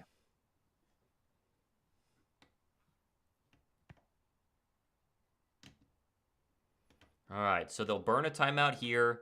They can stop it 3 more times with a 2-minute warning. So, as you mentioned, you're going to need a couple first downs here. Welcome, everybody watching us. We're going to do a post-game show after as well for a couple of minutes, so make sure you guys stay tuned for that. Here's your 2nd down and 6. Jalen under center. He's going to take the snap, hand off to Gainwell, going over the right side, trying to push through, and he's going to gain maybe a yard before he's brought down So 3rd down and 7, another timeout from New England, 2:09 left on the You clock. might have to throw it here. I think you throw it here because they're going to stop the clock regardless. You need a first down. You can't if you give the ball back after this play, they're going to have a full 2 minutes to go down the field and score to win the game. You got to throw I here. agree. You have to throw here. Absolutely have See, to that's throw why, here. and I know you can turn it over anyway, but that's why, like in those situations, I'd prefer if on 1st and 10 you come out and throw, because the defense is kind of expecting you to do something to get the clock running. But yeah, I agree with you. You got to be aggressive.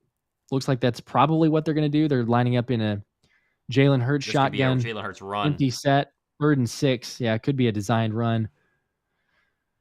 3rd and 6, 2:09 on the clock, with the Patriots still having one timeout as well. Jalen's going to take the snap, and it's a designed run up the middle, jukes out to the left side. He's got a little bit of a hole. He's going to take a hit, and he's brought down short of the line to gain by a couple yards.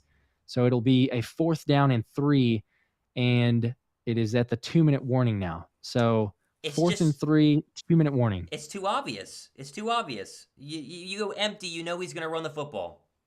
You know he's going to run the football. Yeah. All right. I don't like it. I mean, there've been a couple, good plays and good looks, but I'm with you. Like, there's, to me, too much of the telegraphing it. You're just saying like, okay, well, the only run is going to be Jalen here, so they can kind of prep for it or plan. If you put a running back there, I feel like you could have more options, because you've got the ability for the RPO, or at least the fake for the RPO, even if you don't plan to throw it. But I don't know. And this is also where we talked about it a lot earlier, but Rashad Penny being inactive. Yep. I'm sure the Eagles have their reasonings, or maybe it was a surprise to them. Maybe it was a player, personal situation that Penny had. But I mean, this is where I would have preferred to have him. Have him in the 4th quarter with the defense a little tired, get him in there, a little bit more of a bruiser. But yeah, now it's 4th and 3. They're going to go for it. The Patriots have one timeout. They are going to go for it. It'll be 4th down and 2.5 to 3, and a first down wins the game. So they are going to go for it. Which is terrifying, because if you don't get it, then it's a shortened field for the Patriots, who had they'll have one timeout in about 2 minutes, which should be more than enough time, you'd think, if they were going to go down the field and try to do something. But here we go. We're gonna. This is the see play what they call can do out of this that commercial break. You should run the zone read, or the read option, with the Goddard out route. That's the perfect 4th down and 3 call, because it's basically a triple option. You can either give the ball to Gainwell, even though I'd put Swift in there because he's a little bit bigger. You can keep it if you're Jalen Hurts, or you can throw it off to the right. That's what I would do if we're sitting here in this situation. But it's gonna be very interesting, as we're still on commercial here. Yeah, I'd like to see something just to throw them off a little bit. I mean, it seems very. I mean, for the most part, if we're being honest, it feels very vanilla. And it's interesting too, because we'd heard from Sirianni, and Brian Johnson, like, oh, we just do this because the preseason, and we know that you're not going to show all your cards. But I mean, if I'm being honest, they're with the exception of maybe a drive and a half or so, the play calling has not been very dynamic. I would go for it here, and they are. I would for sure go for it. Yep. Win the game. Win the game. Win it. Okay, here you go. 2 minutes on the clock, 4th and 2 officially. It's a long 4th and 2, a very long 2. And Jalen is in shotgun. He's got, it looks like, is that Boston Scott to his left? Okay, he's got Boston Scott to his left, 3 receivers to the right. And he's got Smith to his left. There's 11 on the play clock. He takes the snap, plenty of pressure, fires over the left, and it's incomplete, broken up by Gonzalez, who almost had a pick. And that was not a great. I mean, there was never a point where it looked like Smitty had a step on him, and Jalen may have even taken a shot on the side. The right side looked completely open, but turnover on downs.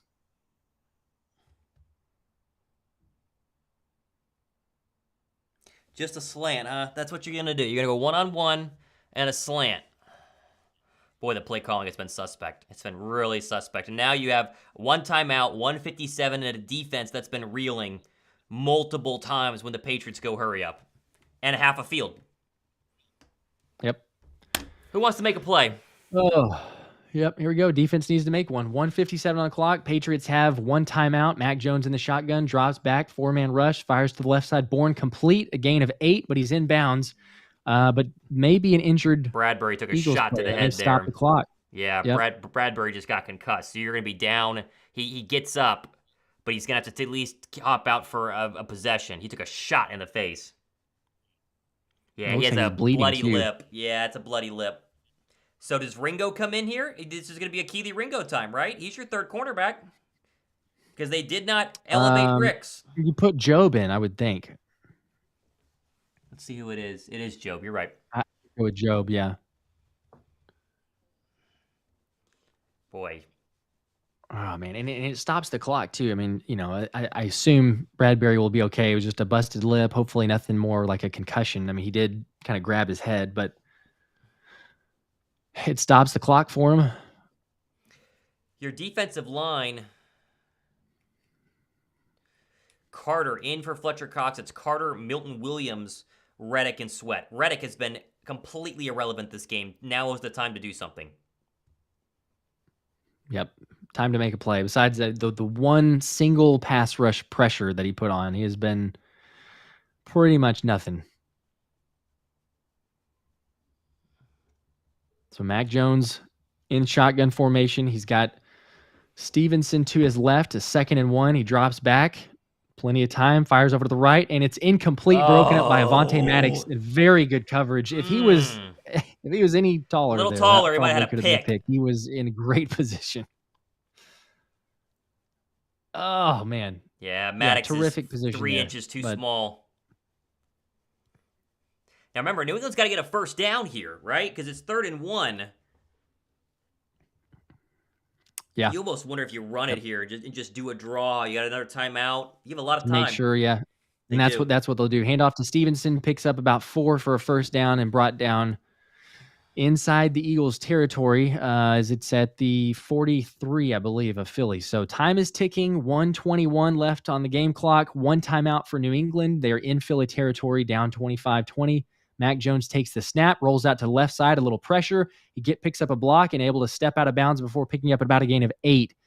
So it'll be 2nd and 2, 1:10 on the game clock as it stops there. They still have one timeout, and it's getting into concerning territory. If it wasn't already, it's definitely getting into concerning territory because there's enough time. What is Reddick doing there? He's trying to draw a hold and is acting like he's running towards the ref and doesn't even get to Mac Jones. I couldn't tell. Jones now taking a snap and shotgun. Wide open to the right side is Gesicki, who has plenty of space and running all the way up to the 18 of Philly. Completely unguarded, wide open. I mean, it doesn't get any easier than that. And there's 1:02 left on the clock. So there is way more than enough time. They're going to lose this game. 1:02. New England has one time. I mean, the fact that there's no one guarding Gesicki there and he's able to pick it up. Mac Jones with over 300 yards, 314 yards, and 3 touchdowns against the Philly defense with 3 starting O-linemen out. 1st and 10 now at the 19 of Philly. Mac Jones drops back, throws to the left side, going for his man, and he overthrows him out of bounds, so incomplete. He had, was that Booty or? Yeah, I think it was. They were working on Job. There's so much time. They have a timeout. They can go wherever they want. I get playing prevent defense. I do. But you are conceding yards and bringing them into the red zone where they can then do whatever they want. You can only prevent so much. You got to mix things up a little bit. But here we go with another prevent defense. Yeah. You got to get a stop. Blitz coming. Mac Jones feeling pressure. And he's brought down. Who's it? Jalen Carter. With the sack. He felt the pressure. Jalen Carter able to grab Mac Jones, and that'll force a timeout. Wow. So no timeouts for New England. 3rd and 13, 51 seconds on the game clock. There's still plenty of time, but Jalen Carter being blocked by Andrews with one hand, with one arm, is able to wrap up Mac Jones. Christian Ellis was on the blitz, which made Mac Jones feel the pressure, but as we know, you cannot block the bread man one-on-one. Reddick was a big help on that one. He got pressure from the other side and kind of forced Jones to step up, and he stepped right into the waiting arm of Jalen Carter. This is if you can just survive this game. This is crucial to survive this game. Yeah. Oh my gosh. The nerves and adrenaline are pumping for sure right now. 3rd and 13, 51 seconds at Phillies 22. Mac Jones in shotgun. Stevenson to his left, takes the snap, 4-man rush, finds Stevenson, Get dumps him! it off, breaks 2 tackles, and finally brought down at the 21. A gain of 1 yard. The time's going to keep ticking because there's no timeouts for New England, and they can't spike the ball. It's 4th down. All right. It's 4th and 11, and the play clock is going down. This is the game. I mean, for sure, because there's no time and they can't stop it. It's 4th and 11. They do hurry up to the line though, and they take the snap. Mac Jones fires to the left side. He has a man and it's caught. Did he get it? Did he get it? Did he get it? I think he did. It's a first down for, I believe it's Booty, how you pronounce that, but you've got to be kidding me. Did he really just complete that pass? They're going to show a slow-mo here. No, he didn't. He didn't. Incomplete. Incomplete. No, he did not. Did not catch it. Nope, that's incomplete. That's ball game. Yep. One. Yeah, incomplete. Nope. Right. Didn't I get was it. seeing that Ball second game. step, but yeah, there's Ball no game. way. Ball game. Woo! That's not in. That's not in. Oh my gosh. Oh my goodness gracious. I mean, I'm literally like Oh, shaking my here goodness. because of the nerves on that last one because he had plenty of time. And as Oh, soon as my he threw it, I'm like, yeah, goodness. he's going to have somebody. But Job in coverage and not able to get the foot down. Wow. So they'll review it, obviously, as Wow. under 2 minutes is going to go to the booth, but No, he didn't catch that. incomplete. Oh my gosh. I mean, and you almost wonder too, you know, again, we'll take whatever we can get there, but you know, another receiver, like if that's AJ or Devonta, they had the toe, like he had the toe drag. He did have Job beat by just a step, and it was a good pass by Mac Jones, but that'll be incomplete. But man, the nerves and the extra stress and everything else that you're going through in this last final situations here. Incomplete. Man, what a incomplete. Yep, officially incomplete. Wow. They survive, baby. They survive. Yep. 25-20. Woo, that was wild.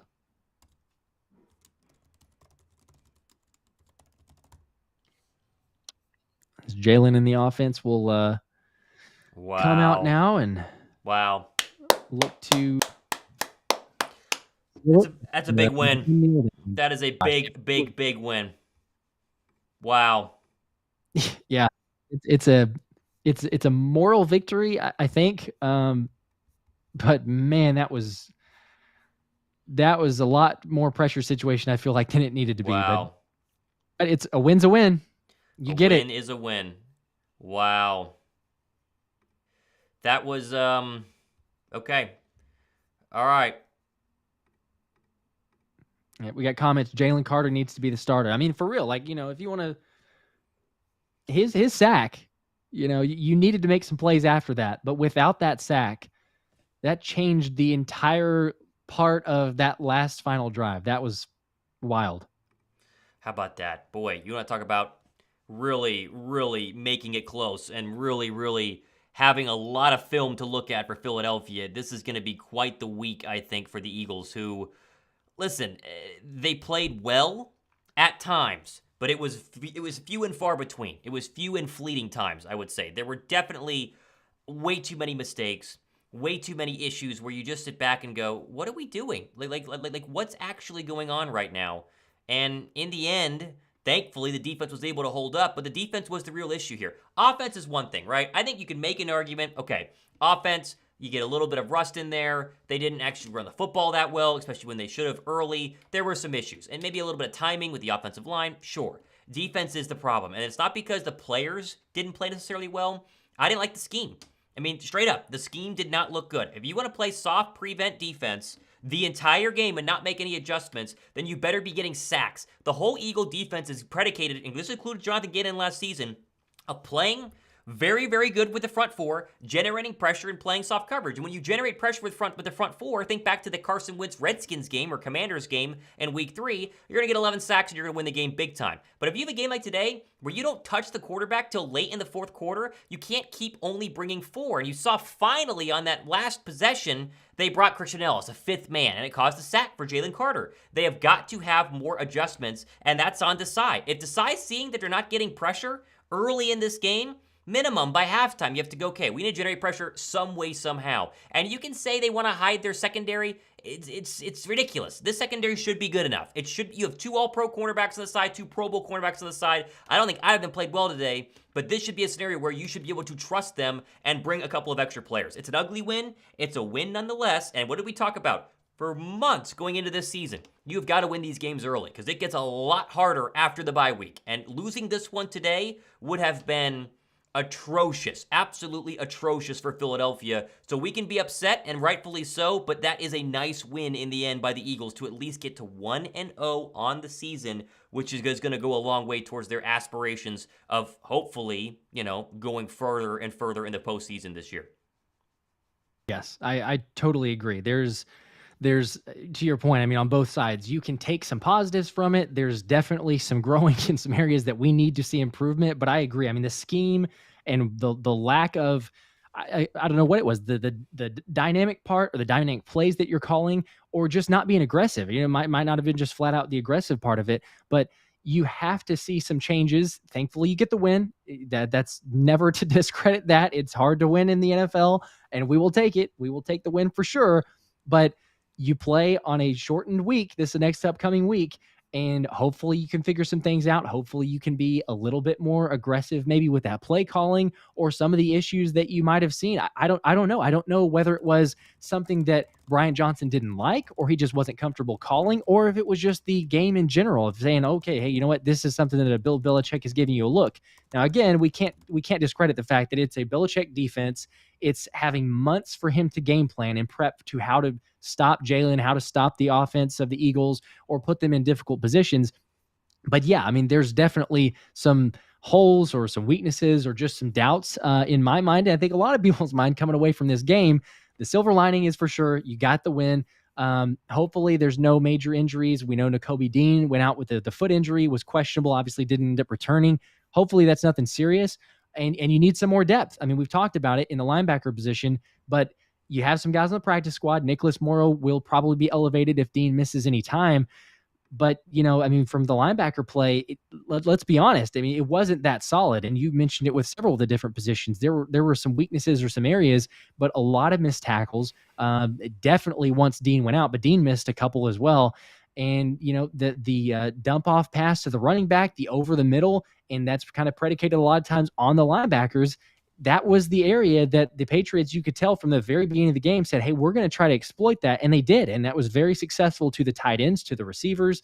So again, you could take away, I think the main takeaway is you got the win. There's a positivity there, but there's a lot of areas that you need to shore up, especially going into, next week and with it being a shortened week. Give us your thoughts down below in the comments section. We're going to get a little bit of post-game here. We're going to wait and see who comes to the podium for the Eagles. We'll have that for you guys here. I'm hoping we hear a little bit of Nick Sirianni, but if you're just joining us, Eagles 25, Patriots 20. They do go ahead and get the win, which is, crucial. It means it goes a long, long, long way towards Philadelphia wanting to do what they plan on doing this season. And we will talk about rust. We'll talk about rust all week. If you haven't subbed to our shows, make sure you guys subscribe to both of our shows. Why didn't Rashad Penny play? Why is DeAndre Swift getting no touches? There are plenty of question marks to go ahead and ask, and the first of which I would think would go to Sean Desai and ask about this defense. Here are your stats from the game. Jalen Hurts, 22 of 33, 170. He had a quarterback rating of 89. He was running for his life early, settled into it a little bit later on, and threw the touchdown pass to Devonta Smith, which was essentially the difference in this football game. Mac Jones threw the football 54 times, 316 yards, 3 touchdowns. He was absolutely incredible after that first interception. After the first interception, he settled down and played some really good football. Here's where the worry comes. This, right here to the left side of the screen. The rushing attack, 14 for 54 for Kenny Gainwell, 1 for 3 for DeAndre Swift. DeAndre Swift must think it's Groundhog Day and he woke up back in Detroit in 2022 where they just didn't give him the football. And it doesn't make any sense. It's not like they gave him Yeah. the football and then they didn't, and he didn't perform well, and so it's like, oh, well, you didn't play well, so we'll keep handing Kenny Gainwell the ball. Kenny wasn't hot. They gave it to him one time in the fourth quarter to DeAndre Swift. That was it. That's a serious issue. And then the other one, where's Dallas Goedert? Non-existent. 0 targets. You cannot not target, 1 target. You cannot not target one of your best players in the entire league at his position more than once. You just can't do it. Credit to Bill Belichick. Credit to the Patriots. They played very, very well. In the end, though, there are a lot of question marks and a lot of things that have to be figured out by a Philadelphia Eagles team that, listen, they have work to do. The Vikings are going to come into Philadelphia on Thursday night really upset because they looked even worse than Philadelphia did today, but they got a loss. Philadelphia at least got a win.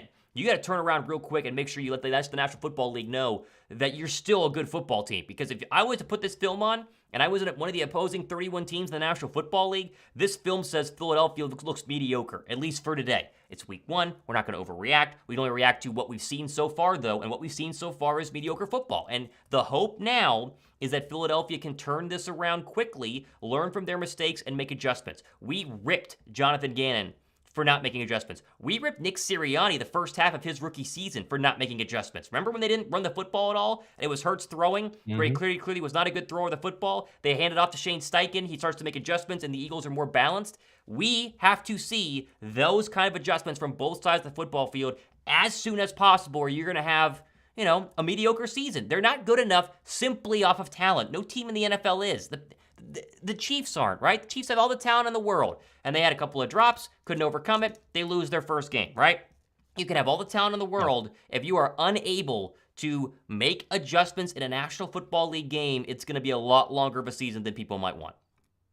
For sure. Yeah. You definitely have to have the play calling. And, to your point, you could argue however you need to as far as, even a guy like a Patrick Mahomes, like you mentioned. I think if he had a little more talent around him, that would have been a different story, but he was without Travis Kelce. But yes, I mean, to your point, it doesn't matter. We've seen all the weapons that the Eagles have, but with the exception of, again, 1.5 drives, maybe 2 possibly, the play calling was very suspect. And I would argue, if Penny was a healthy scratch for the Eagles deciding to say, yeah, we're not going to use you today, then, it's easier to, I guess, say it looking back. Hindsight's 2020. But I was against it from the very beginning. I was saying we should have had Penny today before that. And so the way the rushing attack was, I would have liked to see Swift take a little more carries, but I also would have liked to see Penny if he was available to go into that situation, because they all run in different styles and they bring a different dynamic. And this was a game where I think Penny could have really helped you. He could have taken a little bit of a load off of Jalen Hurts, create a little bit more of a rushing attack and some physicality to the defense, which I don't think we really saw from the running game. And so that kind of makes it to where, like most of the Patriots defenders, were not on their heels by any means, because it was just a constant attack and pressure from Jalen to Jalen Hurts. And then it really set up things negatively in the passing game. So I'm with you. There's a lot of adjustments that you want to see. There's other elements from the players. Hopefully some of the injuries are okay. I know we saw it didn't seem like a seriousness. I know we mentioned Nakobe Dean, but a Fletcher Cox, hopefully he's all right.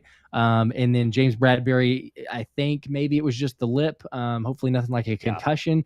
But still, it's a game that there's some positive, there's some negatives. And like you mentioned, on a shortened week, how much can you change the dynamic of that? How much can the play calling change? Does it get drastically different overnight? You don't have too much time to prep and plan for that, but you're going to need to be. You're going to need to be ready, because the Vikings did lose, and they're going to be even extra motivated because they played last season and it didn't turn out the way that they obviously wanted, but they need to get a win, especially coming off of a loss. So there's lots of question marks coming from it. It's just week 1, like you mentioned too, so let's not overreact or go crazy. But at the same time, there's I don't know, I would argue maybe more question marks coming away from this game than there were coming into it, as far as, what is this team going to look like in the play calling, with the coordinators, with the adjustments that they made. All credit and power, to the defense, to ultimately getting the stop and winning the game for you. And so I would say a lot of us may have thought if you had to pick one side of the ball that's going to win it for you today, you would pick the offense. I wouldn't have expected as much to say, hey, defense, the game's on the line and they're going to get that final stop. But Jalen Carter, to me, it looked great. There were not a whole lot of pressures overall on the defense, but I think that when Jalen Carter had his moments of the one-on-one, if anyone was getting pressures, it was him. So I think that's a positive we could for sure take away from it. See if we can hear in on the press conference here. This is Darius Slay at the podium. Josh, let me know if you can hear this. I think we can. Yep, I can hear it. All right. So this is Darius Slay at the podium right now. Let's see what he has to say. I can hear you now, Lane. All right. Not quite ready for him to be asked questions. Here we go. Oh. All right. There's no. Still kind of waiting to get some of the post-game feed there, but let's be a little bit glass half full here, okay? The glass half full side of this is Eagles team is in the past, I think a couple years ago during, the Carson Wentz era, right? They lose games like this. They lose close games. This felt like 4 years ago, the Patriots are going to go down and they're going to score. 1,000,000%. They didn't lose this game, though. And they shouldn't have lost this game. When they jumped out to that 16-0 lead, this should have been a blowout. It was not in the end, but they were able to go ahead and, hang in there and get the W. In the end, when all the games are over and someone raises the Lombardi Trophy, no one remembers that you almost lost to the New England Patriots week 1. They remember that you beat the Patriots in week 1, and that's all that matters. The question now is going to be improvement. The question now is going to be how much better are you going to go ahead and get, and it's going to be very interesting to see exactly how that's going to work out. Let's go live to the podium right now and listen to Eagles cornerback Darius Slay. Getting in that end zone for sure. For sure. Got the speed of Speedy Gonzalez. Were you surprised that Mac Jones didn't really seem to give too much of an effort to bring you down on that play? Were you surprised at all by that? Well, he did. He tried to cut me off. I just cut back on him, So, quarterbacks don't really too much practice in tackling. So, he tried to make a tackle. I made a play, cut back, and scored. But he always give effort. I've been seeing that on film every time he throw a pick. Got to run down and give effort. So he's a hell of a player. He had a great game today, man. Besides that one play, he missed some throws, but he was on the point today. It looks like you almost had a second one. Yeah. Too. Yeah. That one probably one back, I guess. Yeah, man. I should have made that play, man. Honestly, I was like, okay. I tapped the ball. I just try to cuff it, you know what I'm saying? So, but I got to make that play, man. I'm used to making those, so that could have got us off the field. That could have stopped some points and some shift of momentum. So I got to make that play. Slay, how would you grade the defense today? We got the dub, of course. That's what it always matters. But as a defense, no, it's definitely me being the captain of this defense. We got to go out there and put out better tape. You know what I'm saying? But we got to just go in there and create our mistakes and shit like that. So overall, man, we know we got the dub. That's what it's all about. But as a defense, I know me as being a leader, I know these leaders that's on this defense. They feel the same way. That we got to go out there and execute better because we better than that. But got to give props to that team, man, that came out with great adjustments too, making plays. Them guys are making plays over there as well. So, but we better than that, and we got to go put out better tape than that. Flip side of that, you have 5 new starters, I guess, on defense, new D coordinator. I mean, is it going to be a process until you get this defense where you want it to be? Oh, no, it's no process. That's why we got great leaders, you know what I'm saying? Of course, we go take it week by week, day by day, but we got great leaders on the defense, man. We know how to go out there and work, definitely during practice. We just got to go out there and and look ourselves in the mirror and just try to get the shit right. I know there was a lot, made coming into the game about Matt Patricia's knowledge of what the Patriots like to do. Yeah. How much did that actually kind of play out on the field and maybe be beneficial to you in some ways today? It's been great, him being around this building for so long, man. He understands. He understands about this team, so he already knew the team would never back down, up or down. However it was, so he was sending that message inside, and he came with some game plan, gave us good knowledge on Mac Jones, just let me know what he don't like and what he's uncomfortable with. So we used him to our advantages, and a lot of times we got him off his spot. He still made plays with his legs, but Coach Matt Patricia did a great job of letting us know what his spot is, and he'd get him off his spot. You said you were saying they weren't going to back down inside. Was that at halftime? Yeah, halftime. Like, what I'm saying? He was saying, because he's not on the sideline, so when he came in, and he just like, hey, y'all, got to keep playing because this team, go always keep going. So, I know when he was in Detroit, we felt the same way. He always made sure that, so he getting letting us know the message. I know you're at the battle on the outside. Did you have any view of Carter? Jalen Carter had a big sack late. Jordan Davis. Yeah. The run. You know what I'm saying? Secondary, we got to be better. You know what I'm saying? We got a lot of great guys in that secondary, man. Guys that can make all kind of plays. But them boys up front was really, stopping the run, sticking their nose and doing all that. So I know me and the leadership in the back end, we got to be better, though, because them guys are playing, getting a rush. We was getting screened because of them guys. So we got to be better. Slay, as a defensive leader, what was your message to the team at halftime? Just go out here and compete, man. It's never over with. Always going there at halftime. Definitely when we up, if they don't score, they don't win. So we was up 16-0, And so I always send that message out to, hey, man, if they don't score, they don't win. So let's go out here and just keep dominating and keep playing ball and always stay laser focused, man, because this game can humble you quick, So it could have got ugly out there quick, up 16-0, come back in the half, them boys 14, it can get out of hand. So we got to always stay laser focused, stay locked in, and continue to keep making adjustments. That, of course, was Darius Slay for the Philadelphia Eagles. We're going to wait and see who's next at the podium there. Veteran answer.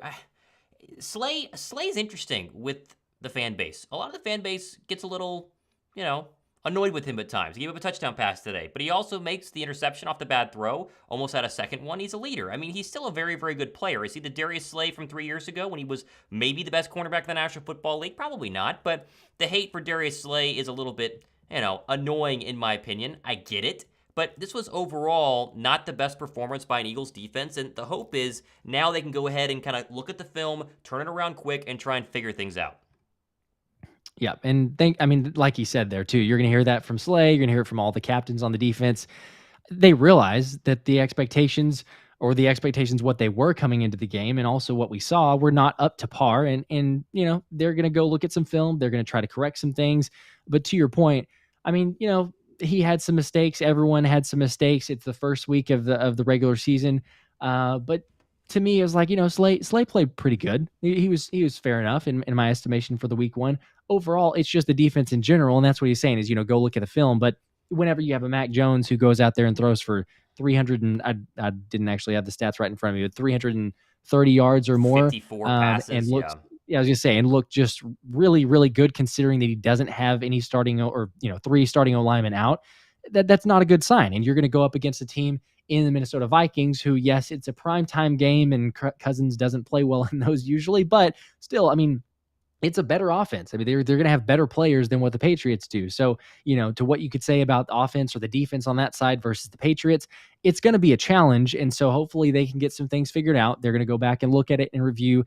And like what Slay said, they're not satisfied with it. Thankfully, you get the win. But this is very much, I think, as a lot of people were saying in the comment section, and we'll probably continue talking about, this was a very much week one win. It looked like a week one game. It looked like a team that, a lot of NFL teams have their starters play at least one, a part of game in a preseason, but the Eagles didn't. And it looked like a team that was a little rusty, hadn't gotten to fully test out some stuff. I know you have joint practices, but those are not games and they don't feel the same way. So to get the play call in, have some adjustments. You had some game management issues. You run out of timeouts towards the very end there. Hopefully or thankfully that didn't cost you. But there's a lot to clean up. And so again, like we were talking about and what Slay was alluding to, the silver lining, I think, is to say at least you won. And there's a lot of area for improvement. It's not like you played an A+ game. I'd say you played like a C+ maybe type of a game. So at least you got the dub there though. That was, an interesting day. They showed Jake Elliott at the podium. We're going to wait and see if we get a coach. We're going to see if we get a coach before we log off here, and Sirianni or Desai. Super chat from Chris, 10 entries. Struggled to warn of wanting the Eagles to win, but not have the Hurts destroy at the same time at fantasy. Started Dallas at tight end. I'm an emotional wreck. Chris, I'm the exact same way. I was playing against Hurts in fantasy football, and so there's part of me that is very excited that he struggled, but that's only 1% because he did struggle today. And listen, Jalen Hurts is a superstar. Don't let this one game convince you that he's not. You saw the entire season last year. You saw the Super Bowl performance. He's a great player. And there's nobody harder on himself than Jalen Hurts, who's going to literally probably start watching film on the flight home from Boston, a very short one back to Philadelphia, and they're going to be back in the building tomorrow for a short week and get it figured out. I expect Jalen Hurts to be very good on Thursday night against the Minnesota Vikings, a team he's historically played very, very well against. But listen, when you don't play in preseason, there's rust. And there was rust up and down the National Football League. You can look. Joe Burrow didn't play in the preseason. My fiance has him on her fantasy football team, and trust me, I knew how bad Joe Burrow played today because she let me hear. He was awful today. Does that mean Joe Burrow, who just got $200+ million in guaranteed money, stinks? No. It just means he's rusty. And now, hey, would you have liked to see Jalen Hurts play in the preseason? I would have. I was one of the ones calling for it. A lot of people said, no, he's fine. You need to get the rust off. Well, guess what? The rust is now off. You can't have back-to-back rust games. The rust is officially over, and Philadelphia should be way, way better than they were. But hey, guess what? They won. They won the game. They're 1-0. And that's all that matters in the NFL right now. There are going to be 16 teams after tomorrow night that are 1-0 and 16 teams that are 0-1. And if you're 1-0, your chances of making the playoffs are astronomically higher than being 0-1. And if you're 1-1 versus 0-2 or 2-0 versus 0-2, you're basically guaranteed to make it. Although it's not necessarily true, but statistics do show. So I think Right. in the end, this was fine. The main issues are very clear. Linebacker concerns. We'll see what happens with Nakobe Dean. Play calling on both sides. Rookie coordinators, never done it before, trying to figure things out, at least from the Eagle perspective. And then I think not throwing to Dallas Goedert has me very much concerned because that's not. You just can't do that. You just cannot do that. It'd be like the Chiefs not throwing to Travis Kelce. Goddard is a game wrecker. He destroys linebackers and safeties because you can't cover him. And to only really test the linebackers and safeties one time on one throw, it's a recipe to lose games against better football teams. It definitely is. Yeah. That was one of the most shocking things to me too. I mean, as we were looking at it and it's in the fourth quarter or late third quarter, before there's a single target, let alone, trying to do anything beyond that. But yeah, that's one of your major weapons, especially as we heard during training camp and even before that at OTAs, Goddard's practicing with the receivers or working with them on route running. And he's this next level. He's doing really well in the joint practices and everything else. And to not even attempt to try to get him in the game, I mean, yeah, it's shocking. I can't understand it. I don't understand it. I'm sure, again, the Eagles will look at the tape and say, oh my gosh, we need to get something figured out. Now, if you remember last season, it was the opener, right, where Devonta Smith did basically nothing. And then the Eagles come back and say, okay, we need to change things and we got to get him more involved. So I'm sure next week, not to necessarily say, it's a guarantee fantasy-wise, but I would expect Goddard to do a lot better next week. That's not saying much, too, considering he didn't do anything.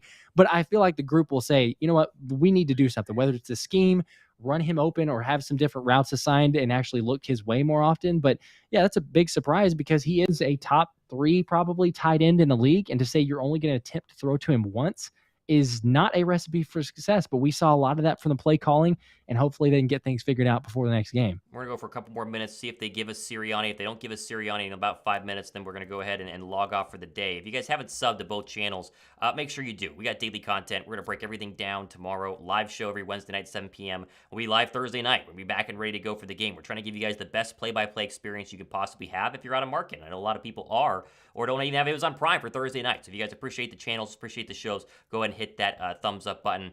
And of course, go ahead and subscribe. We do plenty more giveaways. We gave away the signed DeAndre Swift mini helmet. I was fantastic to David Moore for winning that one. I'm going to get that shipped out. I got the email from him. So now it's going to be very interesting to see exactly how this team can rebound on what is a very short week. Josh, it kind of feels like a short week is a good thing for this team, right? You get this taste out real quick. You got to go play again. Right? You get no time off. They'll be back at the building tomorrow, recover in the morning. They're watching film. They'll have a practice walkthrough on Tuesday. They'll have one more walkthrough on Wednesday. You're at home, which is much better than, say, the Vikings, who have to travel now following their loss.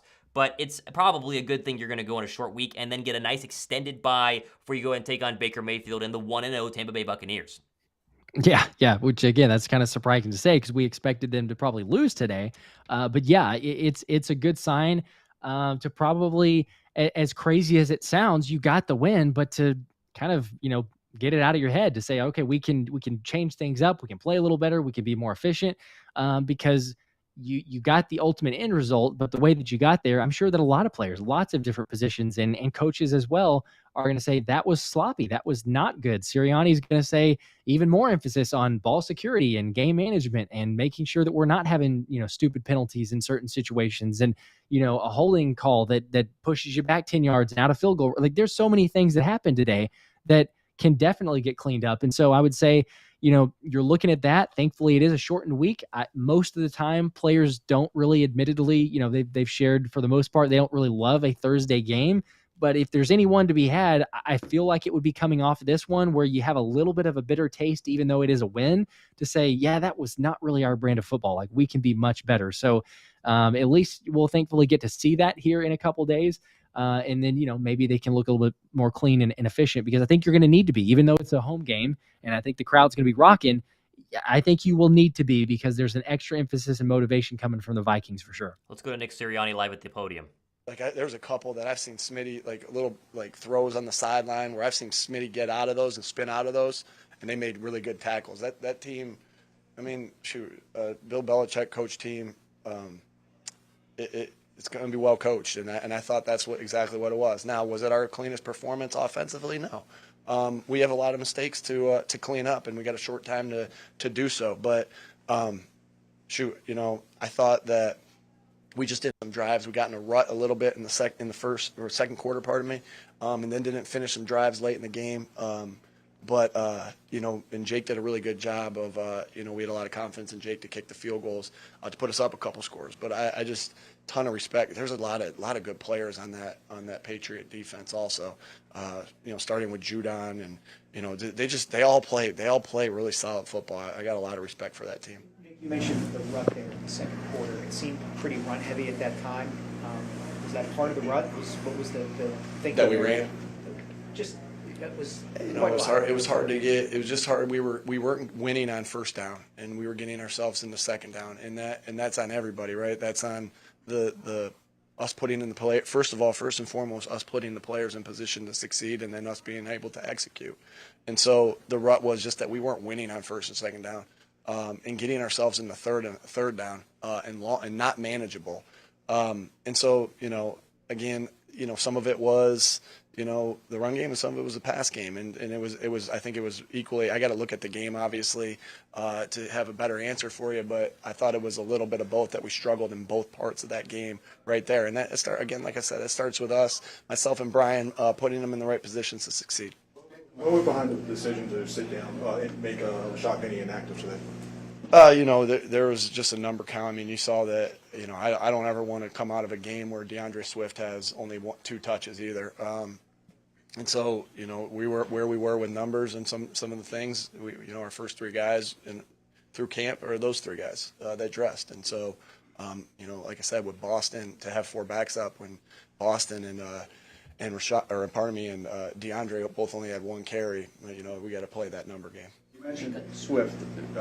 Goddard only had 1 target. Were they doing something to take him away, or was he just not part of things? Sometimes it's going to be. Sometimes it's going to. This reminds me a lot of last year against the Lions. Smitty had no catches against the Lions last year. This year it was Dallas. We can't go a game without getting him the football. He's too good of a playmaker. But there were some things that the Patriots did that made it difficult for us to be able to get him some quick, easy touches. So that happens. And so some of the plays that you think that you can get easy touches for your guys, quick, don't necessarily happen for your backs and tight ends when you play a Patriot-style defense. And so, again, hats off to them. They made it hard for us to get the ball to our playmakers, and that's what a defense like that usually does, is try to take away your good playmakers. So we had to get it to the other guys. Ryan, how did he do as a first time in play call? I thought he was awesome. I thought he adjusted. We're always taught. Communication was great. Problems on the offensive side. We had some operation problems elsewhere, which I'm sure you all would ask me about. But I thought Brian was Brian's cool and calm and just got a great demeanor about himself. I thought he called a great game. I thought he, made some adjustments in the second half to throw it a little bit more, knowing that we were struggling in the run game. And that was, we're gonna, if we throw it 20 times in a row, it's because that's what we think the right thing to do. If we run it 20 times in a row, that's what we think the right things to do. And Brian, and that's conviction. And I thought Brian had conviction today, and I was really happy with the way he performed. Brian performed as the offense coordinator today. Nick, I'm coming to you. Jalen has not played in a real game since February 12th. Do you think that had anything to do? We know he's better than that, but he was today. Do you think that had anything to do with it kind of shaking off? I'll definitely reevaluate some of the preseason stuff next year. Wow. I know they played the first 2 years that we were here. They only played 1 series against the Jets in 2022. Maybe I should have played them, a series or 2 this preseason, and I already wrote that in my notes. And I'm constantly self-evaluating myself, and and I'm not promising anything. And I know y'all will remember this conversation and play it, and that's okay. But I have to, I'll reevaluate that, and second thought, if I had to do it over again right now, I would say, I would have played the starters 1 or 2 drives in the preseason. But next year will be a new thing, with new situations and new everything. So I'm not worrying about that right now. I just got it in my notes to think about right now, though. On the 4th and 2 at the 2-minute mark, what made you want to keep your offense on the field, and why was that the play call? Yeah, again, we just try to give them options in situations like that. I guess really the the word again, I'm going to say is conviction. Conviction that our offense is going to succeed. Conviction that we'll call the right play to put them in position to make a play, and conviction if we don't that our defense will get a stop. You know, it was a little bit. I know I'm going to hear it from my dad when I get on the phone with him when we land in Philadelphia and I'm driving back to my home. I'm going to call my dad. I'm going to wake him up, and I know exactly what he's going to say. That would the exact question you just asked me right there. So I better have an answer for him too. Yeah, it is. It is. I was convicted there. You know, it didn't work. It didn't work. Sometimes that's. Nick Sirianni at the podium there for the Philadelphia Eagles as we get ready to wrap up here on this show as Sirianni's about done talking. There's your answer. He preseason rust, and Nick Sirianni would chart up the first game's lack of offensive, prowess by not playing the players in the preseason. That was fun to hear. That was exciting to hear. He admitted it. So there you go. That's kind of surprising. The rush should be gone. I agree, but it's just surprising by the fact that he actually admits it that early on to say, yeah, you know what? We probably should have played them a drive or two. And if I could do it differently, I would now. Like, you would have expected just to kind of hear different things and, just kind of his answer, honestly, for Brian Johnson. I know you want to cover for your coordinators and everything else, but for him to say, I think that he was called a great game and everything else there.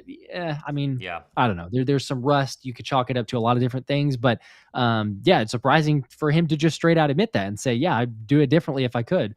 So maybe it is just rust. That's what I want to believe. That's what I want to go with. We'll get to see in a few short days because it's a shortened week. But yeah, very interesting for him to admit that so quickly. All right, he's done talking to the media as we are going to wrap things up here on what's been a long day. I have not had dinner, neither has Josh. We're going to go hopefully enjoy the time with family and watch the Cowboys lose tonight. That's the hope. We appreciate everyone watching. That is the goal. That's the plan. We'll be back, obviously, with shows tomorrow, obviously live show Wednesday and back live Thursday. If you appreciate this, be sure to subscribe. Listen, this has been the first live game we've done together. The regular season was a bunch of fun. So, Josh, have a great rest of your evening. Congrats. You're 1-0. I'm 1-0. And the 4 people watching are 1-0 right now. Enjoy it tomorrow. Heck yeah. We'll see you. See you guys.